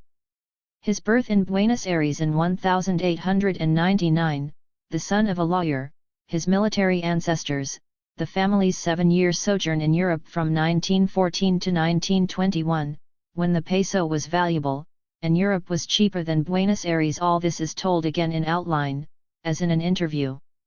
And the essay quickly becomes no more than a writer's account of his writing life, of the books he read and the books he wrote, the literary groups he joined and the magazines he founded. The life is missing. There is the barest sketch of the crisis he must have gone through in his late 30s and early 40s, when the family money lost. He was doing all kinds of journalism, when his father died, and he himself fell seriously ill and feared for his mental integrity, when he worked as an assistant in a municipal library, well known as a writer outside the library, unknown inside it. I remember a fellow employee's once noting in an encyclopedia the name of a certain Jorge Luis Borges, a fact that set him wondering at the coincidence of our identical names and birth dates. 9 years of solid unhappiness, he says, but he gives the period only 4 pages. The privacy of Borges begins to appear a forbidding thing. Un Dios me ha concedido lo que es dado saber a los mortals. For todo el continente anda mi nombre. No he vivido. Quisiera ser otro hombre. Mark Strand translates. I have been allowed that which is given mortal man to know. The whole continent knows my name. I have not lived. I want to be someone else. This is Borges on Emerson, but it might be Borges on Borges. Life, in the autobiographical essay, is indeed missing. So that all that is important in the man has to be found in the work, which with Borges is essentially the poetry. And all the themes he has explored over a long life are contained, as he himself says, in his very first book of poems, published in 1923, a book printed in 5 days, 300 copies, given away free. Here is the military ancestor dying in battle. Here, already, at the age of 24, the contemplation of glory turns into a meditation on death and time and the glass jewels of the individual life. Cuando tú mismo eves la continuación realizada. De quienes no alcanzaron tu tiempo. Y otros serán, y son, tu inmortalidad en la tierra. In W. S. Merwin's translation. When you yourself are the embodied continuance of those who did not live into your time. And others will be, and are, your immortality on earth. Somewhere around that time life stopped, and all that has followed has been literature, a concern with words, an unending attempt to stay with, and not to betray, the emotions of that so particular past. I am myself and I am him today. The man who died, the man whose blood and name are mine. This is Norman de Giovanni's translation of a poem written 43 years after that first book. Soy, pero soy también el otro, el muerto. El otro de mi sangre y de mi nombre. Since the writing of that first book nothing, except perhaps his discovery of Old English poetry, has provided Borges with matter for such intense meditation. Not even the bitter Peron years, when he was promoted out of the library to the inspectorship of poultry and rabbits in the public markets, and resigned. Nor his brief, unhappy marriage late in life, once the subject of magazine articles, and still a subject of gossip in Buenos Aires. Nor his continuing companionship with his mother, now aged 96. In 1910, the centenary of the Argentine Republic, we thought of Argentina as an honorable country and we had no doubt that the nations would come flocking in. Now the country is in a bad way. We are being threatened by the return of the horrible man. This is how Borges speaks of Peron, he prefers not to use the name. I get any number of personal threats. Even my mother. They rang her up in the small hours 2 or 3 in the morning and somebody said to her in a very gruff kind of voice, the voice you associate with a Peronista, I've got to kill you and your son. My mother said, why? Because I am a Peronista. My mother said, as far as my son is concerned, he is over 70 and practically blind. But in my case I should advise you to waste no time because I am 95 and may die on your hands before you can kill me. Next morning I told my mother I thought I had heard the telephone ringing in the night. Did I dream that? She said, just some fool. She's not only witty, but courageous. I don't see what I can do about it, the political situation. But I think I should do what I can, having military men in my family. Borges' first book of poems was called Fervor of Buenos Aires. In it, he said in his preface, he was attempting to celebrate the new and expanding city in a special way. Akin to the Romans, who would murmur the words Numen inest on passing through a wood, here dwells a god, my verses declare, stating the wonder of the streets. Everyday places become, little by little, holy. But Borges has not hallowed Buenos Aires. The city the visitor sees is not the city of the poems, the way Simla, as new and artificial as Buenos Aires, remains, after all these years, the city of Kipling's stories. Kipling looked hard at a real town. Borges' Buenos Aires is private, a city of the imagination. And now the city itself is in decay. In Borges' own south side some old buildings survive, with their mighty front doors and their receding patios, each patio differently tiled. But more often the inner patios have been blocked up, and many of the old buildings have been pulled down. Elegance, if in this plebeian immigrant city elegance really ever existed outside the vision of expatriate architects, has vanished, there is now only disorder. The white and pale blue Argentine flag that hangs out into Mexico Street from the balcony of Borges's office in the National Library is dingy with dirt and fumes.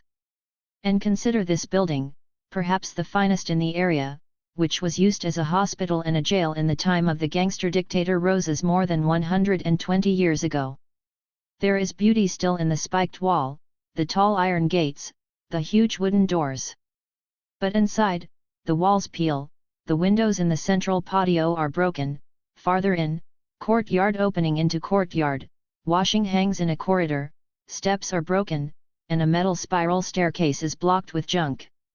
This is a government office, a department of the Ministry of Labor, it speaks of an administration that has seized up, a city that is dying, a country that hasn't really worked.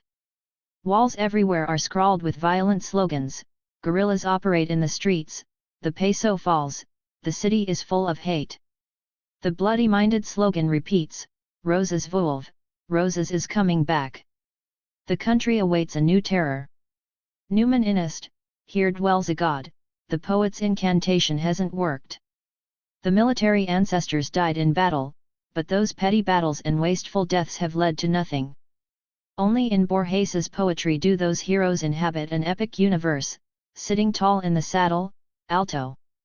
En su epico universo. And this is his great creation, Argentina as a simple mythical land, a complete epic world, of republics, cavalry and mornings, las republicas, los caballos y las mañanas of battles fought, the fatherland established, the great city created and the streets with names recurring from the past in my blood. That is the vision of art. And yet, out of this mythical Argentina of his creation, Borges reaches out, through his English grandmother, to his English ancestors and, through them, to their language at its dawn. People tell me I look English now. When I was younger I didn't look English. I was darker. I didn't feel English. Not at all.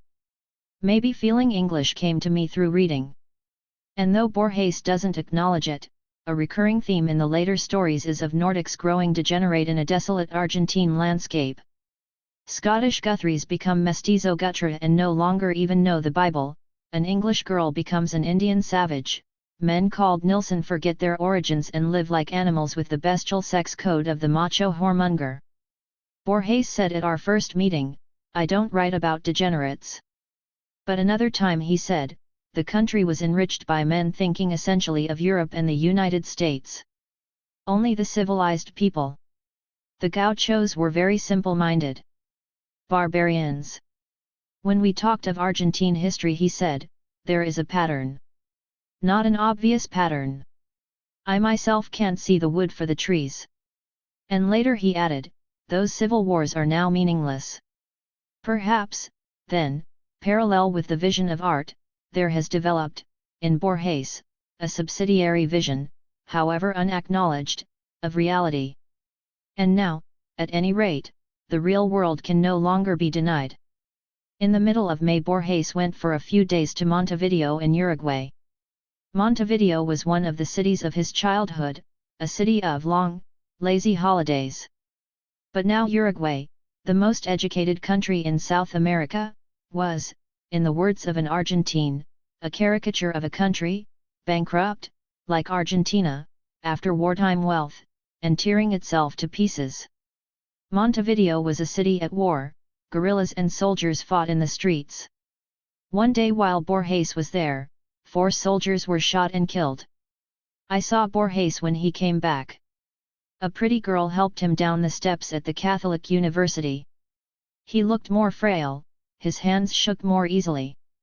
He had shed his sprightly interview manner. He was full of the disaster of Montevideo, he was distressed. Montevideo was something else he had lost. In one poem, mornings in Montevideo are among the things for which he thanks the divine labyrinth of causes and effects. Now Montevideo, like Buenos Aires, like Argentina, was gracious only in his memory, and in his art.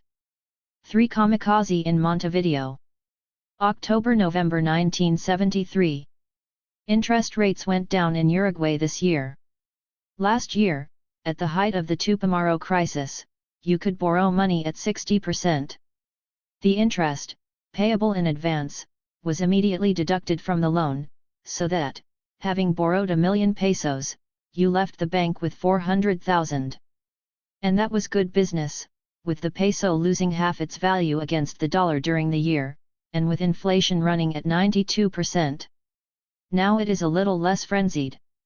The Tupamaros, there were about 5,000 of them, mainly townspeople from impoverished middle-class families, have been destroyed.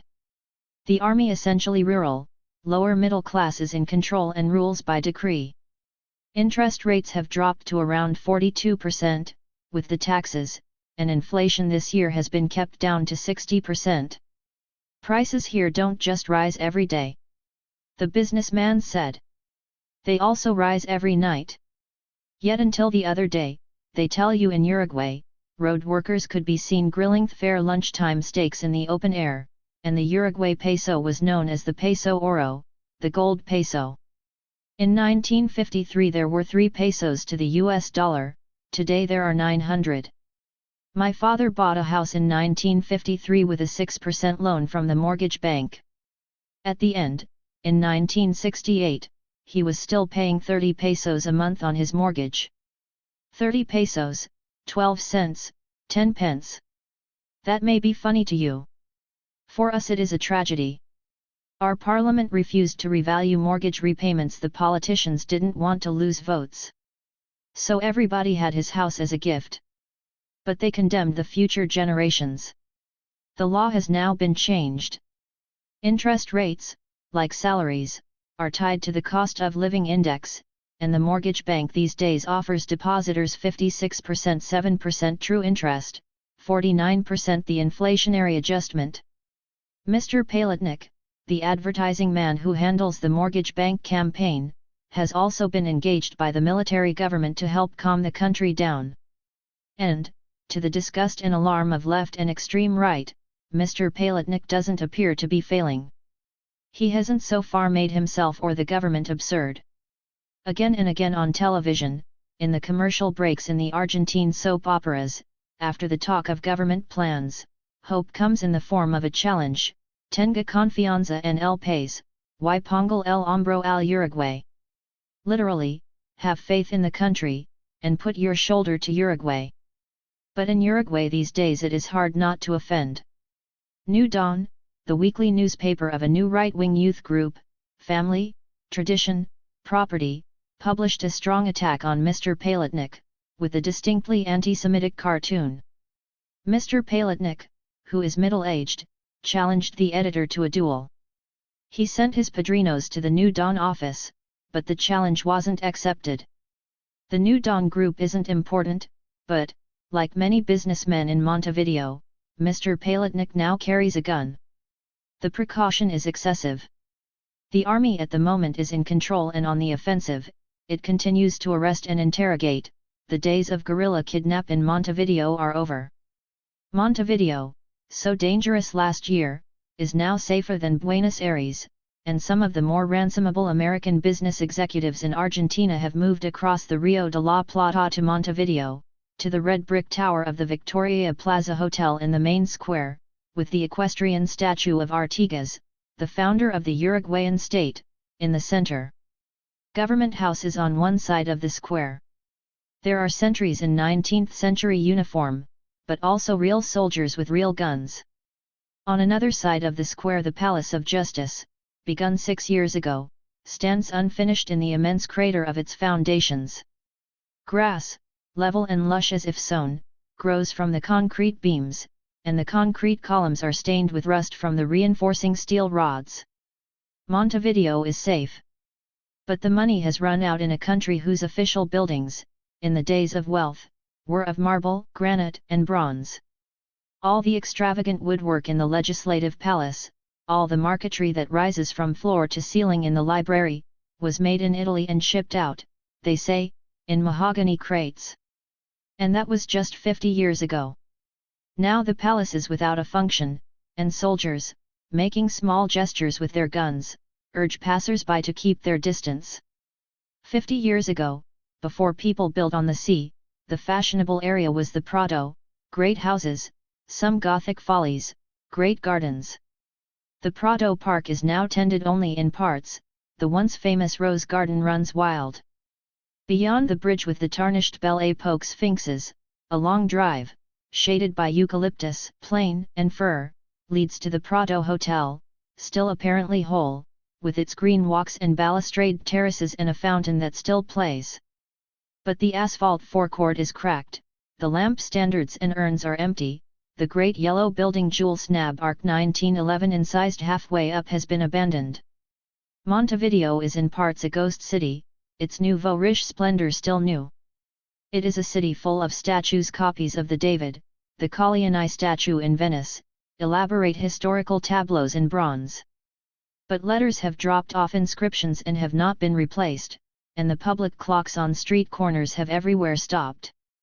The plane trees in the center are not old, tall carved doors still open onto marble halls with fine ceilings that still look new. But the shops have little to offer, the pavements are broken, the streets are too full of people selling chocolate and sweets and other little things. The 3 or 4 fair restaurants that survive in a city of more than 1 million do not always have meat, and the bread is made partly of sorghum. Even without the slogan on the walls "Stop torturing Sassano," the military are torturing Sereni, death to the dictatorship, Tupamaros renegades, thieves, swine, Putamaros, Puta, a whore. The visitor would know that he is in a city where, as in a fairy story, a hidden calamity has occurred. A fabulous city, created all at once, and struck down almost as soon as it had been created. The country has grown sad, the artist said. He survives by living to himself, doing his work, and pretending that Uruguay is somewhere else. He doesn't listen to the radio or watch television or read the newspapers. What apart from the football had he missed in that morning's El País? A plane hijacked to Bolivia, 500 secondary school students suspended, 5 extremists, 3 of them university students, indicted by the military court for conspiring against the constitution. When Uruguay was rich, politics were a matter of personalities and the army hardly existed. Now the money has run out, and the little country almost as big as Britain, but with less than 3 million people tears itself apart. The army came for me at 4 in the morning. In the jail they play pop music. In the torture cells I was made to stand with my feet together for 10 hours. Then I was given the submarine. I was winded by a heavy blow in the stomach and my head was held under water. They're expert now. But they've had accidents. Then I was made to stand again. When I collapsed I was prodded between the legs with a bayonet. The submarine is soft torture. People who have been burned by the electric prod don't talk about their experiences. Everyone in Uruguay, whether on the right or left, knows now 60 years too late where the trouble started. It started with the president called battle, pronounced Batch Hay. It started with the welfare state battle, after a visit to Switzerland, began to impose on Uruguay just before the First World War. Uruguay had the money. Her exports of meat and wool made her rich. The peso was on a par with the dollar. In those days, the banker says, out of every dollar we earned abroad, 80 cents was pure surplus. A surplus provided by the land, the rain, the climate, the earth. The land might be said to be Indian land, but the Indians had been exterminated in the 19th century. A monument in the Prado Park commemorates Uruguay's last 4 Charwa Indians, who were sent as exhibits to the Musée del Homme in Paris, where they died. Pensions, every kind of workers' benefit, women's rights, month after month battle handed down the liberal laws to an astonished pastoral people. And suddenly Uruguay was modern, the best educated country in South America, with the most liberal laws, and Montevideo was a metropolis, full of statues. Sabat, the cartoonist, who left Uruguay 8 years ago and now works in Buenos Aires, says, Uruguay is a big estancia. Only a megalomaniac like Battle could think that it was a country. It remains a big estancia with a city, Montevideo, that is crystallized on the 1930s. Creativity stopped then. The country was developing intellectually. After Battle everything was crystallized. The socialist teacher, more romantic, grieves for the gaucho past. Battle should not have been born in a bucolic country. He went to Europe and got all those lovely ideas and then looked around for a country where he could apply them. And as the country didn't exist, he invented it. He invented the industrial worker, bringing in people from the country to the town. People used to drinking mate, watching sheep, sitting under the ombu tree, which wasn't bad, you know, it was beautiful. The 20th century doesn't want us to live like that. He invented the workers and then he invented the social laws and then the bureaucracy, which was terrible. I am not certain why this should have led to corruption and venality, but it did. The businessman, utopia is the worst thing for a man. He is old at 30. That happened to us. The banker, all the productive infrastructure was built between 1850 and 1930 and was based on existing British investments. Very little was done afterward. A power plant was finished after 1945, that was the most important addition. No new roads, no new bridges. The country was living like a retired person on a pension. And with the new state, a new glory. Football, introduced by British railway workers, became the Uruguayan obsession. Sabat, our provincialism was backed up by our football, a proof of greatness that had no relation with reality. In 1924 in Paris and in 1928 in Amsterdam we were the Olympic champions. We were the world champions in Montevideo in 1930 and in Rio in 1950. And we thought, if we are world champions in football, then we must be world champions in everything. In the park named after Battle, the great football stadium, built in 1930, together with the Legislative Palace, for the centenary of Uruguay's independence, and named after Battle, still draws the crowds. The newspapers still devote half their news space to football. But football has decayed with the economy, and now, like the cattle, the better footballers have to be sold off to richer countries as soon as they are reared. There are many jokes in Uruguay about the bureaucracy, and they all are true. Out of a workforce of just over 1,250,000 are employed by the state. Pluna, the Uruguayan airline, used to have 1,000 employees and one functioning airplane. The people at ANCAP, the state oil company, tried to get to the office before it opened. There were more employees than chairs. In 1958 the Ministry of Public Health recruited 1,500 new staff. In 1959 in Public Works there was one messenger for every 6 civil servants. In telephones and electricity there are 45 grades of civil servants. Nothing is done by post, everything requires a personal visit. The service is slow, but the public, scattered among the messengers and the sleeping police dogs in the foyer, is uncomplaining. Many of them are civil servants from other departments, with time on their hands. It is a kind of ideal. Government offices are like clubs for public and staff, a whole country living the life of a commune, work and leisure flowing together, everyone, active and inactive, a pensioner of the state. But Uruguay still lives off meat and wool, and Montevideo, which contains more than a third of the country's population, is an artificial metropolis. The padding of the civil service, which began 30 years ago, in the time of wealth, disguises unemployment and urban purposelessness. Everyone knows this, but too many people benefit.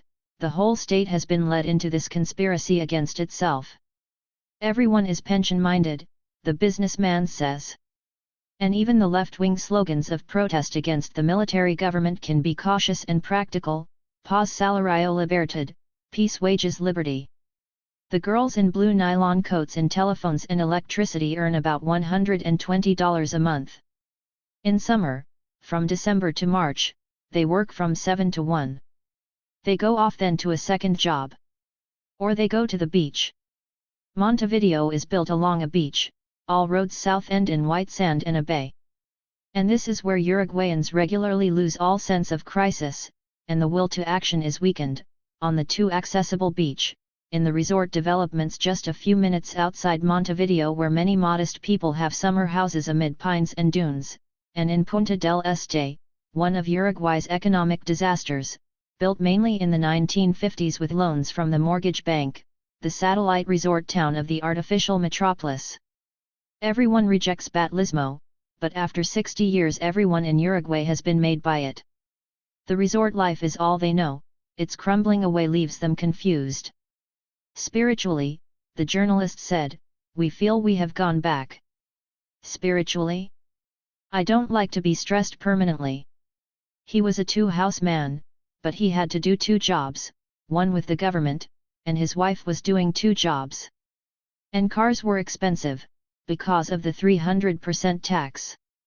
A new Volkswagen cost $8,000, even a 1955 Rover cost $3,500.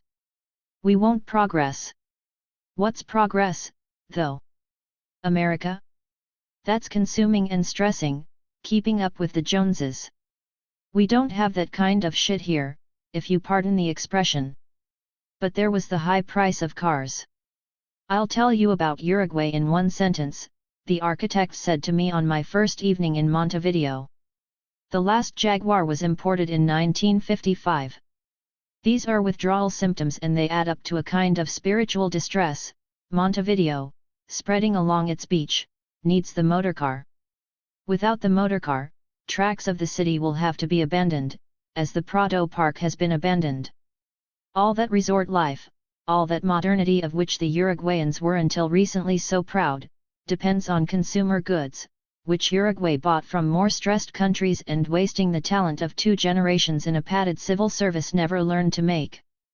The antique cars of Montevideo pre-1955 Citroëns, Baby Morizas and Austins, Fords and Chevrolets of the 1930s, and other names now abandoned or superseded, Hupmobile, Willis Overland Whippet, Dodge Brothers, Hudson are not as gay as they first appear, part of the resort life.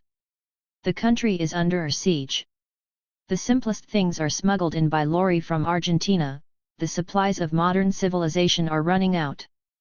Uruguayans say that they are a European nation, that they have always had their back to the rest of South America. It was their great error, and is part of their failure.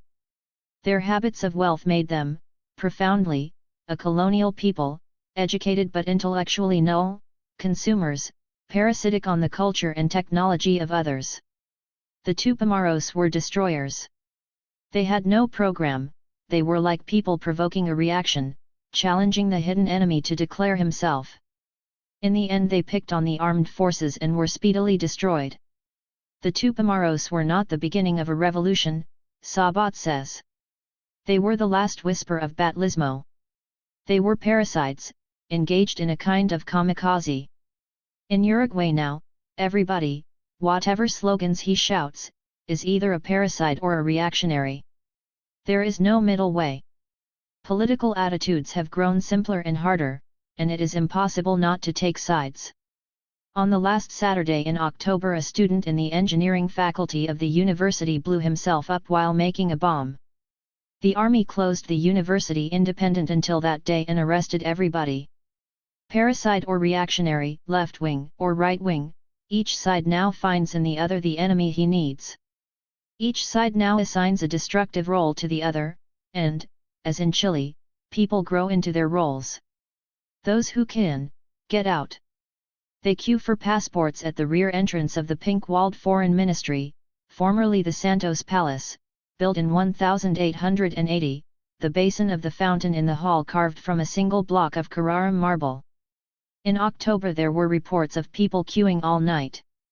At Carrasco Airport the other day someone chalked on a wall, El último que siga que apague la luz, the last person to leave must put out the light. For the brothels behind the graveyard. May-July 1974. The prophecy according to some old Argentine book of prophecies, which I often heard about but never saw, was that Perón would be hanged by his followers in the Plaza de Mayo, the main square in downtown Buenos Aires. But Perón died with his legend intact. Murió, he is dead. The headline filled half the front page of Crónica, a popular Buenos Aires newspaper, and there was no need to give the name. He was in his 79th year and in the 9th month of his third presidential term, and his legend had lasted for nearly 30 years.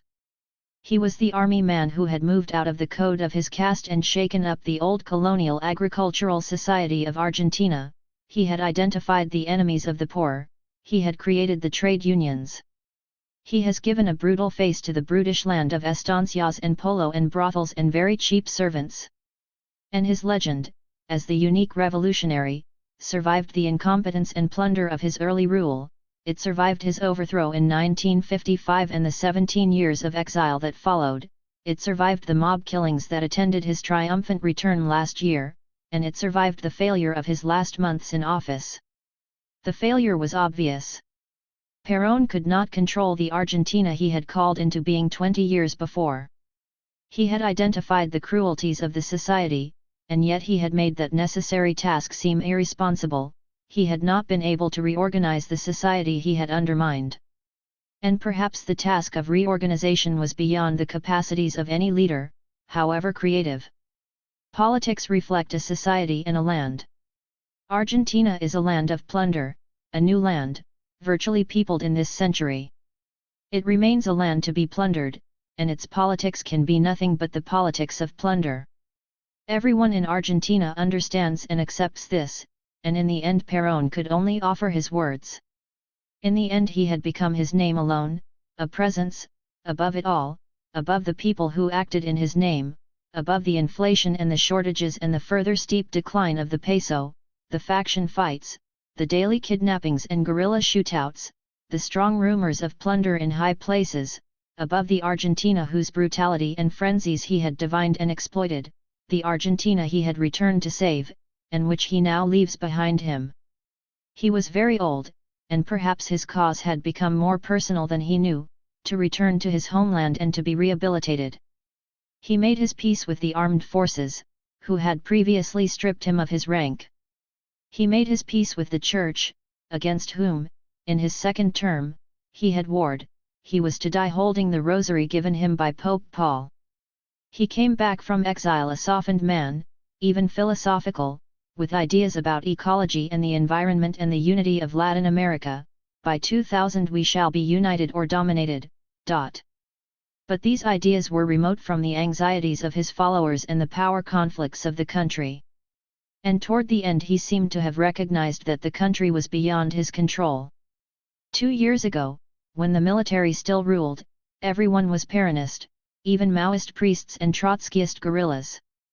Peron, or his name, united all who wanted to see an end to military rule. But, inevitably, when Peron began to rule, it became necessary to distinguish the true Peronists from the infiltrators. And the man who had returned as a national leader, as the conductor of all the warring elements of the movement that carried his name, began once again, like the old Peron, to detect enemies. There were enemies on the left, among the guerrilla groups who had helped to bring him back to power. There were enemies on the right.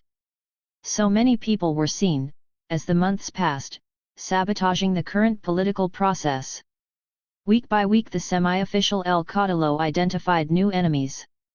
So many enemies, toward the end it was possible to detect in Peron's words the helpless, aggrieved tone of his writings after his overthrow in 1955. On June 10, Peron's wife, the vice president, in a speech printed the next day in full-page advertisements in the newspapers, spoke of the speculators and hoarders and other executioners of the nation who were responsible for the shortages and the high prices. Peron couldn't do it all, she said, and she wondered whether the country wasn't failing Peron. On June 11, Peron's former secretary, companion, and soothsayer, López Rega, now Minister for Social Welfare, spoke more clearly. He told a group of provincial governors, if General Peron leaves the country before his mission is accomplished, he won't be going alone. His wife will go with him, and your humble servant este servidor. Peron, Rega said, couldn't do it all, and he shouldn't be expected to. The philosophy of justicialism isn't only a matter of shouting Viva Peron. It means taking to heart the meaning of this philosophy, which is simply that we should all, without question, comply with the objectives of greatness and fulfillment so that we might have a happy nation. Meaningless words. The translation is the best I can do, but after the identification of enemies, it was perhaps the only way Peronism could be defined. The wife had spoken, the secretary had spoken. The next day Peron himself spoke. Abruptly, at a meeting where he had been expected to talk of other things, he announced that he was fed up and disheartened, and that if he didn't get more cooperation he was willing to hand over the government to people who thought they could do better. The trade unions responded immediately. They asked their members to stop work. In the Córdoba hills, where I was, the bus drivers didn't even know what it was all about or where the action was. They only knew, strike-hardened union men, that the buses weren't going to run after midday. The action, as it turned out, was confined to Buenos Aires, where in the Plaza de Mayo a great union rally was swiftly conjured up. Peron addressed the rally and received their applause.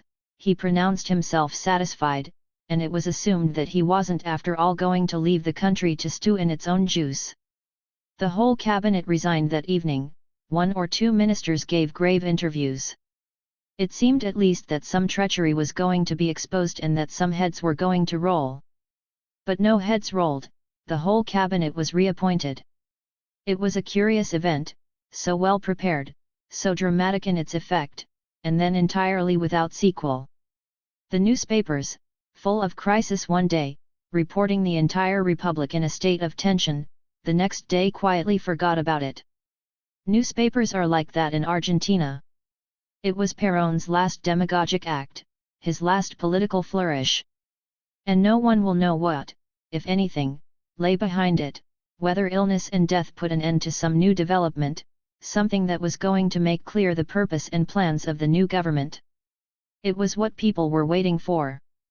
No one knew what was happening in Argentina, and some people were beginning to feel that there might be nothing to know. The mystery isn't the mystery of Peron alone, but of Argentina, where the political realities of plunder and the animosities engendered by plunder, have for so long been clouded by rhetoric. The rhetoric fools no one. But in a country where government has never been open and intellectual resources are scant, the rhetoric of a regime is usually all that survives to explain it. Argentina has the apparatus of an educated, open society. There are newspapers and magazines and universities and publishing houses, there is even a film industry. But the country has as yet no idea of itself. Streets and avenues are named after presidents and generals, but there is no art of historical analysis, there is no art of biography. There is legend and antiquarian romance, but no real history. There are only annals, lists of rulers, chronicles of events. The sharpest political commentator in Argentina is Mariano Grondona. He appears on television, and is said to be of a good Argentine family. At the end of May, Gente, a popular illustrated weekly, interviewed Grondona and asked him to analyze the events of the past year, the year of the disintegration of Peronism as a national movement, the year of the detection and casting out of enemies. Gente considered Grondona's views important enough to be spread over 5 pages. To understand Argentine history, Grondona said, it was necessary to break it up into epochs, épocas. Since independence in 1810 there had been 7 epochs. 7 republics, almost. Argentina had to be seen as having a French-style history, a Latin history. The Latin mentality worked from principles, it exhausted one set of principles and moved through upheaval to a new set. Anglo-Saxons, more pragmatic, didn't define their principles. They were therefore spared periods of chaos, but at the same time they didn't enjoy those magnificent moments in which everything is remade, esos instants magnificos en que todo recomienza. The 5th epoch of Argentine history, from 1945 to 1955, was the epoch of Peronism. The 6th epoch, from 1955 to 1973, was the military epoch, the epoch of the exclusion of Peronism. The 7th epoch, beginning in 1973, was the epoch of revived institutions, the epoch of the return of Peronism. This last epoch, though only a year old, had been confusing, but it would be less so if it were divided into etapas, stages. Perón, like Mao, lived in stages. Peronism had first to pass through a smiling stage, when it was looking for power, and then an apparently establishment stage, when it had achieved power. A number of Peronists had remained stuck at the second, embattled stage, that was why they had to be got rid of. There is no question, in Grondona's analysis, of people either acting badly or being badly treated. The people who had come to grief during the Peronist year simply hadn't understood this Argentine business of épocas and etapas. Some of them had got their etapas badly mixed up, like the dentist who had become president as Perón's nominee, but had then been deemed a traitor and dismissed. Other difficult events of the year became clearer once it was understood that an etapa itself consisted of great days, jornadas, and there were jornadas, apparently chaotic, that could be broken up into phases. We are accustomed to this pattern of épocas and jornadas. There will be other epochs and other great days. I am convinced of that. All that we can ask of this one is that it should fulfill its historical duty. This is how Grondona ends, fitting a sentence of Argentine rhetoric to an account of a year's murderous power struggle. To the outsider, Grondona, with his nimbleness and zest, is curiously detached, he might be speaking of a country far away. It is hard to imagine, from his account, that people are still being killed and kidnapped in the streets, or that in June the army was fighting guerrillas in Tucumán, or that newspapers, under the general heading Guerrillerismo, carry reports of the previous day's guerrilla happenings. There is detachment and an unconscious cynicism in Grondona's chronicle. The political life of the country is seen as little more than a struggle for political power. There seems to be no higher good. And what is more alarming, more revealing of Argentina, the chronicle is offered to the readers of Gente as to people who know no higher good. So Perón and his legend pass into the annals. The legend is admired now, in time it will almost certainly be reviled. But the legend itself will not alter, it will be all that people will have to go by. It is how history is written in Argentina. And perhaps a people who had learned to read their history in another way, who had ceased to accept the politics of plunder, might have spared themselves the futility of the last year of Perón. But the history, as it is written, is of a piece with the politics. And the politics reflect the people and the land. There are Argentines who feel that their country deserved better than Perón. They feel that their country was ridiculed and diminished by the Peronist court rule of the last year, Peron the derelict macho, Isabelita his consort and vice president, Lopez Riga the powerful secretary soothsayer sultan, sultana, and grand vizier. But Peron was what he was because he touched Argentina so closely. He intuited the needs of his followers, where he appeared to violate, there he usually triumphed. He went too far when he made war on the church in his second presidential term, but that was his only error as a people's leader. He brought out and made strident the immigrant proletarian reality of a country where, in the women's magazines, the myth still reigns of old families and polo and romance down at the estancia. He showed the country its unacknowledged half-Indian face. And by imposing his women on Argentina, first Evita and then Isabelita, one an actress, the other a cabaret dancer, both provincials, by turning women branded as the machos' easy victims into the machos' rulers, he did the roughest kind of justice on a society still ruled by a degenerate machismo, which decrees that a woman's place is essentially in the brothel. Still, it remains odd about Peron, he spoke so much about the greatness of the country, but in himself, and in his movement, he expressed so many of his country's weaknesses and revealed them as irremediable. The airplane, coming down to land at Ezeiza Airport outside Buenos Aires, flies over the green land of Uruguay, once so rich and now, like Argentina, a land of disorder and sorrow, and then over the wide, chocolate-colored estuary of the Rio de la Plata. Quite abruptly on the tawny flat land south of the white and grey buildings of Buenos Aires are seen to arise, a city of inexplicable size that seems arbitrarily sited at the very edge of an empty continent, along that expanse of muddy water. The airplane shows it all, the great estuary, the sudden city of 8 million, the outer rim of the vast, flat, empty hinterland, the simple geography of a remote southern land with a simple history of Indian genocide and European takeover. Not resettlement, resettlement would have created a smaller city, might have peopled and humanized the Indian hinterland. There is as yet in Argentina no myth of the noble Indian. The memory of the genocide is too close, it is still something to be dismissed in a line or two in the annals. In Argentina the detestation of the vanished Pampa Indian is instinctive and total, the Argentine terror is that people in other countries might think of Argentina as an Indian country. Borges, who is very old, has often told his foreign interviewers that the Indians of Argentina couldn't count. And to a 40-year-old artist of my acquaintance, the Pampa Indians were like grass. From the great town, highways push out in all directions through the once Indian hinterland. The town dies hard, low, box-like brick houses straggle beside the highways for miles. At last the land is clear, and very quickly, then, the flatness of the pampa, the height of sky, the distances and the emptiness numb response. No trees grew here. But in the unused rich soil trees grow fast now, and occasionally tall eucalyptus trees screen a park and a big house. The land is full of military names, the names of generals who took the land away from the Indians and, with a rapacity that still outrages the imagination, awarded themselves great portions of the earth's surface, estates, estancias, as large as counties. It was the time of the great imperialist push in many continents. While President Roca was systematically exterminating the Indians, the Belgians were opening up their brand new Congo.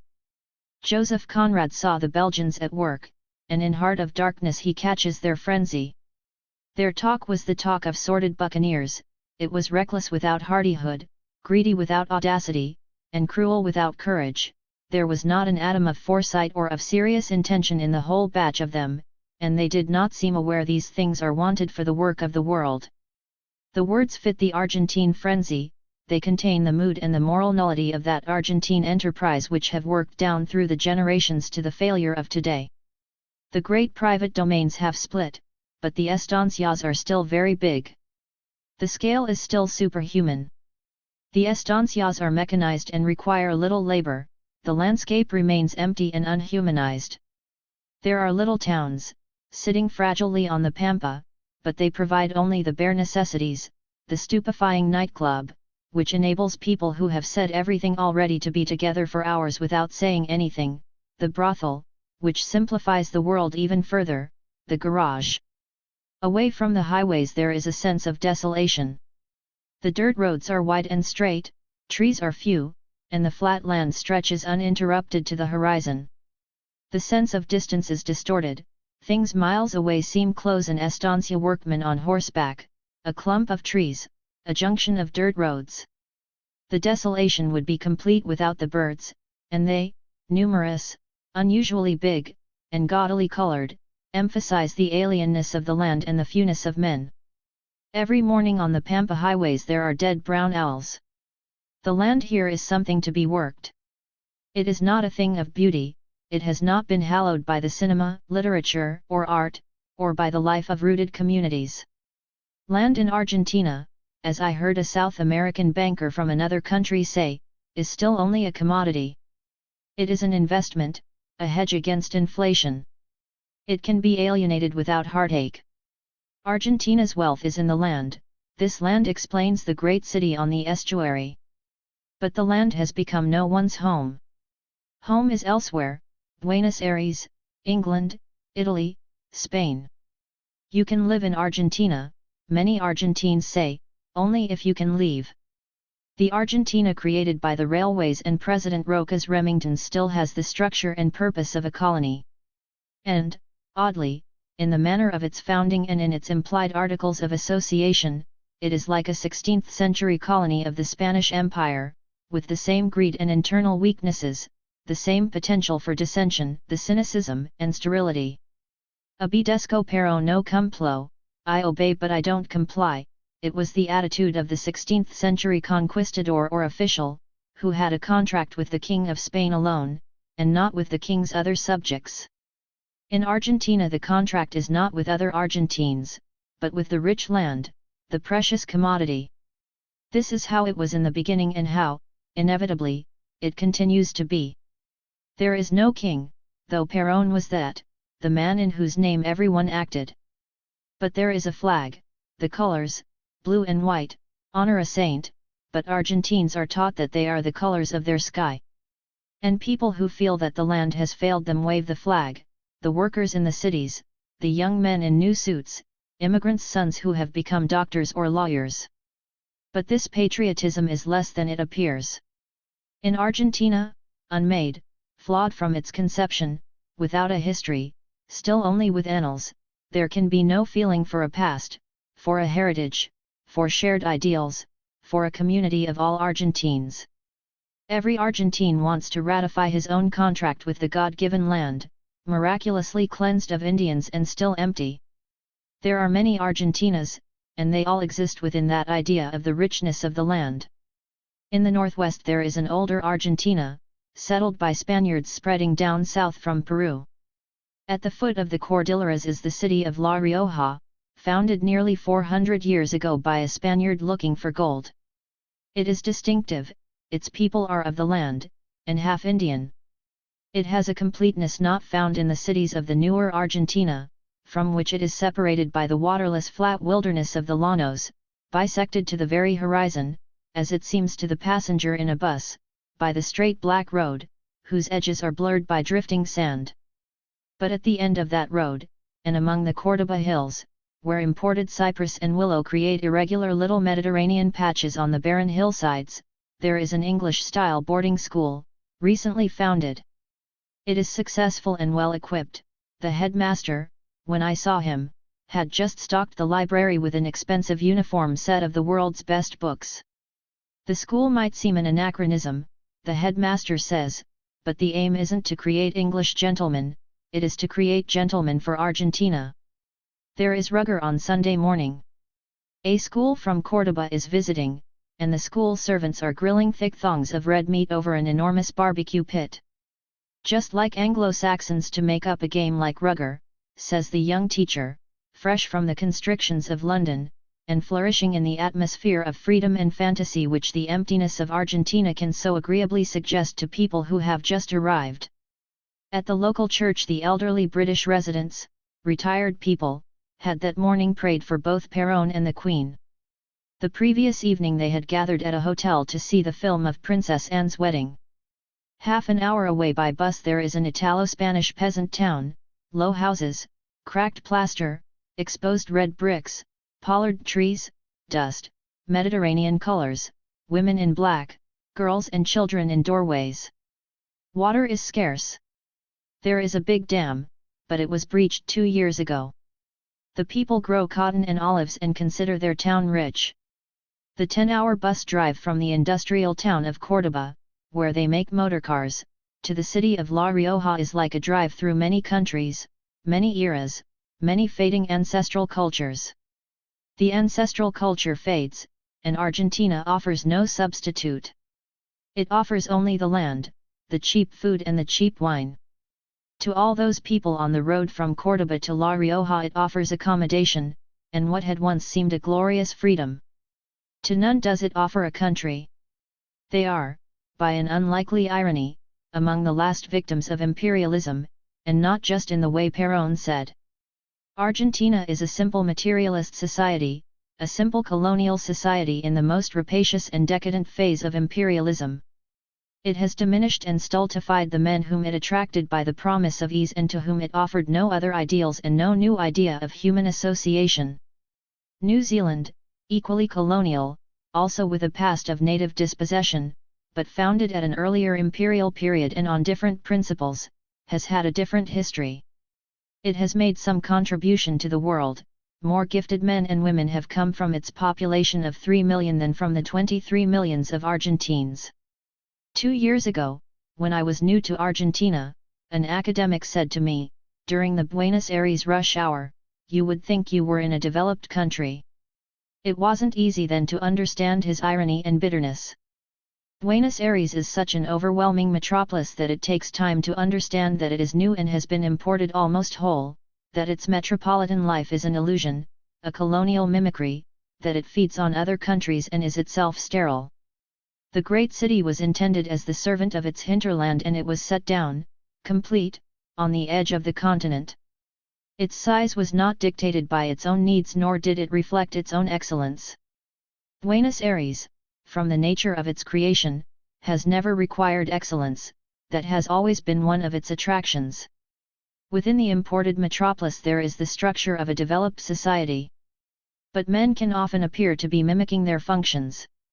So many words have acquired lesser meanings in Argentina: general, artist, journalist, historian, professor, university, director, executive, industrialist, aristocrat, library, museum, zoo, so many words need inverted commas. To write realistically about this society has peculiar difficulties, to render it accurately in fiction might be impossible. For men so diminished there remains only machismo. There is the machismo of the football field or the racing track. And there is machismo as simple stylishness, the police motorcyclist, for instance, goggled and gloved, weaving about at speed, siren going, clearing a path for the official car. But machismo is really about the conquest and humiliation of women. In the sterile society it is the victimization, by the simple, of the simpler. Women in Argentina are uneducated and have few rights, they are reared either for early marriage or for domestic service. Very few have money or the means of earning money. They are meant to be victims, and they accept their victim role. Machismo makes no man stand out, because every man is assumed to be a macho. Sexual conquest is a duty. It has little to do with passion or even attraction, and conquests are not achieved through virility or any special skills. In a society so ruled by the idea of plunder, the macho's attractions, from the top to the bottom of the money scale, are essentially economic. Clothes, reflecting the macho's wealth or class, are an important sexual signal. So is the wallet. And the macho's keys, symbols of property, have to be displayed. The symbolism is crude, but the society isn't subtle. The bus driver, a small-time macho, hangs his 2 keys from his belt over his right hip. The right hip of the executive can be positively encased in metal, with the keys hanging from the belt by heavy metal loops. Money makes the macho. Machismo requires, and imposes, a widespread amateur prostitution.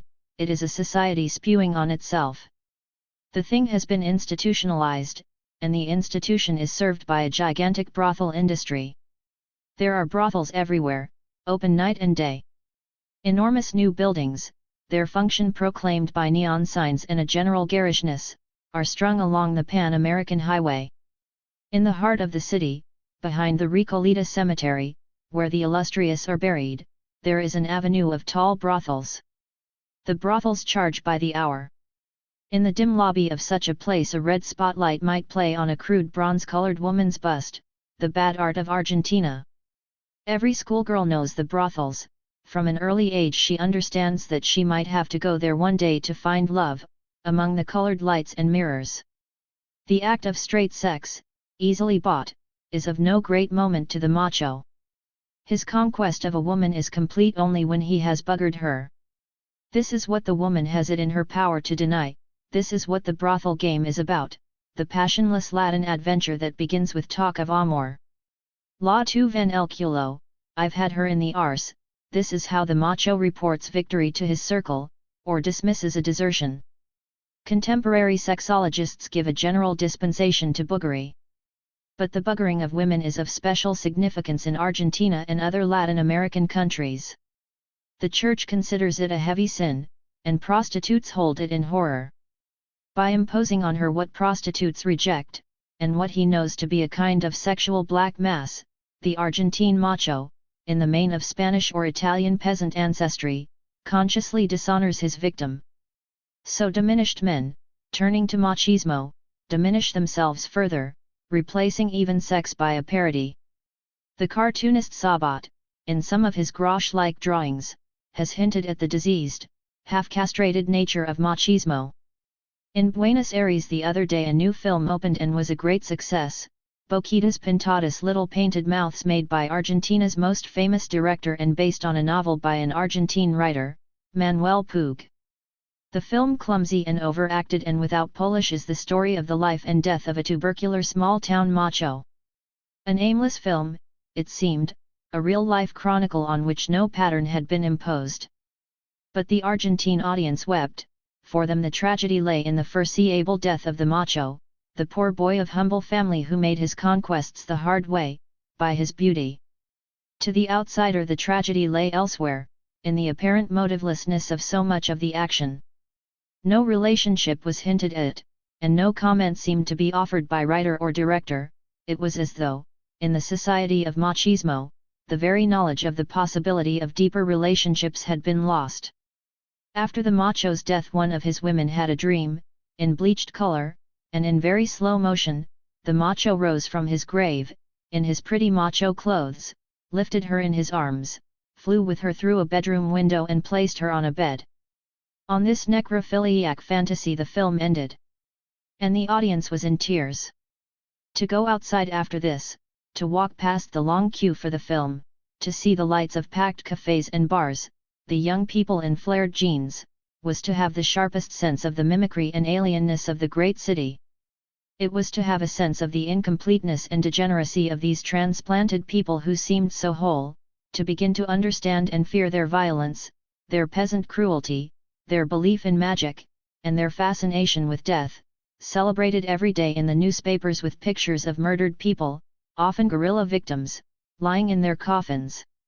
After the genocide, a great part of our earth is being turned into a wasteland. The failure of Argentina, so rich, so underpopulated, 23 million people in a million square miles, is one of the mysteries of our time. Commentators like Mariano Grondona, unraveling chaos, tying themselves up in etapas, will try to make sense of irrational acts and inconsequential events by talking of Argentina's French-style history. Others will offer political explanations and suggest political remedies. But politics have to do with the nature of human association, the contract of men with men. The politics of a country can only be an extension of its idea of human relationships. Peron, in himself, as folk leader, expressed many of his country's weaknesses. And it is necessary to look where he, the greatest macho of them all, childless and reportedly impotent, pointed, to the center of Buenos Aires and to those tall brothels, obscenely shuttered, that stand, suitably, behind the graveyard. 5. The Terror. March 1977. In Argentina, the killer cars, the cars in which the official gunmen go about their business, are Ford Falcons. The Falcon, which is made in Argentina, is a sturdy small car of unremarkable appearance, and there are thousands on the roads. But the killer Falcons are easily recognizable. They have no number plates. The cars and the plainclothesmen they carry require to be noticed, and people can sometimes stand and watch.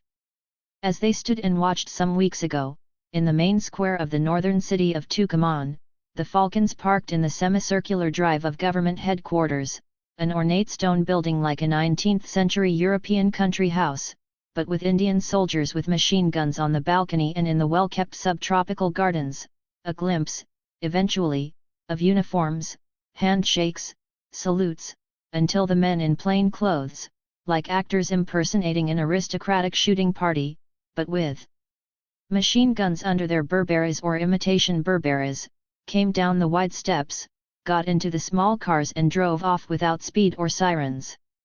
The authorities have grown to understand the dramatic effect of silence. It is part of the terror that is meant to be felt as terror. Style is important in Argentina, and in the long-running guerrilla war, in spite of the real blood, real torture, there has always been an element of machismo and public theater.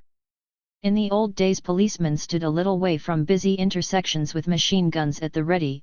At night, the shopping streets of central Buenos Aires were patrolled by jackbooted and helmeted soldiers with Alsatian dogs. From time to time, as a dramatic extravaganza, there appeared the men of the anti-guerrilla motorcycle brigade. The war in those days was in the main a private war, between the guerrillas on one side and the army and police on the other. Now the war touches everybody. Public theater has turned to public terror. Style has been taken away from all but the men in the Falcons. The guerrillas still operate, but the newspapers are not allowed to print anything about them. They can print only the repetitive official communiqué, the body counts, and these usually appear as small items on the inside pages, seemingly unrelated to the rest of the news. In such a place, on such a date, in these circumstances, so many subversives or delinquents were killed, so many men, so many women. The communiques are thought to represent only a fraction of the truth. Too many people are disappearing. In the beginning, after the chaos and near anarchy of the Peronist restoration, the killings were thought to be good for the economy. War was war, it was said.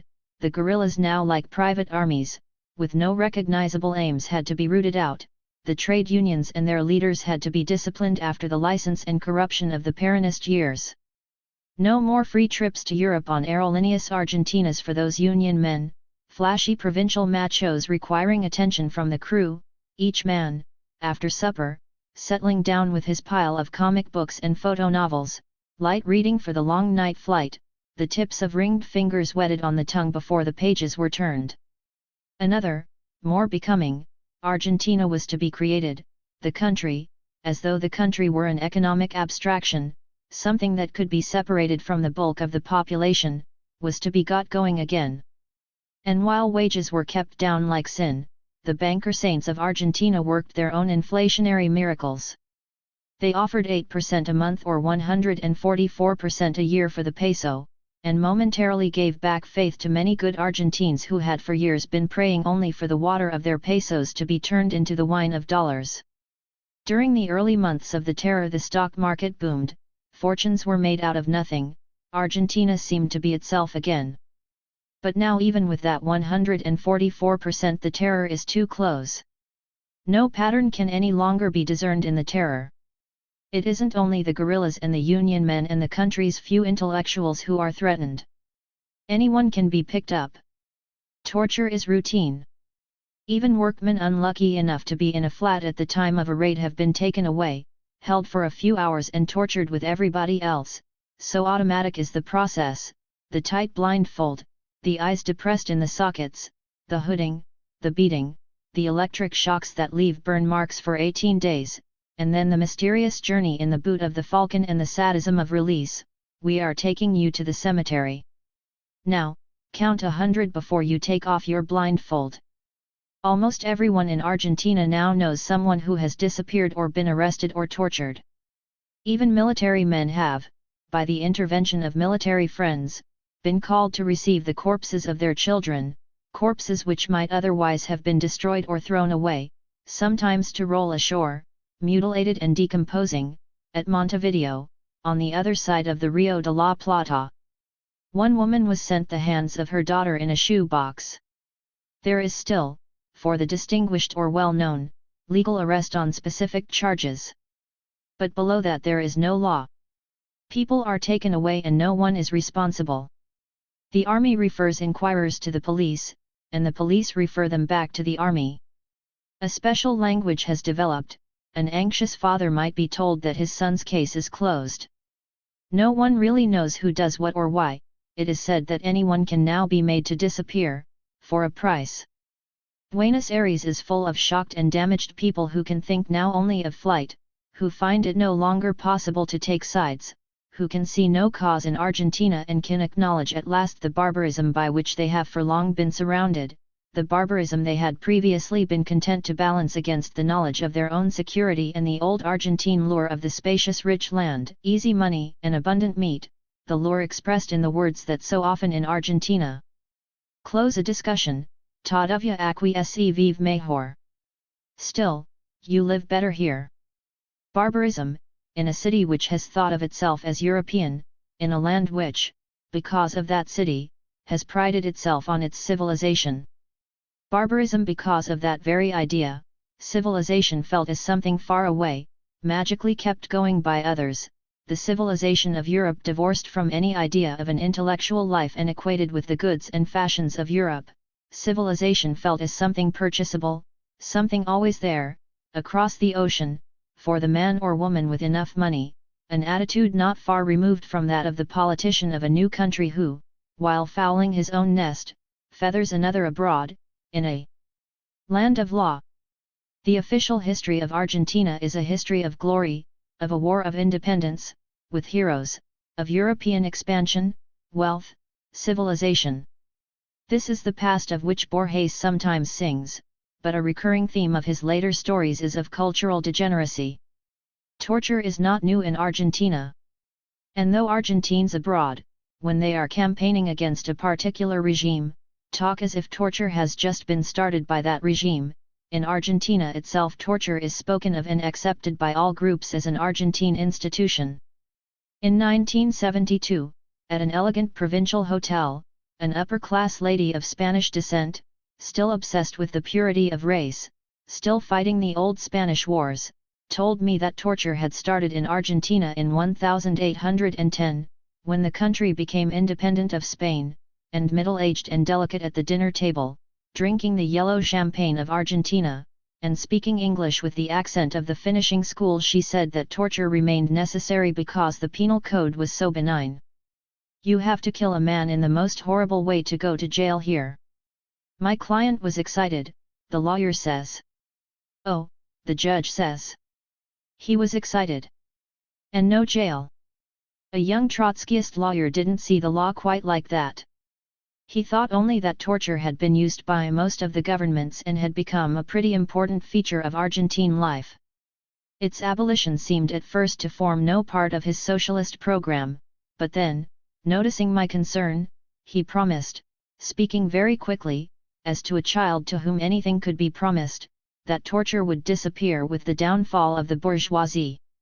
However, the high Peronist trade union man I later went to see, this was in mid-1972, and the union man was close to power, waiting for Peron to come back, couldn't promise anything.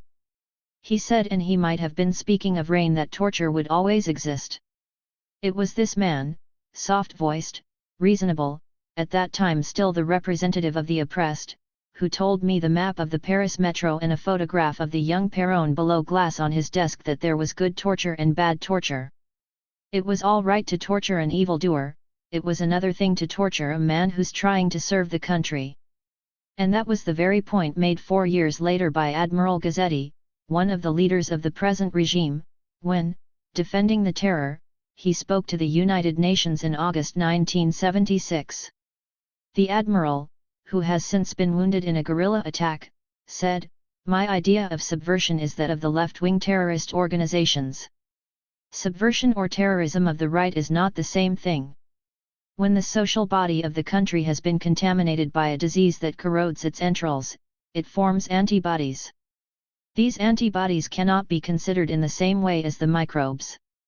Yesterday's antibodies, today's microbes, yesterday's servants of the country, today's evildoers, yesterday's torturers, today's tortured. Argentine ideologies, in spite of the labels of right or left that they give themselves, are really quite simple. What harms the other man is right, what harms me is wrong. Perón was never more Argentine in his complaints and his moral outrage than when, in 1956, the year after he had been overthrown by the military, he published his own lachrymose account of the affair. He called his book La Fuerza es el Derecho de las Bestias. The words mean, literally, force is the right of animals, and the title might be rendered in English as The Law of the Jungle. In that book Perón wrote, "The revolution is without a cause because it is only a reaction. It seeks only to undo what has been done, to extirpate Peronism, to take away from the workers the benefits they have won." And Perón, if he were alive today, might use the same words about the present regime. So little has Argentina changed in the political seesawing of the last 20 years, so without point have been all the maneuverings and murders. The killer cars are not new. They began to operate in Perón's time, when Perón turned against the guerrillas who had brought him back to power. And the cars became more murderous in the time of Isabel, Perón's widow and successor, when the enemies became more personal, less politically definable. Then one day Isabel ceased to rule, and the Peronist cycle was over. It happened simply. Late one evening the military, who had held off for a long time, had the presidential helicopter hijacked, and Isabel flying back in style from Government House in downtown Buenos Aires was told that the presidential house in the suburb of Olivos, where she thought she was going, was no longer her home. In the official story, she burst into tears, the former cabaret girl who had become the first woman president of Argentina. She was taken first to a city airfield, later she was taken under guard to the presidential house to pack her clothes. There she tried to get the household staff on her side. She thought that they were hers, loyal to her. But they, used to Argentine presidents coming and suddenly going, simply helped her pack.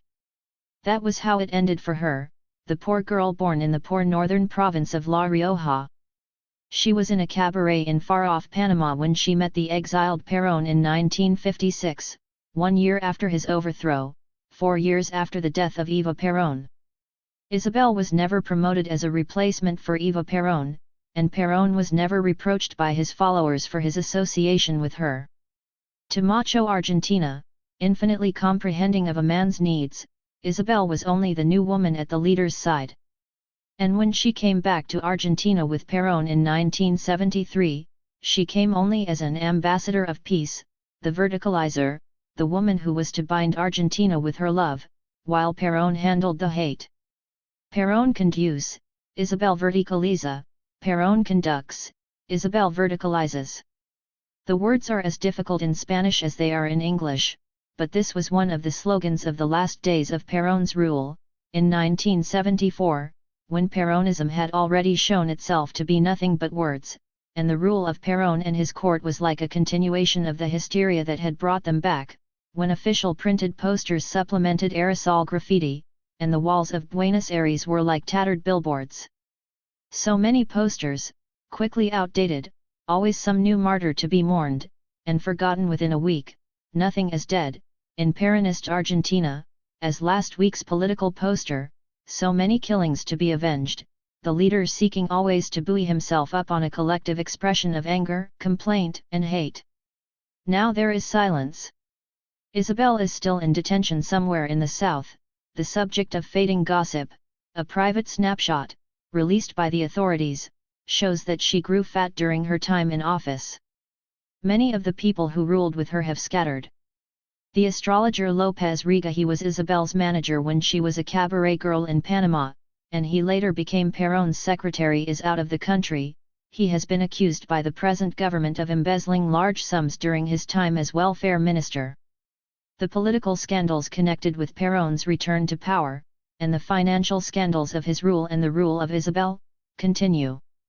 It was the guerrillas who made it possible for Peron to come back. They were the strong right arm of the Peronist movement in 1972 and 1973. But were they all guerrillas? The kidnappings and the bank raids, were they all for the cause? Or was some of the guerrillerismo mixed up with Argentine big business? Speculating this time not in land or the falling peso, but in idealism and passion, real blood and torture. The military like clean walls, and the walls of Buenos Aires are now whitewashed and bare. But here and there the ghostly political graffiti of old times show through the whitewash, the Evita Vive, Evita Lives, of 1972, the emblems of the Peronist youth movement, the Peronist election slogan of 1973, Campora a la Presidencia, Peron al Poder, Campora to the Presidency, the power to Peron, the later, the Peronista call the inevitable, proclamation of Campora traitor. Campora is a traitor friend mysteriously turned to enemy, now an unimportant part of dead Argentine history. The ghost of a ghost, all that dead history faint below the military whitewash. _ Peron himself is not much talked about now. He is dead, he finally failed everybody, he and the years he wasted can be skipped. History in Argentina is less an attempt to record and understand than a habit of reordering inconvenient facts. It is a process of forgetting. And the middle-class politicians and intellectuals who campaigned for Peron's return, the people who by their unlikely conversion to the Peronist cause made that cause so overwhelming in 1972 and 1973, now avoid the subject or do not come clean. They say they were hoping to change the movement from within, or they say, more fantastically, that what they really wanted was Peronism without Peron. But it was Peron they invited back from exile to rule over them, and they invited him back even with his astrologer because they wanted what he offered. In her ghosted autobiography, La Raison de mi vida, Eva Peron says she found out about poverty when she was 11. And the strange thing is that the existence of the poor did not cause me as much pain as the knowledge that at the same time there were people who were rich. That pain about the rich, that pain about other people remained the basis of the popular appeal of Peronism. That was the simple passion rather than nationalism or Peron's third position that set Argentina alight. Eva Peron devoted her short political life to mocking the rich, the 400 families who among them owned most of what was valuable in the million square miles of Argentina. She mocked and wounded them as they had wounded her, and her later unofficial sainthood gave a touch of religion to her destructive cause. Even when the money ran out, Peronism could offer hate as hope. And in the end that was why Argentina virtually united in calling Peron back, though the first period of his rule had ended in repression and disaster, and though he was very old and close to death. In his 18 years of exile, while Argentina floundered from government to government, he had remained oddly consistent. He had become the quintessential Argentine, like Eva before him, like all Argentines. He was a victim, someone with enemies, someone with that pain about others. As the years passed, his enemies multiplied, his old words of Argentine complaint began to read like prophecies: the revolution is without a cause, the military rule but no one obeys, until finally he appeared to have become the enemy of everybody's enemy. Peronism was never a program. It was an insurrection. For more than 30 years Argentina has been in a state of insurrection. The parallel is not with any country in Europe, as Argentine writers sometimes say. The parallel is with Haiti, after the slave rebellion of Toussaint, a barbarous colonial society similarly made, similarly parasitic on a removed civilization, and incapable of regenerating itself because slavery provided the only pattern of human behavior, and to be a man meant only to be able to assuage that pain about the other, to be like the master. Eva Peron lit the fire. But the idea of reform was beyond her. She was too wounded, too uneducated, she was too much of her society, and always she was a woman among machos. Christophe, Emperor of Haiti, built the citadel, at immense cost in life as well as money. The model was the British fortifications of Brimstone Hill in the small island of St. Kitts, where Christophe was born a slave and trained as a tailor. So Eva Peron in power, obliterating records of her early childhood, yet never going beyond the idea and of childhood, sought only to compete with the rich in their cruelty and wealth and style, their imported goods. It was herself and her triumph that she offered to the people, the pueblo in whose name she acted. Her enemies helped to sanctify her. After Perón's overthrow in 1955, they put on a public display of her clothes, even her intimate garments.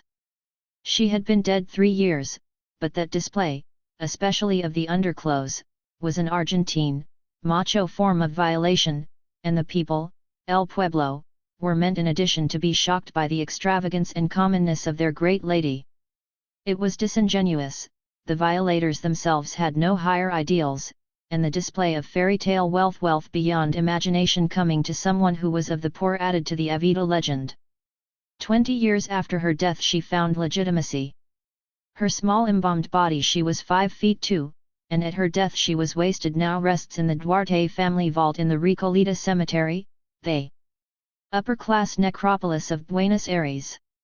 The stone and marble avenues of the mimic town are full of the great names of Argentina, or names which, if the country had been better built, would have been great, but can be seen now only as part of a pretentious, failed past.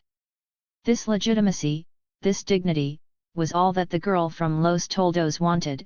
It has taken her an insurrection, an unraveling of the state, to achieve it. In the early Peronist days she was promoted as a saint, and she is now above Peronism and politics. She is her own cult, she offers protection to those who believe in her. Where there are no reliable institutions or codes or law, no secular assurances, people need faith and magic. And nature in Argentina is overwhelming. Me can feel abandoned in that land of great mountains and big blank spaces. What desert and scrub and mountains separate the northern province of La Rioja from the softer but still limitless land of the Pampa, La Rioja, site of old, lost hope, the town founded in sub-Andean desolation late in the 16th century, after Mexico and Peru, as another of the Spanish bases for the search for El Dorado. Desolation always seems close in the Argentine vastness. How did men come here, how have they endured? In that desolation cults grow, and they can have a feel of the ancient world. Like the cult of the woman known as La Difunta Coria, the deceased Coria. At some undated time she was crossing the desert on foot. She was starving, there was no water in the desert, and she died. But her baby, or the baby she gave birth to before she died, was found alive, sucking at the breast of the dead woman. Now there are little roadside shrines to her memory, and in these shrines people leave bottles of water. The water evaporates, it has been drunk by the Difunta Coria. La Difunta Coria tomo el agua, the simple miracle is ceaselessly renewed. Eva Perón is that kind of figure now, without dates or politics. And offerings are made at the Duarte vault in the Recoleta. The sarcophagus cannot be seen, but it is known to be there. On the morning I went, white lilies were tied with a white scarf to the black rails, and there was a single faded red rose, unspeakably moving. On the ground, unprotected, was a white mantilla in a plastic wrapper. A woman came with a gift of flowers. She was a woman of the people, with the chunky body of someone whose diet was too starchy. She had come from far, from Mendoza, at the other end of the Pampa. Mendoza, the wine region at the foot of the Andes, where in the bright southern light and clear air the imported trees of Europe, the willow and the plane, grow gigantically, and the view on one side is always bounded by the grey-blue wall of the mountains. Not the true snow-capped Andes, though, these will appear one day, very far away, apparently unsupported, like a faint white overprinting in the middle sky, giving a new idea of size, awakening wonder not only at the 16th century conquistadores who came this way, but also at the Incas, who, without the wheel, extended their rule so far south, and whose irrigation channels the cultivators of Mendoza still use. The lady from Mendoza had a sick daughter, a spastic or a polio sufferer, it wasn't clear. Hayes quincenas his la promesa. I made a vow 15 years ago. In 1962, that is, when Eva Perón had been dead for 10 years and Perón was still in exile, with no hope of return, when the embalmed body of Eva was presumed lost. Now the miracle had occurred. The body was there, the daughter was well enough again for the vow to be fulfilled. She placed the flowers on the ground, she went still for a little while, contemplating the rails and the blank vault, and then she became herself again, brisk and ready to go. She said, "Ya come plee. There, I've done it. A new king. For the Congo. Mobutu and the nihilism of Africa." January-March 1975. The Congo, which used to be a Belgian colony, is now an African kingdom and is called Zaire. It appears to be a nonsense name, a 16th-century Portuguese corruption, some Zairoi will tell you, of a local word for river. So it is as if Taiwan, reasserting its Chinese identity, were again to give itself the Portuguese name Formosa. The Congo River is now called the Zaire, as is the local currency, which is almost worthless. The man who has made himself king of this land of the three Zs Fleuve, Monet used to be called Joseph Mobutu. His father was a cook. But Joseph Mobutu was educated, he was at some time, in the Belgian days, a journalist. In 1960, when the country became independent, Mobutu was 30, a sergeant in the local force publique. The force publique became the Congolese National Army. Mobutu became the colonel and commander, and through the mutinies, rebellions, and secessions of the years after independence he retained the loyalty of one paratroop brigade. In 1965, as General Mobutu, he seized power, and as he has imposed order on the army and the country, so his style has changed, and become more African. He has abandoned the name of Joseph and is now known as Mobutu Sese Seko Kukung Benda Waza Banga. As General Mobutu he used to be photographed in army uniform. Now, as Mobutu Sese Seko, he wears what he has made, by his example, the Zairoi court costume. It is a stylish version of the standard two-piece suit. The jacket has high, wide lapels and is buttoned all the way down, the sleeves can be long or short. A boldly patterned cravat replaces the tie, which has more or less been outlawed, and a breast pocket handkerchief matches the cravat. On less formal occasions when he goes among the people, Mobutu wears flowered shirts.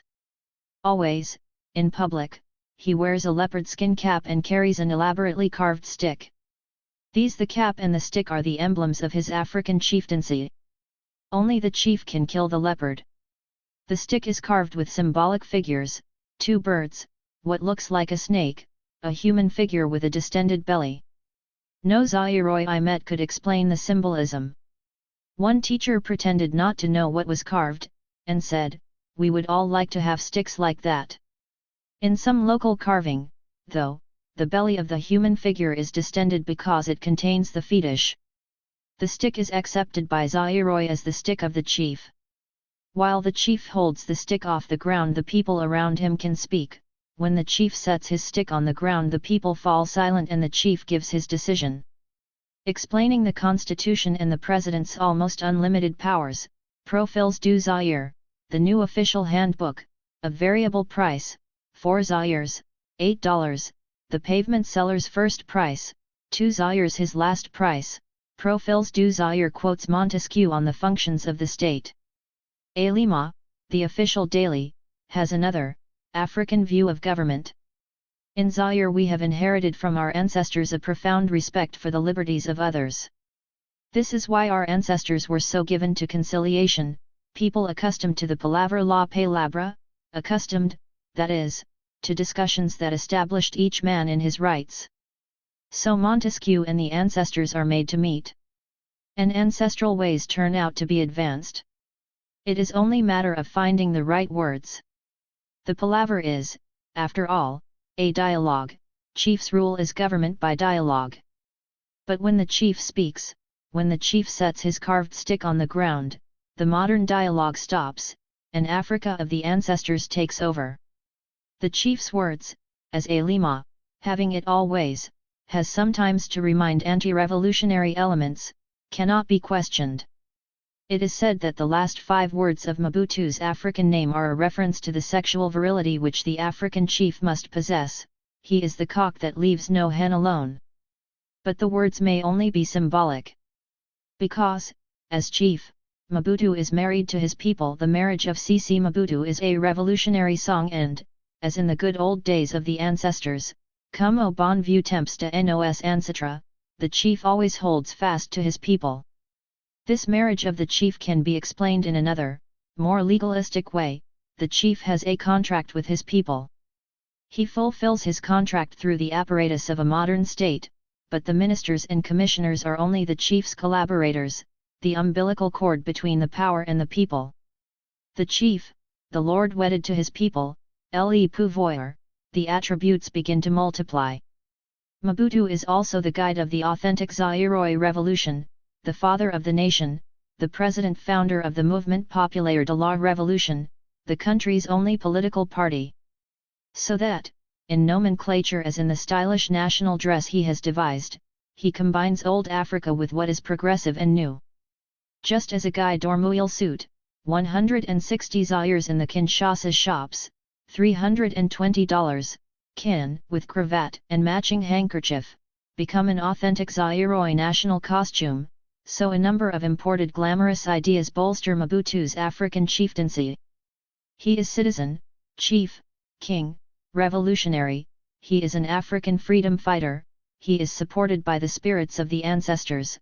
Like Mao, he has published a book of thoughts. Mobutu's book is green. He has occupied every ideological position and the basis of his kingship cannot be questioned. He rules, he is grand, and, like a medieval king, he is at once loved and feared.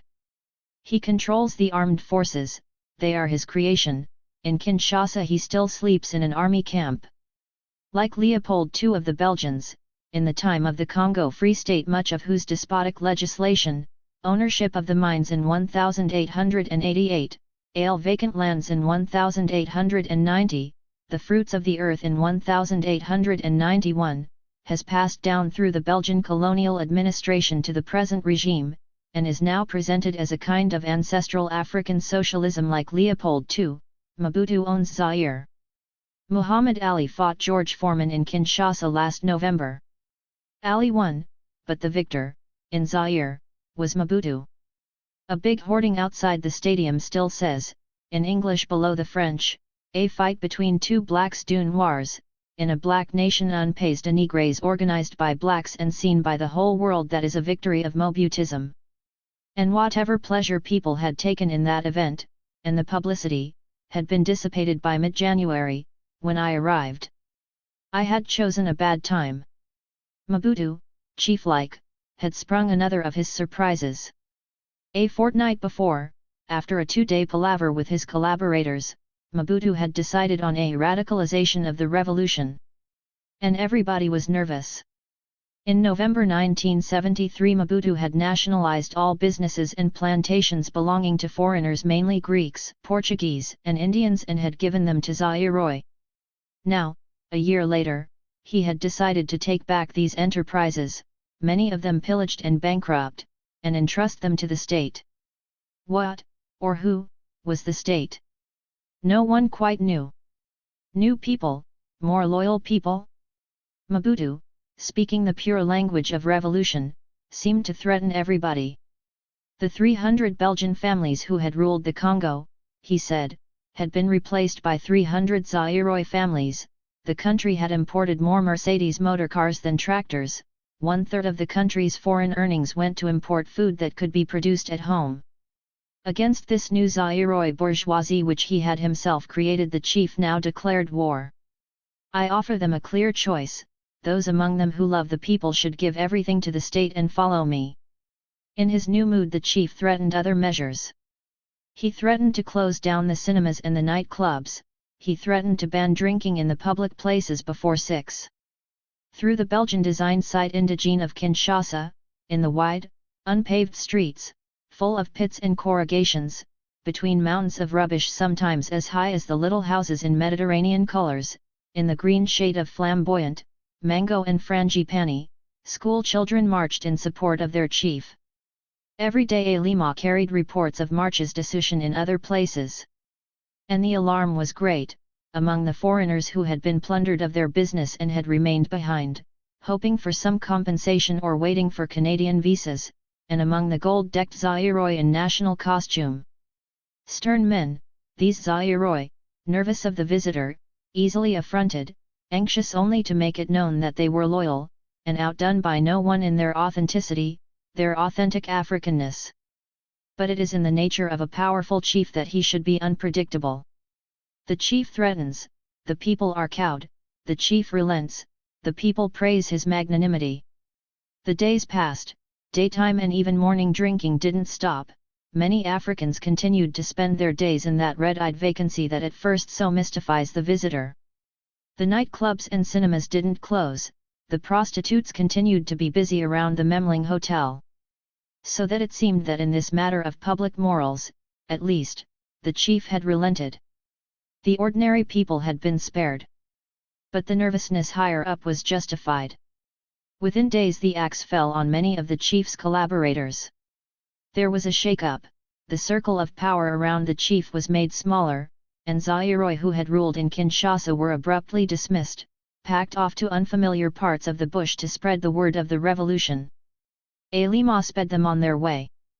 The political commissioner will no longer be what he was before the system was modified. That is to say, a citizen floating above the day-to-day realities of the people, driving about the streets and avenue of Kinshasa in a Mercedes and knowing nothing of the life of the peasant of Dumi. The political commissioners will live with the people. They will be in the fields, not as masters but as peasants. They will work with the workers, they will share their joys and sorrows. They will in this way better understand the aspirations of the people and will truly become again children of the people. Words of terror. Because this was the great fear of so many of the men who had come by riches so easily, by simple official plunder, the new men of the new state who, in the name of Africanization and the dignity of Africa, were so often doing jobs for which they were not qualified and often were drawing salaries for jobs they were not doing at all.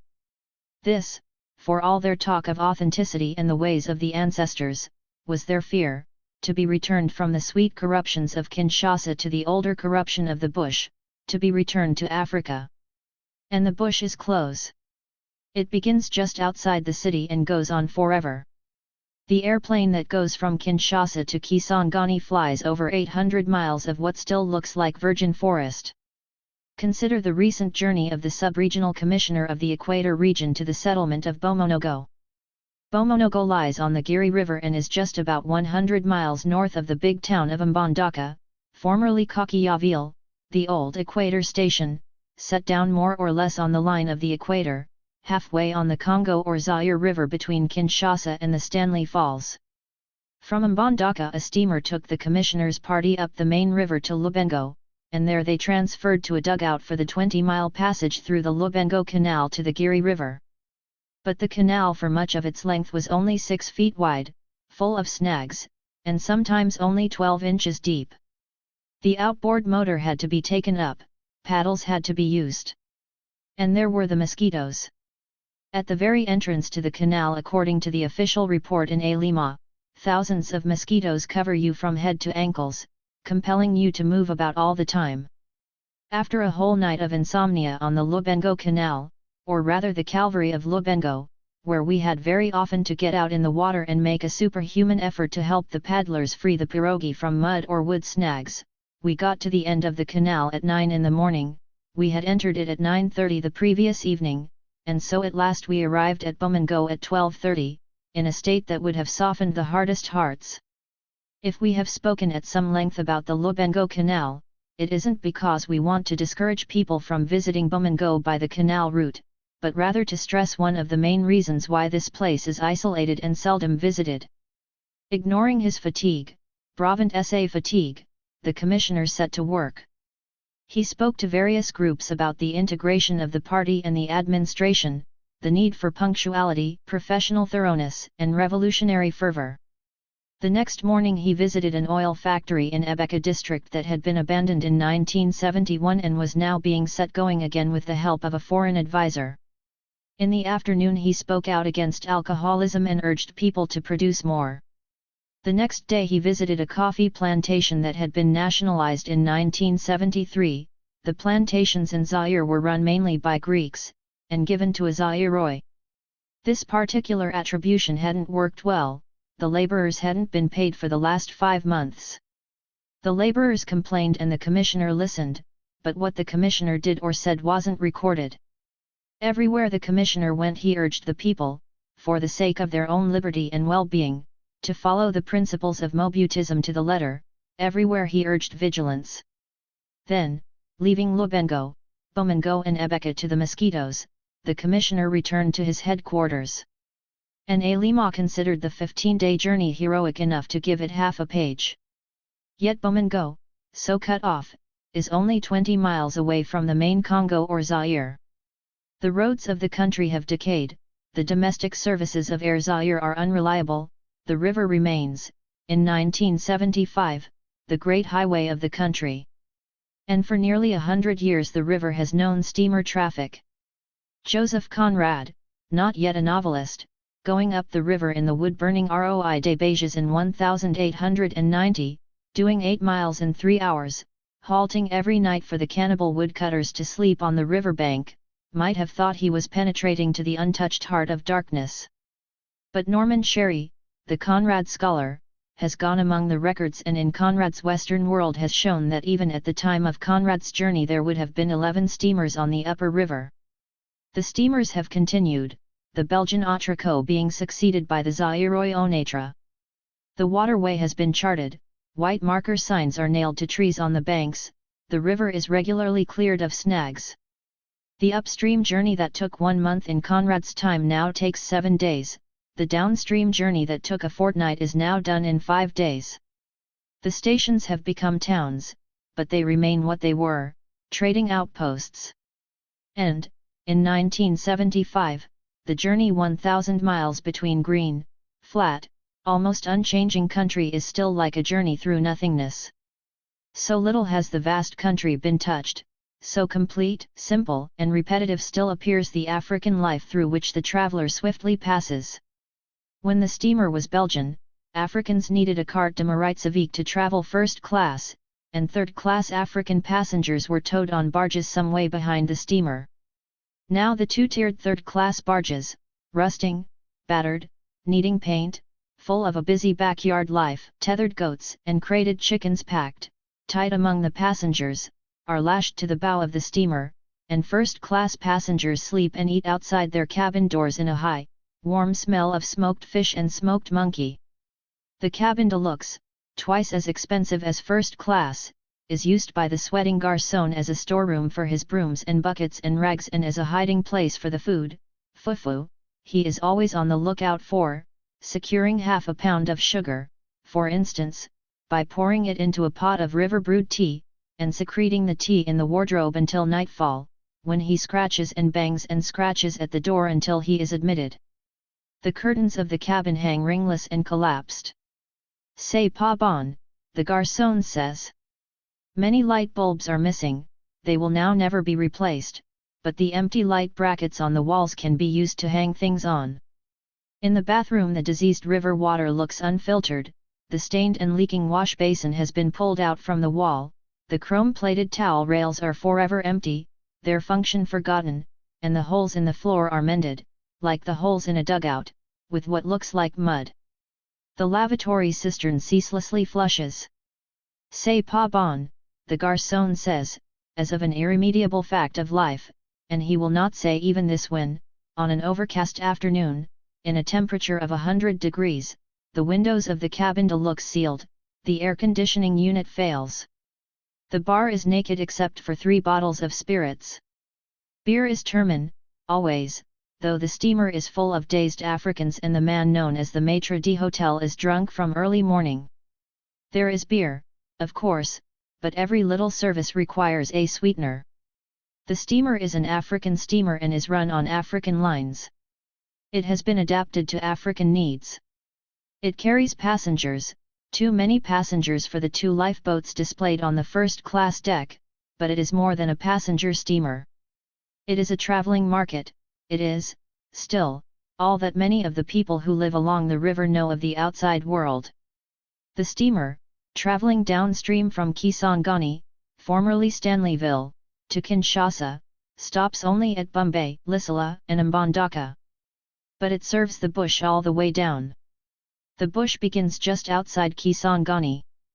The town ends the decayed Hotel des Chutes, the customs shed, the 3 or 4 rusting iron barges moored together, the Roman Catholic cathedral, then a large ruin, a few riverside villas, and the green begins, bamboo, thick grass spilling over the river banks, the earth showing red, green, and red reflected in the smooth water, the sky, as so often here, dark with storm, lit up and trembling as with distant gunfire, the light silver.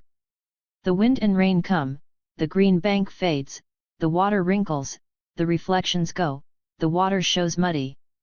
Jungle seems to be promised. But the bush never grows high, never becomes forest.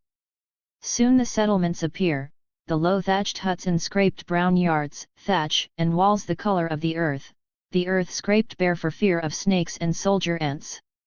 Boys swim out to the steamer, their twice weekly excitement, and regularly, to shouts, the trading dugouts come, are skillfully poled in alongside the moving steamer, moored, and taken miles downstream while the goods are unloaded, products of the bush, wicker chairs, mortars carved out of tree trunks, great enamel basins of pineapples. Because of the wars, or for some other reason, there are few men here, and the paddlers and traders are all women, or young girls. When the traders have sold, they buy. In the forward part of the steamer, beyond the second-class W.C.S., water always running off their steel floors, and in the narrow walk beside the cabins, among the defecating babies, the cooking and the washing and the vacant girls being intently deloused, in a damp smell of salted fish and excrement and oil and rust, and to the sound of gramophone records, there are stalls, razor blades, batteries, pills and capsules, soap, hypodermic syringes, cigarettes, pencils, copybooks, lengths of cloth. These are the products of the outside world that are needed, these are the goods for which such exertions are made. Their business over, the dugouts cast off, to paddle lightless upstream miles in the dark. There can be accidents. A passenger dugout joining the moving steamer was to be overturned on this journey, and some students returning from the bush to Kinshasa were to be lost, and at night the steamer's searchlights constantly sweep the banks. Moths show white in the light, and on the water the Congo hyacinth shows white, a water plant that appeared on the Upper Congo in 1956 and has since spread all the way down, treacherously beautiful, with thick lily-like green leaves and a pale lilac flower like a wilder hyacinth. It seeds itself rapidly, it can form floating islands that attract other vegetation, it can foul the propellers of the steamer. If the steamers do not fail, if there are no more wars, it is the Congo hyacinth that may yet imprison the river people in the immemorial ways of the bush. In the morning there are new dugouts, fresh merchandise, basins of slugs and moist black earth, fresh fish and monkeys ready smoked, bouquin, charred little hulks, or freshly killed, grey or red monkeys, the tips of their tails slit, the slit skin of the tail tied round the neck, the monkeys bundled up and lifted in this way from the dugouts, by the tails, holdalls, portmanteaux, of dead monkeys. The excitement is great. Monkey is an African delicacy, and a monkey that fetches 6 zaires, $12, in Kinshasa can be bought on the river for 3 zaires. On the throbbing steel deck the monkeys can appear to be alive and breathing. The wind ruffles their fur, the faces of the red monkeys, falling this way and that, suggest deep contented sleep, their forepaws are loosely closed, sometimes stretched out before them. At the stern of the steamer, on the lower deck, a wood fire is lit and the cooking starts, the dead monkey held face down over the fire, the fur burned off. In the bow, among the goats and hens, there is a wet baby monkey, tightly tethered, somebody's pet or somebody's supper, and in the lifeboat there will appear the next day, as a kind of African joke, a monkey's skull, picked clean and white. So day after day, through the halts at Bombay, Lisala and Mbandaka, the 2-storied Belgian colonial buildings, the ochre concrete walls, the white arches, the green or red corrugated iron roofs, the steamer market goes on. On the riverbanks bamboo gives way to palms, their lower brown fronds brushing the yellow water. But there is no true forest. The tall trees are dead, and their trunks and bare branches stick out white above the low green bush. The lower vegetation is at times tattered, and sometimes opens out into grassy savanna land, blasted-looking and ghostly in the afternoon heat mist. The river widens, islands appear, but there is no solitude in this heart of Africa. Always there are the little brown settlements in scraped brown yards, the little plantings of maize or banana or sugar cane about huts, the trading dugouts arriving beside the steamer to shouts.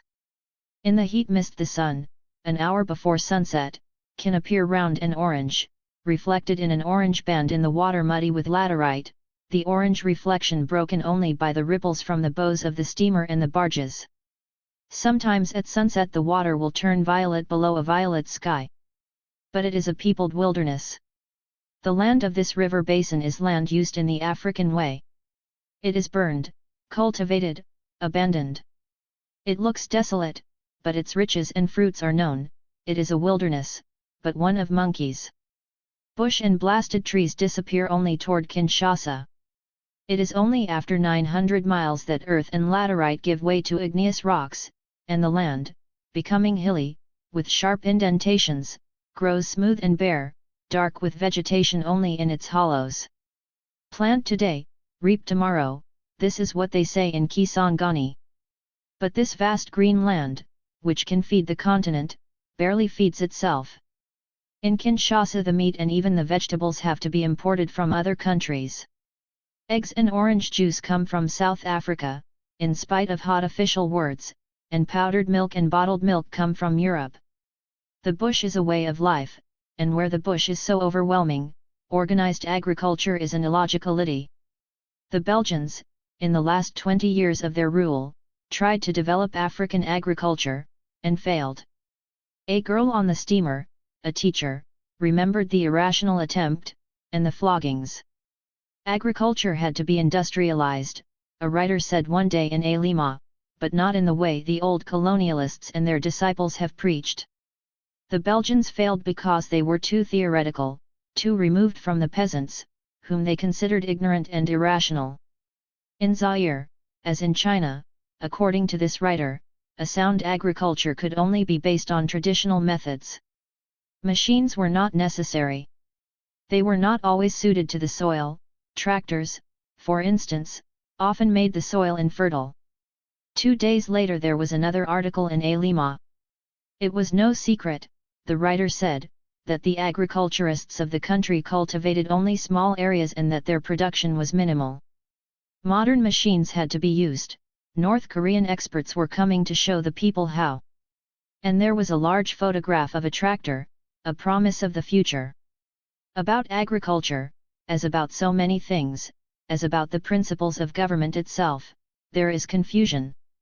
Everyone feels the great bush at his back. And the bush remains the bush, with its own logical life.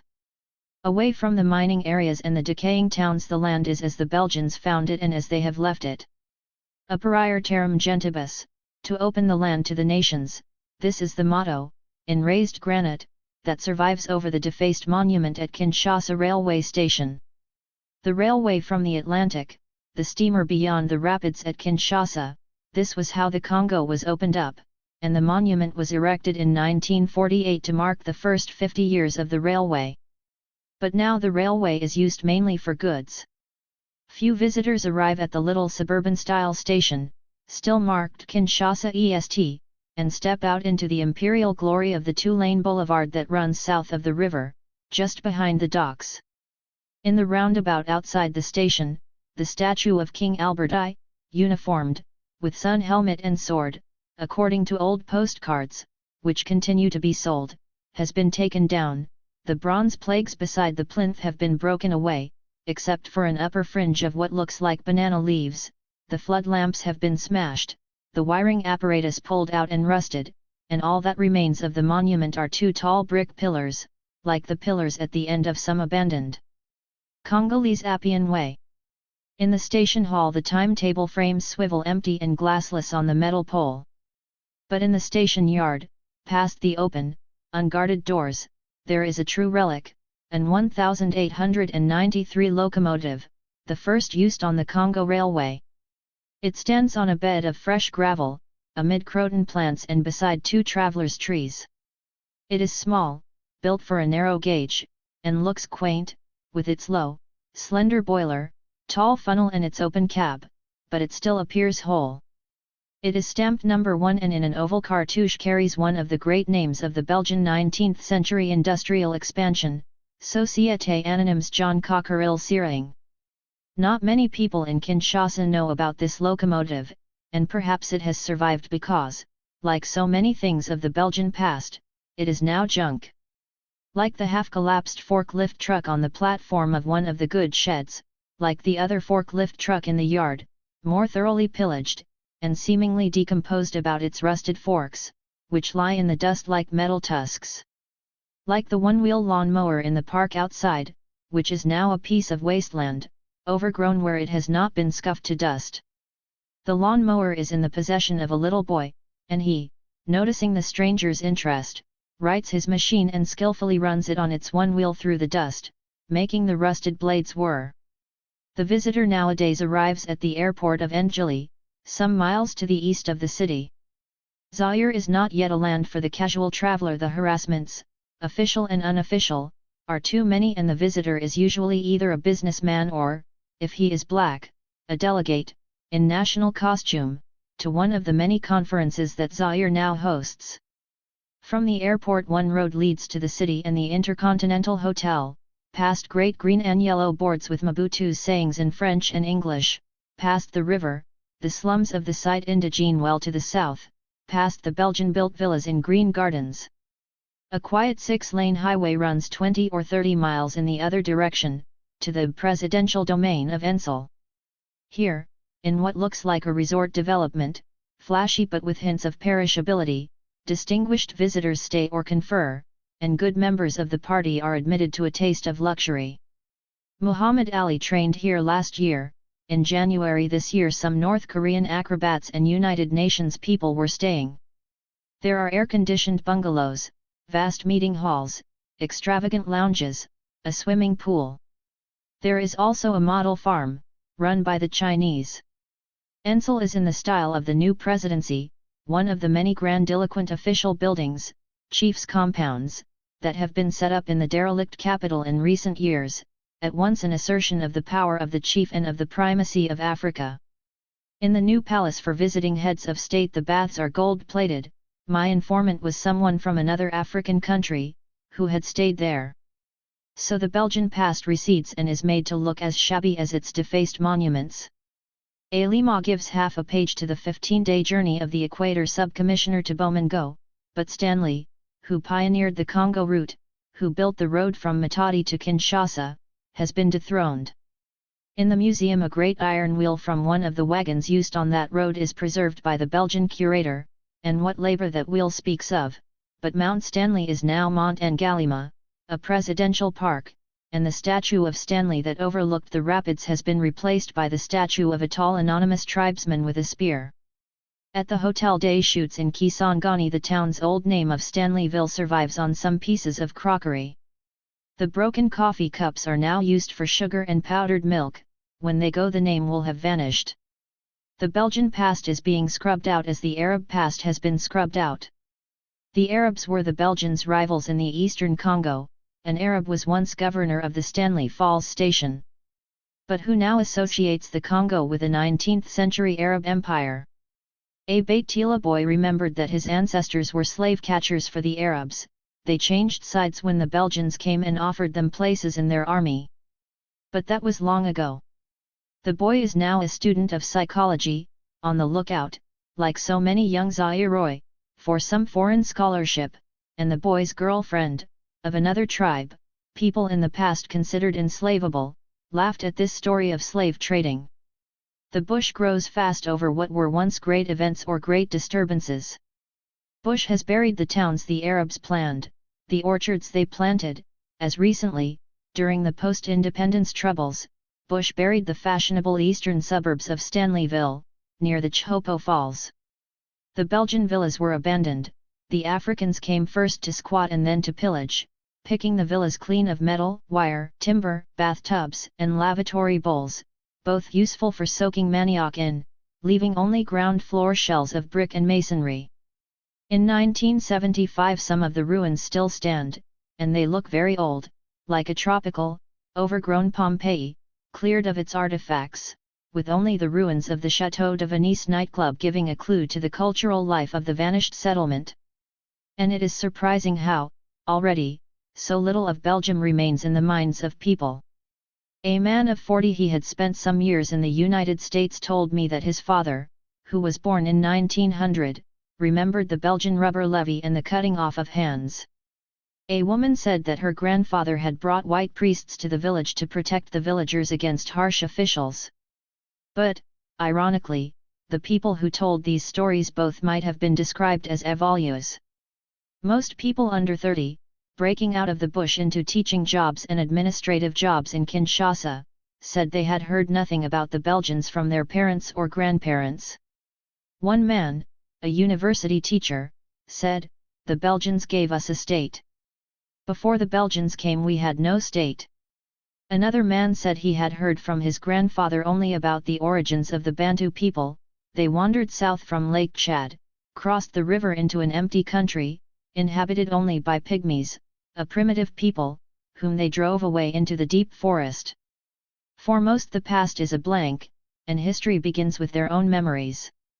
Most record a village childhood, a school, and then the shock of independence. To a man from Bandundu, the son of a farmer, and the first of his village to be educated, the new world came suddenly in 1960 with the arrival in his village of soldiers of the disintegrating Congolese army. I saw soldiers for the first time then, and I was very frightened. They had no officers. They treated the women badly and killed some men. The soldiers were looking for white people. In the colonial days, a headmaster told me, the school histories of the Congo began with the late 15th century Portuguese navigators, and then jumped to the 19th century, to the missionaries and the Arabs and the Belgians. African history, as it is now written, restores Africans to Africa, but it is no less opaque, a roll call of tribes, a mention of great kingdoms. So it is in Introduction à l'Histoire de l'Afrique Noire, published in Zaire last year. So it is in the official Profils du Zaire, which ignoring Portuguese, missionaries and Arabs jumps from the brief mention of mostly undated African kingdoms to the establishment of the Congo Free State. The tone is cool and legalistic. King Leopold II's absolute powers are spoken of in just the same way as the powers of older African kings. Passion enters the story only with the events of independence. The past has vanished. Facts in a book cannot by themselves give people a sense of history. Where so little has changed, where bush and river are so overwhelming, another past is accessible, better answering African bewilderment and African religious beliefs. The past is le bon vieux temps de nos ancêtres. In the presidential park at Mont en Galima, formerly Mount Stanley, where the guards wear decorative uniforms, and the gates are decorated with bronze plagues, the bad art of modern Africa, art that no longer serves a religious or magical purpose, attempts an alien representationalism and becomes mannered and meaningless, suggesting a double mimicry, African art imitating African-inspired Western art. On Mont en Galima there are some colonial graves of the 1890s. They have been gathered together in neat terraces and are screened by cypress and flamboyant. There, above the rapids, the brown river breaking white on the rocks but oddly static in appearance, the white crests never moving, an eternal level sound of water, the pioneers grandly lie. The simple professions recur: commis, agent commercial, chaudronnier, capitaine de steamboat, prêtre, /officier de la force publique. Only Madame Bernard is sans profession. Not all were Belgians, some were Norwegians, one missionary was English. In one kind of imperialist writing these people are heroic. Joseph Conrad, in his passage through the Congo in 1890, just before those burials began on Mont en Galima, saw otherwise. He saw people who were too simple for an outpost of progress, people who were part of the crowd at home, and dependent on that crowd, their strength in Africa, like the strength of the Romans in Britain, an accident arising from the weakness of others, their conquest of the earth unredeemed by an idea, not a sentimental pretense but an idea, and an unselfish belief in the idea. In 100 years, Conrad makes one of these simple people say in an outpost of progress, 1897, there will perhaps be a town here. Quays and warehouses and barracks, and billiard rooms. Civilization, my boy, and virtue and all. That civilization, so accurately defined, came, and then, like the villas at Stanleyville and the Chateau de Venise nightclub, vanished. Acquisitions, clothes, pretty rags that would fly off at the first good shake. This is from the narrator of Heart of Darkness, 1902. No, you want a deliberate belief. The people who come now after the general flight are like the people who came then. They offer goods, deals, technical skills, the same perishable civilization, they bring nothing else. They are not pioneers, they know they cannot stay. They fill the nightclubs, now with African names, they keep the prostitutes, now in African dress, foreign dress is outlawed for African women, busy around the Memling Hotel. So, encircled by Africa, now dangerous again, with threats of expulsion and confiscation, outpost civilization continues. At dinnertime in the Café de la Paix the two old men parade the young prostitutes they have picked up, girls of 14 or 15. Old men, their last chance to feed on such young blood. Kinshasa may close down tomorrow. Everyone is here only for the money. The cynicism has never been secret, it is now reinforced by anxiety. With this cynicism, in independent Zaire, the African can appear to be in complicity. He, too, wants acquisitions, clothes, pretty rags, the Mercedes, the fatter prostitutes, the sharp suit with matching handkerchief and cravat, the gold-rimmed glasses, the gold pen and pencil set, the big gold wristwatch on one hand and the gold bracelet on the other, the big belly that in a land of puny men speaks of wealth. But with this complicity and imitation there is something else, a resentment of the people imitated, the people now known as nostalgics. Simon's company, a big one, has been nationalized, and Simon is now the manager. Expatriates continue to do the work, but this is only practical, and Simon doesn't mind. Why then does Simon, who has a background of bush, who is so young and successful, remember his former manager as a nostalgic? Well, one day the manager was looking through the pay sheets and he said, Simon isn't paying enough tax. People like Simon, he has an official African name, are not easy to know. Even Belgians who speak African languages say that. Simon only answers questions, he is incapable of generating anything like a conversation, because of his dignity, his new sense of the self. The world has closed up for him again, and he appears to be hiding. But his resentment of the former manager must have a deeper cause than the one he has given. And gradually it becomes apparent, from other replies he gives, from his belief in authenticity, from his dislike of foreign attitudes to African art, to him a living thing, he considers the Kinshasa Museum an absurdity, from the secretive African arrangements of his domestic life, to which he returns in his motorcar. It gradually becomes apparent that Simon is adrift and nervous in this unreal world of imitation. It is with people like Simon, educated, money-making, that the visitor feels himself in the presence of vulnerability, dumbness, danger. Because their resentments, which appear to contradict their ambitions, and which they can never satisfactorily explain, can at any time be converted into a wish to wipe out and undo, an African nihilism, the rage of primitive men coming to themselves and finding that they have been fooled and affronted. A rebellion like this occurred after independence. It was led by Pierre Muley, a former Minister of Education, who, after a long march through the country, camped at Stanleyville and established a reign of terror. Everyone who could read and write had been taken out to the little park and shot, everyone who wore a tie had been shot. These were the stories about Muley that were circulating in neighboring Uganda in 1966, nearly 2 years after the rebellion had been put down, Uganda itself about to crumble, its nihilistic leader already apparent, Amin, the commander of the petty army that had destroyed the Quebecois power. 9,000 people are said to have died in Muley's rebellion. What did Muley want? What was the purpose of the killings?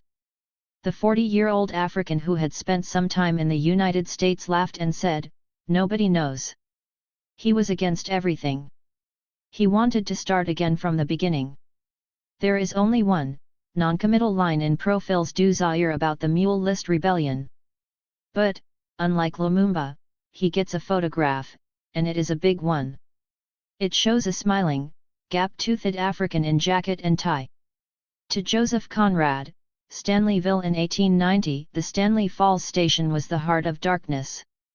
It was there, in Conrad's story, that Kurtz reigned, the ivory agent degraded from idealism to savagery, taken back to the earliest ages of man, by wilderness, solitude, and power, his house surrounded by impaled human heads. 70 years later, at this bend in the river, something like Conrad's fantasy came to pass. But the man with the inconceivable mystery of a soul that knew no restraint, no faith, and no fear was black, and not white, and he had been maddened not by contact with wilderness and primitivism, but with the civilization established by those pioneers who now lie on Mont Angalima, above the Kinshasa Rapids. Mobutu embodies these African contradictions and, by the grandeur of his kingship, appears to ennoble them. He is, for all his stylishness, the great African nihilist, though his way is not the way of blood. He is the man, young but palpitating with wisdom and dynamism. This is from a University of Zaire publication who, during the dark days of secessions and rebellions, thought through to the heart of the problem and arrived at his especial illumination, the need for authenticity. I no longer have a borrowed conscience. I no longer have a borrowed soul. I no longer speak a borrowed language. He will bring back ancestral ways and reverences, he will recreate that pure, logical world. Our religion is based on a belief in God the Creator and the worship of our ancestors. This is what a minister told teachers the other day. Our dead parents are living, it is they who protect us and intercede for us. No need now for the Christian saints, or Christianity. Christ was the prophet of the Jews and he is dead.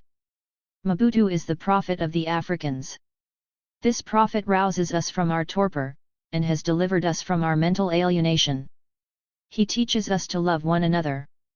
In public places the crucifix should be replaced by the image of the Messiah, just as in China the portrait of Mao is honored everywhere. And Mobutu's glorious mother, Mama Yemo, should also be honored, as the Holy Virgin was honored. So Mobutism becomes the African way out. The dances and songs of Africa, so many of them religious in origin, are now officially known as séances d'animation and are made to serve the new cult. The dancers wear cloth stamped with Mobutu's image. Old rituals, absorbed into the new, their setting now not the village but the television studio, the palace, the conference hall, appear to have been given fresh dignity. Africa awakes. And, in all things, Mobutu offers himself as the African substitute. At the end of January Mobutu told the Afro-American Conference at Kinshasa, sponsored by the Ford and Carnegie Foundations, Karl Marx is a great thinker whom I respect. But Marx wasn't always right, he was wrong, for instance, about the beneficial effects of colonialism. The teachings of Karl Marx were addressed to his society. The teachings of Mobutu are addressed to the people of Zaire. In Africa such comparisons, when they are made, have to be unabashed. African needs are great. And Mobutism is so wrapped up in the glory of Mobutu's kingship. The new palaces, the Maharaja-style palace at Kisangani confiscated from Mr. Nasser, an old Indian settler, the presidential park at Mont Angalina, where Africans walk with foreigners on Sundays and pretend to be amused by the monkeys, the presidential domain at Ensel, open to faithful members of the party, and passengers on the steamer and the barges rush to look, the state visits abroad, intensively photographed, the miracle of the peace Mobutu has brought to the country, the near absence of policemen in the towns. So glorious are the manifestations of Mobutu's kingship, so good are the words of the king, who proclaims himself a friend of the poor and, as a cook's son, one of the petit peuple, that all the contradictions of Africa appear to have been resolved and to have been turned into a kind of power. But the contradictions remain, and are now sometimes heightened. The newspapers carry articles about science and medicine. But a doctor, who now feels he can say that he cures when God and the ancestors wish, tells a newspaper that sterility is either hereditary or caused by a curse, and another newspaper gives publicity to a healer, a man made confident by the revolution, who has an infallible cure for piles, an exclusive secret given him by the ancestors. Agriculture must be modernized, the people must be fed better, but, in the name of authenticity, a doctor warns that babies should on no account be fed on imported foods. Traditional foods, like caterpillars and green leaves, are best. The industrialized West is decadent and collapsing. Zaire must rid herself of the plagues of the consumer society, the egoism and individualism exported by industrial civilization. But in the year 2000, according to a university writer in Lima, Zaire might herself be booming, with great cities, a population of probably 71,933,851, and a prodigious manufacturing capacity. Western Europe will be in its post-industrial decadence, Russia, Eastern Europe, and the Indian subcontinent will form one bloc, Arab oil will be exhausted, and Zaire, and Africa, should have her day, attracting investment from developed countries, obviously those not in decadence, importing factories whole. So the borrowed ideas about colonialism and alienation, the consumer society and the decline of the West are made to serve the African cult of authenticity, and the dream of an ancestral past restored is allied to a dream of a future of magical power. The confusion is not new, and is not peculiar to Zaire. Fantasies like this animated some slave revolts in the West Indies, and today, in Jamaica, at the university, there are people who feel that Negro redemption and Negro power can only come about through a return to African ways. The dead Duvalier of Haiti is admired for his Africanness. A writer speaks, with unconscious irony, of the Negro's need for a purifying period of poverty, unwittingly echoing Duvalier's "It is the destiny of the people of Haiti to suffer," and there are people who, sufficiently far away from the slaughter ground of Uganda, find in Amin's African nihilism a proof of African power. It is lunacy, despair. In the February 7 issue of Jeune Afrique miraculously on sale in Kinshasa, a French African writer, Sidou Lamine, examines the contradictions of African fantasy and speaks of the alibi of the past. Mightn't this talk of Africanness, he asks, be a myth which the princes of Africa now use to strengthen their own position? For many, authenticity and Negroness la Negrite are only words that stand for the despair and powerlessness of the man of Africa faced with the discouraging immensity of his underdevelopment. And even Lima, considering the general corruption, the jobs not done, the breakdown of municipal administration in Kinshasa, the uncleared garbage, the canals not disinfected, though the taxis are, regularly, for the $1 fee, the vandalized public television sets and telephone booths, even Lima finds it hard on some days to blame the colonial past for these signs of egoism. We are wrong to consider the word underdevelopment only in its economic aspects. We have to understand that there is a type of underdevelopment that issues out of the habits of a people and their attitudes to life and society. Mobutism, Lima suggests, will combat this mental plague. But it is no secret that, in spite of its talk of man, in spite of its lilting national anthem called the Zairois, Paix, Justice et Travail, Mobutism honors only one man, the chief, the king. He alone has to be feared and loved. How away from this worship does a new attitude to life and society begin? Recently in Kinshasa a number of people were arrested for some reason and taken to Makala jail, lavatorieless concrete blocks behind a whitewashed wall, marked near the gateway Discipline Avant Tout. The people arrested couldn't fit easily into the cell, and a Land Rover was used to close the door. In the morning many were found crushed or suffocated. Not cruelty, just thoughtlessness, the visitor has to learn to accommodate himself to Zaire. The presidential domain at Ensel, where Muhammad Ali trained, is such a waste, at once extravagant and shoddy, with its over-furnished air-conditioned bungalows, its vast meeting halls, its VIP lounges, carpets, a fussiness of fringed drillon, African art debased to furniture decoration. But Ensel can be looked at in another way. It speaks of the African need for African style and luxury, it speaks of the great African wound. The wound explains the harassment of foreign settlers, the nationalizations.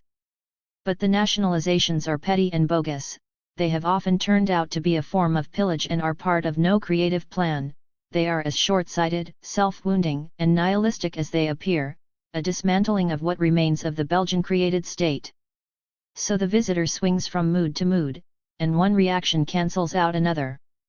Where, in Kinshasa, where so many people shadow jobs, and so many jobs are artificial and political, part of an artificial administration, where does the sense of responsibility, society, the state, begin? A city of 2 million, with almost no transport, with no industries, save for those assembly plants, sited, as in so many developing countries, on the road from the airport to the capital, a city detached from the rest of the country, existing only because the Belgians built it and today almost without a point. It doesn't have to work, it can be allowed to look after itself. Already at night, a more enduring kind of bush life seems to return to central Kinshasa, when the watchmen, who also shadow their jobs, they will protect nothing, bar off their territory, using whatever industrial junk there is to hand, light fires on the broken pavements, cook their little messes and go to sleep. When it is hot the gutters smell, in the rain the streets are flooded. And the unregulated city spreads, meandering black rivulets of filth in unpaved alleys, middens beside the highways, children, discarded motor car tires, a multitude of little stalls, and everywhere, in free spaces, plantings of sugar cane and maize, subsistence agriculture in the town, a remnant of bush life. But at the end of one highway there is the university. It is said to have gone down. But the students are bright and friendly.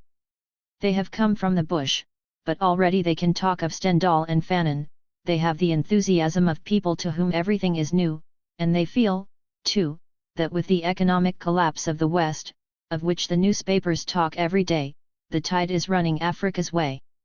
The enthusiasm deserves a better equipped country. It seems possible that many of these students, awakening to ideas, history, a knowledge of injustice and a sense of their own dignity, will find themselves unsupported by their society, and can only awaken to pain. But no. For most there will be jobs in the government, and already they are Mobudists to a man.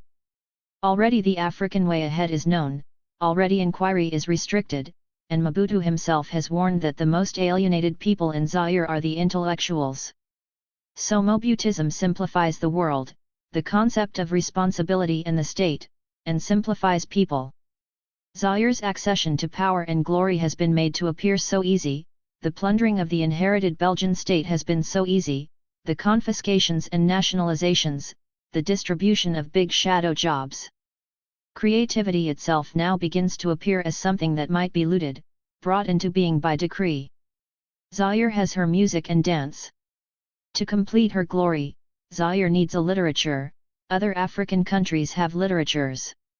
The trouble, Alima says in a full-page Sunday article, is that far too many people who haven't written a line and sometimes can't even speak correctly have been going here and there and passing themselves off as Zairois writers, shaming the country. That will now stop, the bogus literary circles will be replaced by official literary salons, and they must set to work right away. In 2 months the president will be going to Paris. The whole world will be watching, and it is important that in these 2 months a work of Zairois literature be written and published. Other works should be produced for the Lagos Festival of Negro Arts at the end of the year. And it seems likely, from the tone of the Alima article, that it is Mobutu who has spoken. Mobutu speaks all the time. He no longer speaks in French but in Lingala, the local lingua franca, and transistors take his words to the deep bush. He speaks as the chief, and the people listen. They laugh constantly, and they applaud. It has been Mobutu's brilliant idea to give, the people of Zaire what they have not had and what they have long needed, an African king. The king expresses all the dignity of his people, to possess a king is to share the king's dignity. The individual's responsibility, a possible source of despair, in the abjectness of Africa is lessened. All that is required is obedience, and obedience is easy. Mobutu proclaims his simple origins. He is a citoyen like everyone else. And Mama Mobutu, Mobutu's wife, loves the poor. She runs a center for deprived girls, and they devote themselves to agriculture and to making medallions of the king, which the loyal will wear. There can never be too many images of Mobutu in Zaire. The king's little magnanimities are cherished by a people little used to magnanimity. Many Zairois will tell you that a hospital steamer now serves the river villages. But it is where Mobutu appears to be most extravagant that he satisfies his people most. The king's mother is to be honored, and she was a simple woman of Africa. Pilgrimages are announced to places connected with the king's life, and the disregarded bush of Africa becomes sacred again. The newspapers, diluting the language of Fanon and Mao, speak every day of the revolution and the radicalization of the revolution. But this is what the revolution is about, the kingship. In Zaire Mobutu is the news, his speeches, his receptions, the marches decision, the new appointments, court news. Actual events are small. The nationalization of a gaudy furniture shop in Kinshasa is big news, as is the revelation that there is no African on the board of a brewery. Anti-revolutionary activity, discovered by the vigilance of the people, has to do with crooked vendors in the market, an official using a government vehicle as a night taxi, someone else building a house where he shouldn't, some drunken members of the youth wing of the party wrecking the party Volkswagen at Kisangani. There is no news in Zaire because there is little new activity. Copper continues to be mined, the big dam at Inga continues to be built. Airports are being extended or constructed everywhere, but this doesn't mean that Air Zaire is booming, it is for the better policing of the country. What looked obvious on the first day, but was then blurred by the reasonable-sounding words, turns out to be true. The kingship of Mobutu has become its own end. The inherited modern state is being dismantled, but it isn't important that the state should work. The bush works, the bush has always been self-sufficient. The administration, now the court, is something imposed, something unconnected with the true life of the country. The ideas of responsibility, the state, and creativity are ideas brought by the visitor, they do not correspond, for all the mimicry of language, to African aspirations. Mobutu's peace and his kingship are great achievements. But the kingship is sterile. The cult of the king already swamps the intellectual advance of a people who have barely emerged. The intellectual confusions of authenticity, that now give such an illusion of power, close up the world again and point to a future greater despair. Mobutu's power will inevitably be extinguished, but there can now be no going back on the principles of Mobutism. Mobutu has established the pattern for his successors, and they will find that African dependence is not less than it is now, nor the need for nihilistic assertion. To arrive at this sense of a country trapped and static, eternally vulnerable, is to begin to have something of the African sense of the void. It is to begin to fall, in the African way, into a dream of a past, the vacancy of river and forest, the hut in the brown yard, the dugout when the dead ancestors watched and protected, and the enemies were only men. Conrad's Darkness. July 1974. It has taken me a long time to come round to Conrad. And if I begin with an account of his difficulty, it is because I have to be true to my experience of him. I would find it hard to be detached about Conrad. He was, I suppose, the first modern writer I was introduced to. It was through my father. My father was a self-taught man, picking his way through a cultural confusion of which he was perhaps hardly aware and which I have only recently begun to understand, and he wished himself to be a writer. He read less for pleasure than for clues, hints, and encouragement, and he introduced me to those writers he had come upon in his own search. Conrad was one of the earliest of these, Conrad the stylist, but more than that, Conrad the late starter, holding out hope to those who didn't seem to be starting at all. I believe I was 10 when Conrad was first read to me. It sounds alarming, but the story was The Lagoon, and the reading was a success. The Lagoon is perhaps the only story of Conrad's that can be read to a child. It is very short, about 15 pages. A forest-lined tropical river at dusk. The white man in the boat says, we'll spend the night in Arset's clearing. The boat swings into a creek, the creek opens out into a lagoon. A lonely house on the shore, inside, a woman is dying. And during the night Arset, the young man who is her lover, will tell how they both came there. It is a story of illicit love in another place, an abduction, a chase, the death of a brother, abandoned to the pursuers. What Arset has to say should take no more than 15 minutes, but romance is romance, and when Arset's story ends the dawn comes up, the early morning breeze blows away the mist, the woman is dead. Arset's happiness, if it existed, has been flawed and brief, and now he will leave the lagoon and go back to his own place, to meet his fate. The white man, too, has to go. And the last picture is of Arset, alone in his lagoon, looking beyond the great light of a cloudless day into the darkness of a world of illusions. In time the story of the lagoon became blurred. But the sense of night and solitude and doom stayed with me, grafted, in my fantasy, to the South Sea or tropical island setting of the Sabu and John Hall films. I have, unwillingly, looked at the lagoon again. There is a lot of Conrad in it, passion and the abyss, solitude and futility and the world of illusions, and I am not sure now that it isn't the purest piece of fiction Conrad wrote. The brisk narrative, the precise pictorial writing, the setting of river and hidden lagoon, the nameless white visitor, the story during the night of love and loss, the death at daybreak, everything comes beautifully together.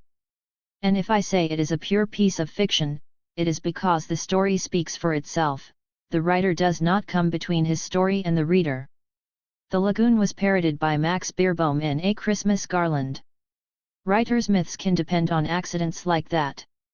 The Lagoon, as it happens, was the first short story Conrad wrote, and though later, when I read the parody, I was able to feel that I was in the know about Conrad, from my own point of view the Lagoon had been a cheat. Because I was never to find anything so strong and direct in Conrad again. There is a story, Carrion, written not long after the Lagoon. It has the same Malayan setting and, as Conrad acknowledged, a similar motif. Carrion, inspired by sudden sexual jealousy, kills the friend whose love quest he had promised to serve, and thereafter Carrion is haunted by the ghost of the man he has killed. One day he meets a wise old man, to whom he confesses. The old man exorcises the ghost, and Carrion, with the old man as his counselor, becomes a warrior and a conqueror, a ruler. The old man dies, the ghost of the murdered friend returns to haunt Carrion. He is immediately lost, his power and splendor are nothing, he swims out to the white men's ship and asks them, unbelievers from another world, for help. They give him a charm, a jubilee sixpence. The charm works, Carrion becomes a man again. The story is, on the surface, a yarn about native superstition. But to Conrad it is much more, it is profounder, and more wonderful, than the Lagoon, and he is determined that its whole meaning should be grasped. All the suggestions that were implicit in the Lagoon are now spelled out. The white men have names, they talk, and act as a kind of chorus. So we are asked to contemplate the juxtaposition of two cultures, one open and without belief, one closed and ruled by old magic, one, on the edge of outer darkness, exploring the world, one imprisoned in a small part of it. But illusions are illusions, mirage is mirage. Isn't London itself, the life of its streets, a mirage? I see it. It is there, it pants, it runs, it rolls, it is strong and alive, it would smash you if you didn't look out, but I'll be hanged if it is yet as real to me as the other thing. So, romantically and somewhat puzzlingly, the story ends. The simple yarn is made to carry a lot. It requires a more complex response than the plainer fiction of the Lagoon. Sensations, night and solitude and doom are not enough, the writer wishes to involve us in more than his fantasy, we are required, the chorus or commentary requires us to stand outside the facts of the story and contemplate the matter. The story has become a kind of parable. Nothing has been rigged, though, because nothing is being proved, only wonder is being awakened. In a preface to a later collection of stories Conrad wrote, the romantic feeling of reality was in me an inborn faculty. He hadn't deliberately sought out romantic subjects, they had offered themselves to him. I have a natural right to my subjects because my past is very much my own. If their course lies out of the beaten path of organized social life, it is, perhaps, because I myself did in a sort break away from it early in obedience to an impulse which must have been very genuine since it has sustained me through all the dangers of disillusion.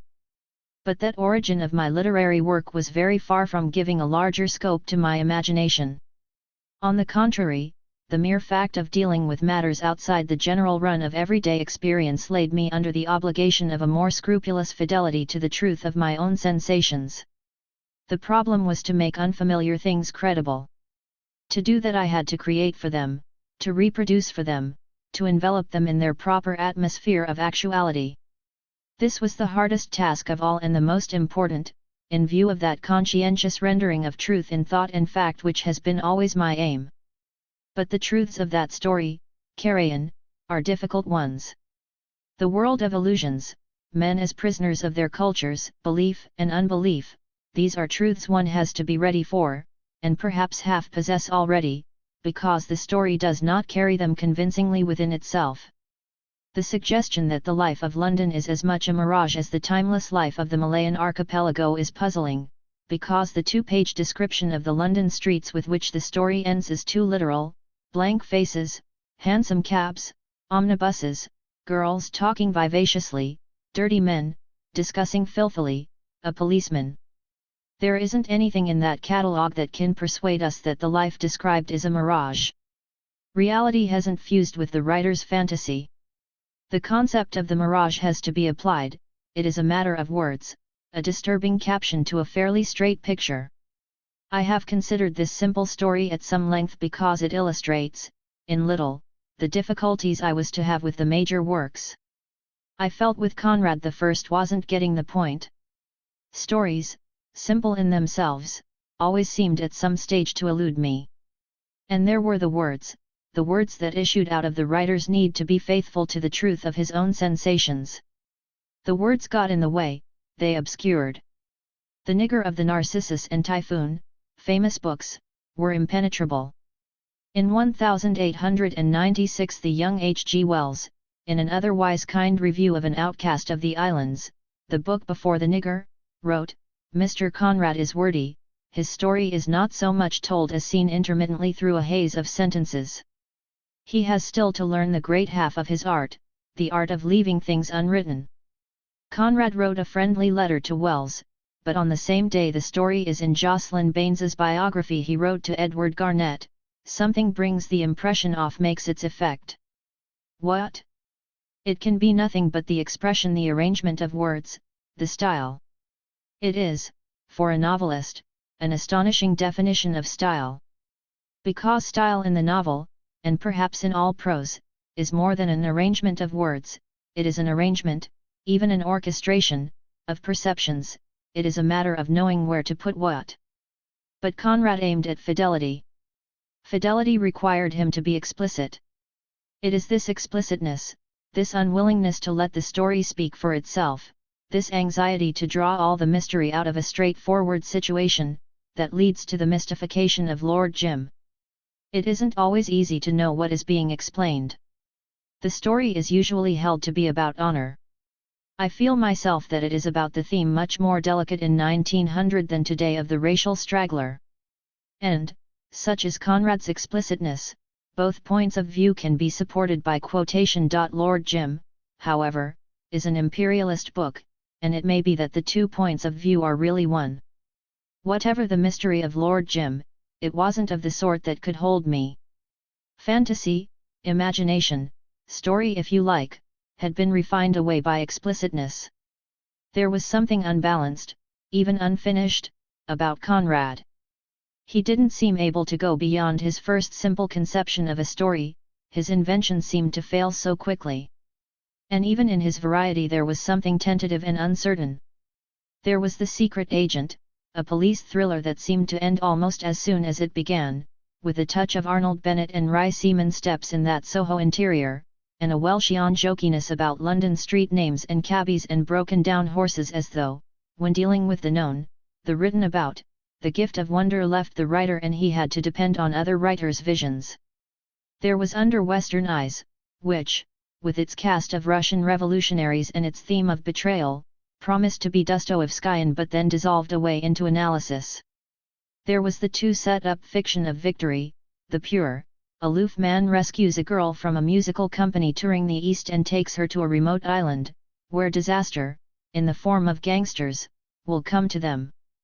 And there was Nostromo, about South America, a confusion of characters and themes, which I couldn't get through at all. A multiplicity of Conrads, and they all seemed to me to be flawed. The hero of Victory, holding himself aloof from the world, had refined away everything except disgust, and it seemed to me that in his fictions Conrad had refined away, as commonplace, those qualities of imagination and fantasy and invention that I went to novels for. The Conrad novel was like a simple film with an elaborate commentary. A film, the characters and settings could be seen very clearly. But realism often required trivial incidental dialogue, the following of trivial actions. The melodramatic flurry at the end emphasized the slowness and bad proportions of what had gone before, and the commentary emphasized the fact that the characters were actors. But we read at different times for different things. We take to novels our own ideas of what the novel should be, and those ideas are made by our needs, our education, our background, or perhaps our ideas of our background. Because we read, really, to find out what we already know, we can take a writer's virtues for granted. And his originality, the news he is offering us, can go over our heads. It came to me that the great novelists wrote about highly organized societies. I had no such society, I couldn't share the assumptions of the writers, I didn't see my world reflected in theirs. My colonial world was more mixed and second-hand, and more restricted. The time came when I began to ponder the mystery Conradian word of my own background, that island in the mouth of a great South American river, the Orinoco, one of the Conradian dark places of the earth, where my father had conceived literary ambitions for himself and then for me, but from which, in my mind, I had stripped all romance and perhaps even reality, preferring to set the lagoon, when it was read to me, not on the island I knew, with its muddy rivers, mangrove and swamps, but somewhere far away. It seemed to me that those of us who were born there were curiously naked, that we lived purely physically. It wasn't an easy thing to explain, even to oneself. But in Conrad, in that very story of Karajan, I was later to find my feelings about the land exactly caught. And really, looking at that place, landlocked from the sea and shut off from the land by the precipitous slopes of mountains, it was difficult to believe in the existence of any neighborhood. It was still, complete, unknown, and full of a life that went on stealthily with a troubling effect of solitude, of a life that seemed unaccountably empty of anything that would stir the thought, touch the heart, give a hint of the ominous sequence of days. It appeared to us a land without memories, regrets, and hopes, a land where nothing could survive the coming of the night, and where each sunrise, like a dazzling act of special creation, was disconnected from the eve and the morrow. It is a passage that, earlier, I would have hurried through, the purple passage, the reflective caption. Now I see a precision in its romanticism, and a great effort of thought and sympathy. And the effort doesn't stop with the aspect of the land. It extends to all men in these dark or remote places who, for whatever reason, are denied a clear vision of the world.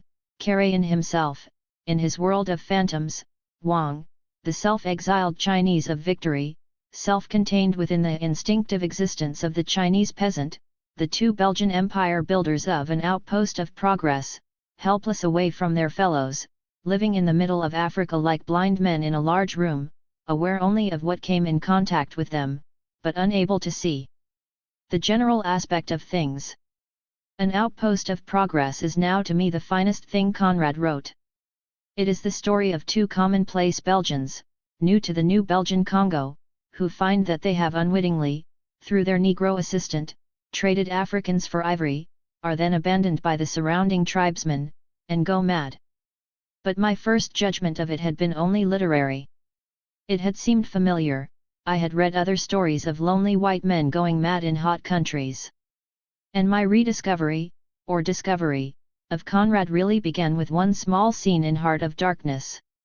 The African background, the demoralized land of plunder and licensed cruelty I took for granted. That is how we can be imprisoned by our assumptions. The background now seems to me to be the most effective part of the book, but then it was no more than what I expected. The story of Kurtz, the upriver ivory agent, who is led to primitivism and lunacy by his unlimited power over primitive men, was lost on me. But there was a page which spoke directly to me, and not only of Africa. The steamer is going upriver to meet Kurtz. It is like traveling back to the earliest beginnings of the world. A hut is sighted on the bank. It is empty, but it contains one book, 60 years old. An inquiry into some points of seamanship, tattered, without covers, but lovingly stitched afresh with white cotton thread. And in the midst of nightmare, this old book, dreary, with illustrative diagrams and repulsive tables of figures, but with its singleness of intention, its honest concern for the right way of going to work, seems to the narrator to be luminous with another than a professional light. This scene, perhaps because I have carried it for so long, or perhaps because I am more receptive to the rest of the story, now makes less of an impression. But I suppose that at the time it answered something of the political panic I was beginning to feel. To be a colonial was to know a kind of security, it was to inhabit a fixed world. And I suppose that in my fantasy I had seen myself coming to England as to some purely literary region, where, untrammeled by the accidents of history or background, I could make a romantic career for myself as a writer. But in the new world I felt that ground moved below me. The new politics, the curious reliance of men on institutions they were yet working to undermine, the simplicity of beliefs and the hideous simplicity of actions, the corruption of causes, half-made societies that seemed doomed to remain half-made, these were the things that began to preoccupy me. They were not things from which I could detach myself. And I found that Conrad 60 years before, in the time of a great peace, had been everywhere before me. Not as a man with a cause, but a man offering, as in Nostromo, a vision of the world's half-made societies as places which continuously made and unmade themselves, where there was no goal, and where always something inherent in the necessities of successful action, carried with it the moral degradation of the idea. Dismal, but deeply felt, a kind of truth and half a consolation. To understand Conrad, then, it was necessary to begin to match his experience. It was also necessary to lose one's preconceptions of what the novel should do and, above all, to rid oneself of the subtle corruptions of the novel or comedy of manners. When art copies life, and life in its turn mimics art, a writer's originality can often be obscured. The Secret Agent seemed to be a thriller. But Inspector Heat, correct but oddly disturbing, was like no policeman before in fiction, though there have been many like him since. And, in spite of appearances, this grand lady, patroness of a celebrated anarchist, was not Lady Bracknell.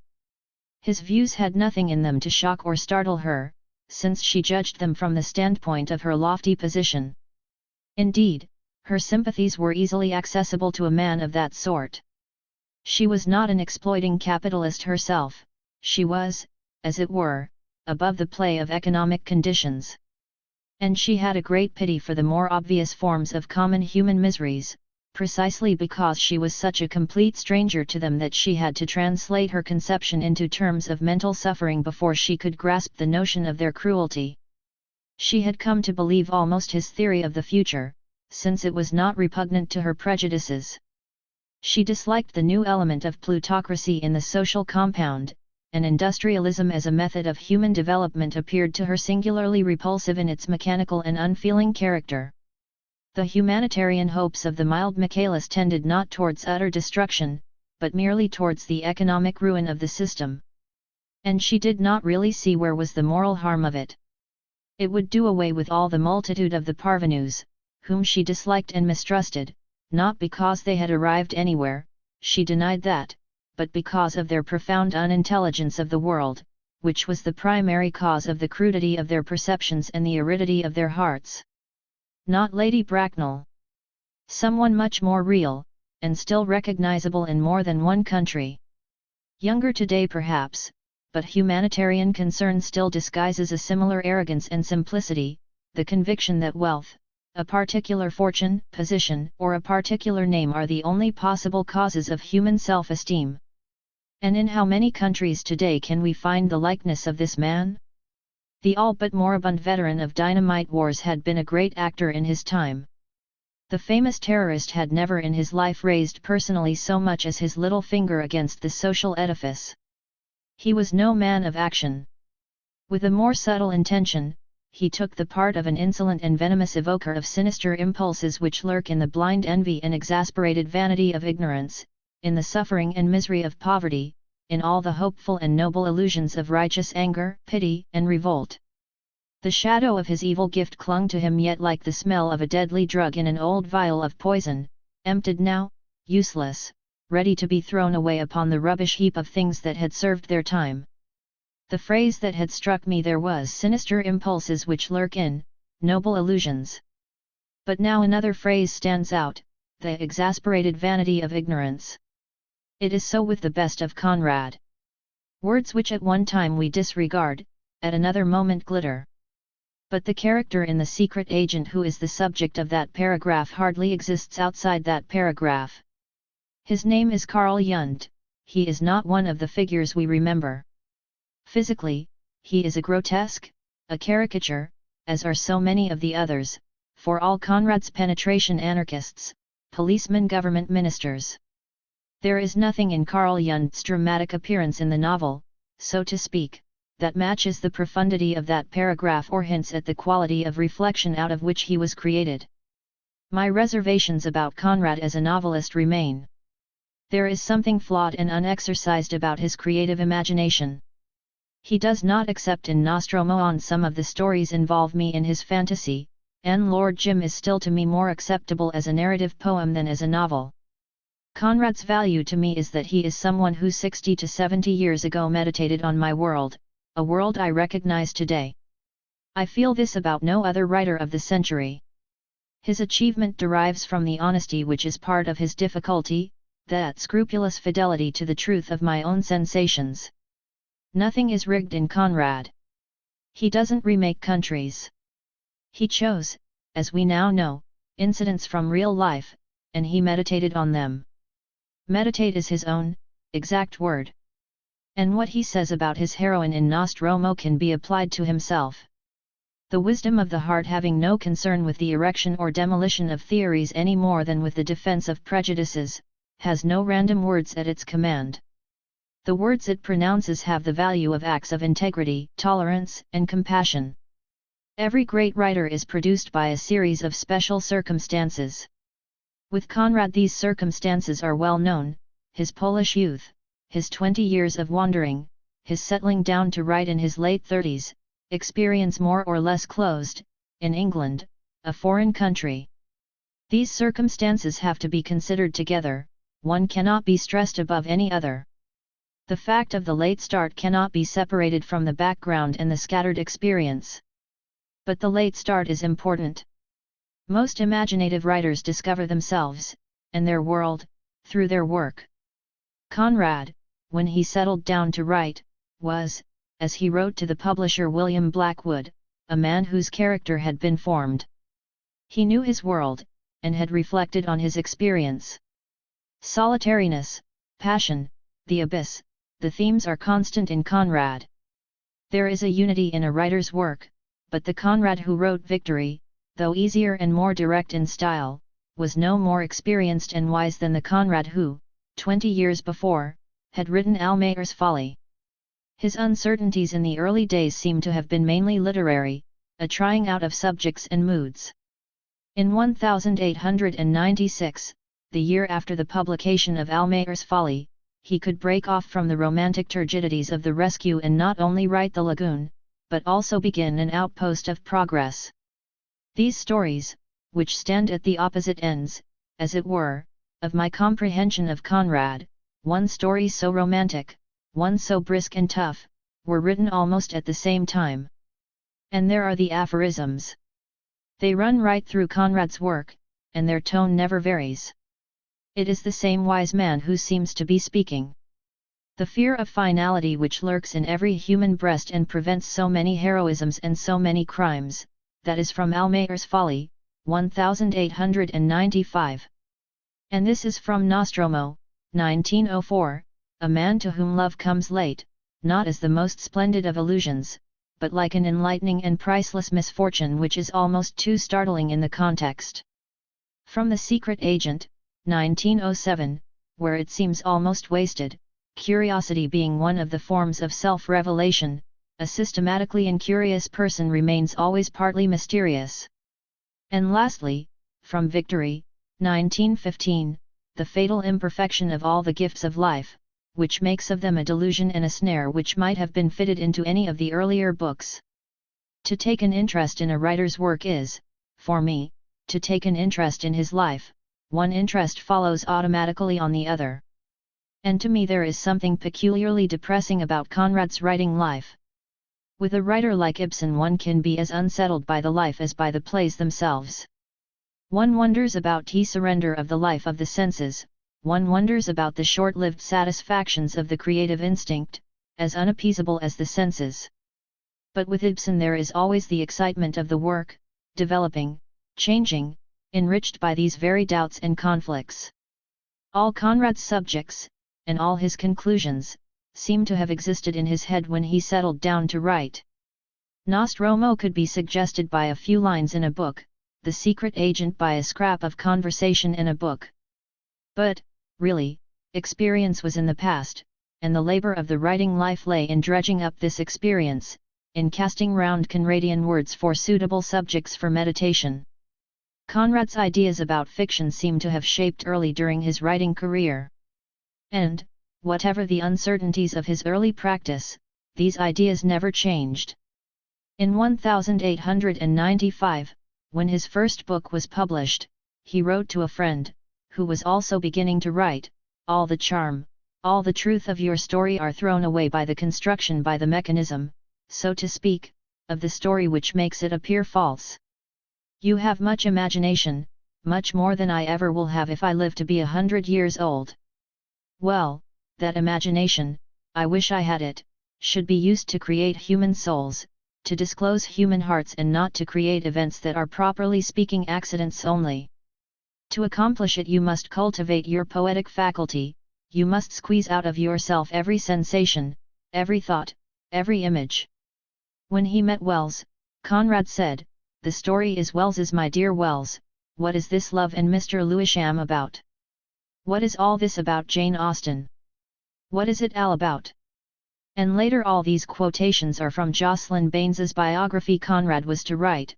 The national English novelist seldom regards his work, the exercise of his art, as an achievement of active life by which he will produce certain definite effects upon the emotions of his readers, but simply as an instinctive, often unreasoned, outpouring of his own emotions.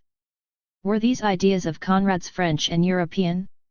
Conrad, after all, liked Balzac, most breathless of writers, and Balzac, through instinct and unreason, a man bewitched by his own society, had arrived at something very like that romantic feeling of reality which Conrad said was his own inborn faculty.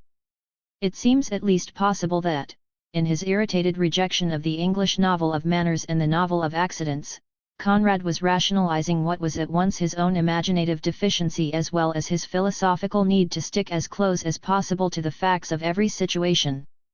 In fiction he did not seek to discover, he sought only to explain. The discovery of every tale, as the narrator of Under Western Eyes says, is a moral one. In the experience of most writers, the imaginative realizing of a story constantly modifies the writer's original concept of it. Out of experience, fantasy, and all kinds of impulses, a story suggests itself. But the story has to be tested by, and its various parts survive, the writer's dramatic imagination. Things work or they don't work, what is true feels true, what is false. And the writer, trying to make his fiction work, making accommodations with his imagination, can say more than he knows. With Conrad the story seems to be fixed, it is something given, like the prose argument stated at the beginning of a section of an old poem. Conrad knows exactly what he has to say. And sometimes, as in Lord Jim in Heart of Darkness, he says less than he intends. Heart of Darkness breaks into two. There is the reportage about the Congo, totally accurate. As we now know, Conrad's scholarship has been able to identify almost everyone in that story. And there is the fiction, which in the context is like fiction, about Kurtz, the ivory agent who allows himself to become a kind of savage African god. The idea of Kurtz, when it is stated, seems good. He will show what particular region of the first ages a man's untrammeled feet may take him into by way of solitude. Beguiling words, but they are abstract, and the idea, deliberately worked out, remains an applied idea. Conrad's attitude to fiction not as something of itself, but as a varnish on fact is revealed by his comment on the story. It is experience pushed a little, and only very little, beyond the actual facts of the case for the perfectly legitimate, I believe, purpose of bringing it home to the minds and bosoms of the reader. Mystery, it is the Conradian word. But there is no mystery in the work itself, the things imagined. Mystery remains a concept of the writers. The theme of passion and the abyss recurs in Conrad, but there is nothing in his work like the evening scene in Ibsen's Ghosts, the lamp being lit, the champagne being called for, light and champagne only underlining the blight of that house, a blight that at first seems external and arbitrary and is then seen to come from within. There is no scene like that, which takes us beyond what we witness and becomes a symbol for aspects of our own experience. There is nothing still on the theme of blight like The Withered Arm, Hardy's story of rejection and revenge and the dereliction of the innocent, which goes beyond the country tale of magic on which it was based. Conrad is too particular and concrete a writer for that, he sticks too close to the facts.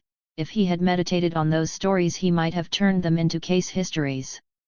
With writers like Ibsen and Hardy, fantasy answers impulses and needs they might not have been able to state. The truths of that fantasy we have to work out, or translate, for ourselves. With Conrad the process is reversed. We almost begin with the truths, portable truths, as it were, that can sometimes be rendered as aphorisms and work through to their demonstration. The method was forced on him by the special circumstances that made him a writer. To understand the difficulties of this method, the extraordinary qualities of intelligence and sympathy it required, and the exercise of what he described as the poetic faculty, we should try and look at the problem from Conrad's point of view. There is an early story which enables us to do just that. The story is The Return, which was written at the same time as Carrion. It is set in London and, interestingly, its two characters are English.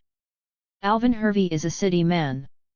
He is tall, well set up, good-looking, and healthy, and his clear pale face had under its commonplace refinement that slight tinge of overbearing brutality which is given by the possession of only partly difficult accomplishments, by excelling in games, or in the art of making money, by the easy mastery over animals and over needy men.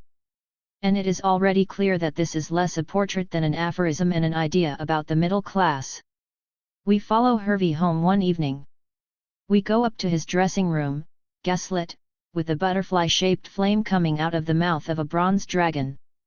The room is full of mirrors and it is suddenly satisfactorily full of middle-class Alvin Herveys. But there is a letter on his wife's dressing table, she has left him. We follow Hervey then through every detail of his middle-class reaction, shock, nausea, humiliation, anger, sadness, paragraph after ordered paragraph, page after page. And, wonderfully, by his sheer analytical intelligence Conrad holds us. Someone is then heard to enter the house. It is Hervey's wife. She has not, after all, had the courage to leave. What follows now is even more impressive. We move step by step with Hervey, from the feeling of relief and triumph and the wish to punish, to the conviction that the woman, a stranger after 5 years of marriage, had in her hands an indispensable gift which nothing else on earth could give. So Hervey arrives at the irresistible belief in an enigma, the conviction that within his reach and passing away from him was the very secret of existence, its certitude, immaterial and precious. He wants then to compel the surrender of the gift. He tells his wife he loves her, but the shoddy words only awaken her indignation, her contempt for the materialism of men, and her anger at her own self-deception. Up to this point the story works. Now it fades away. Hervey remembers that his wife has not had the courage to leave, he feels that she doesn't have the gift which he now needs. And it is he who leaves and doesn't return. Mysterious words are repeated in this story: enigma, certitude, immaterial and precious. But there is no real narrative and no real mystery. Another writer might have charted a course of events. For Conrad, though, the drama and the truth lay not in events but in the analysis, identifying the stages of consciousness through which a passionless man might move to the recognition of the importance of passion. It was the most difficult way of handling the subject, and Conrad suffered during the writing of the 80-page story. He wrote to Edward Garnett, "It has embittered 5 months of my life. Such a labor, and yet, in spite of the intelligence and real perceptions, in spite of the cinematic details, the mirrors, the bronze dragon breathing fire, the return remains less a story than an imaginative essay. A truth, as Conrad sees it, has been analyzed. But the people remain abstractions. And that gives another clue. The vision of middle-class people as being all alike, all consciously passionless, delightful, and materialist, so that even marriage is like a conspiracy, that is the satirical vision of the outsider." The year before, when he was suffering with the rescue, Conrad had written to Garnett, "Other writers have some starting point. Something to catch hold of. They lean on dialect or on tradition or on history or on the prejudice or fad of the hour, they trade upon some tie or conviction of their time or upon the absence of these things which they can abuse or praise. But at any rate they know something to begin with, while I don't. I have had some impressions, some sensations in my time. And it's all faded." It is the complaint of a writer who is missing a society, and is beginning to understand that fantasy or imagination can move more freely within a closed and ordered world. Conrad's experience was too scattered. He knew many societies by their externals, but he knew none in depth. His human comprehension was complete. But when he set the return in London he was immediately circumscribed. He couldn't risk much, he couldn't exceed his knowledge. A writer's disadvantage, when the work is done, can appear as advantages. The return takes us behind the scenes early on, as it were, and gives us some idea of the necessary oddity of the work, and the prodigious labor that lay behind the novels which still stand as a meditation on our world. It is interesting to reflect on writers' myths. With Conrad there is the imperialist myth of the man of honor, the stylist of the sea. It misses the best of Conrad, but it at least reflects the work. The myths of great writers usually have to do with their work rather than their lives. More and more today, writers' myths are about the writers themselves. The work has become less obtrusive. The great societies that produced the great novels of the past have cracked. Writing has become more private and more privately glamorous. The novel as a form no longer carries conviction.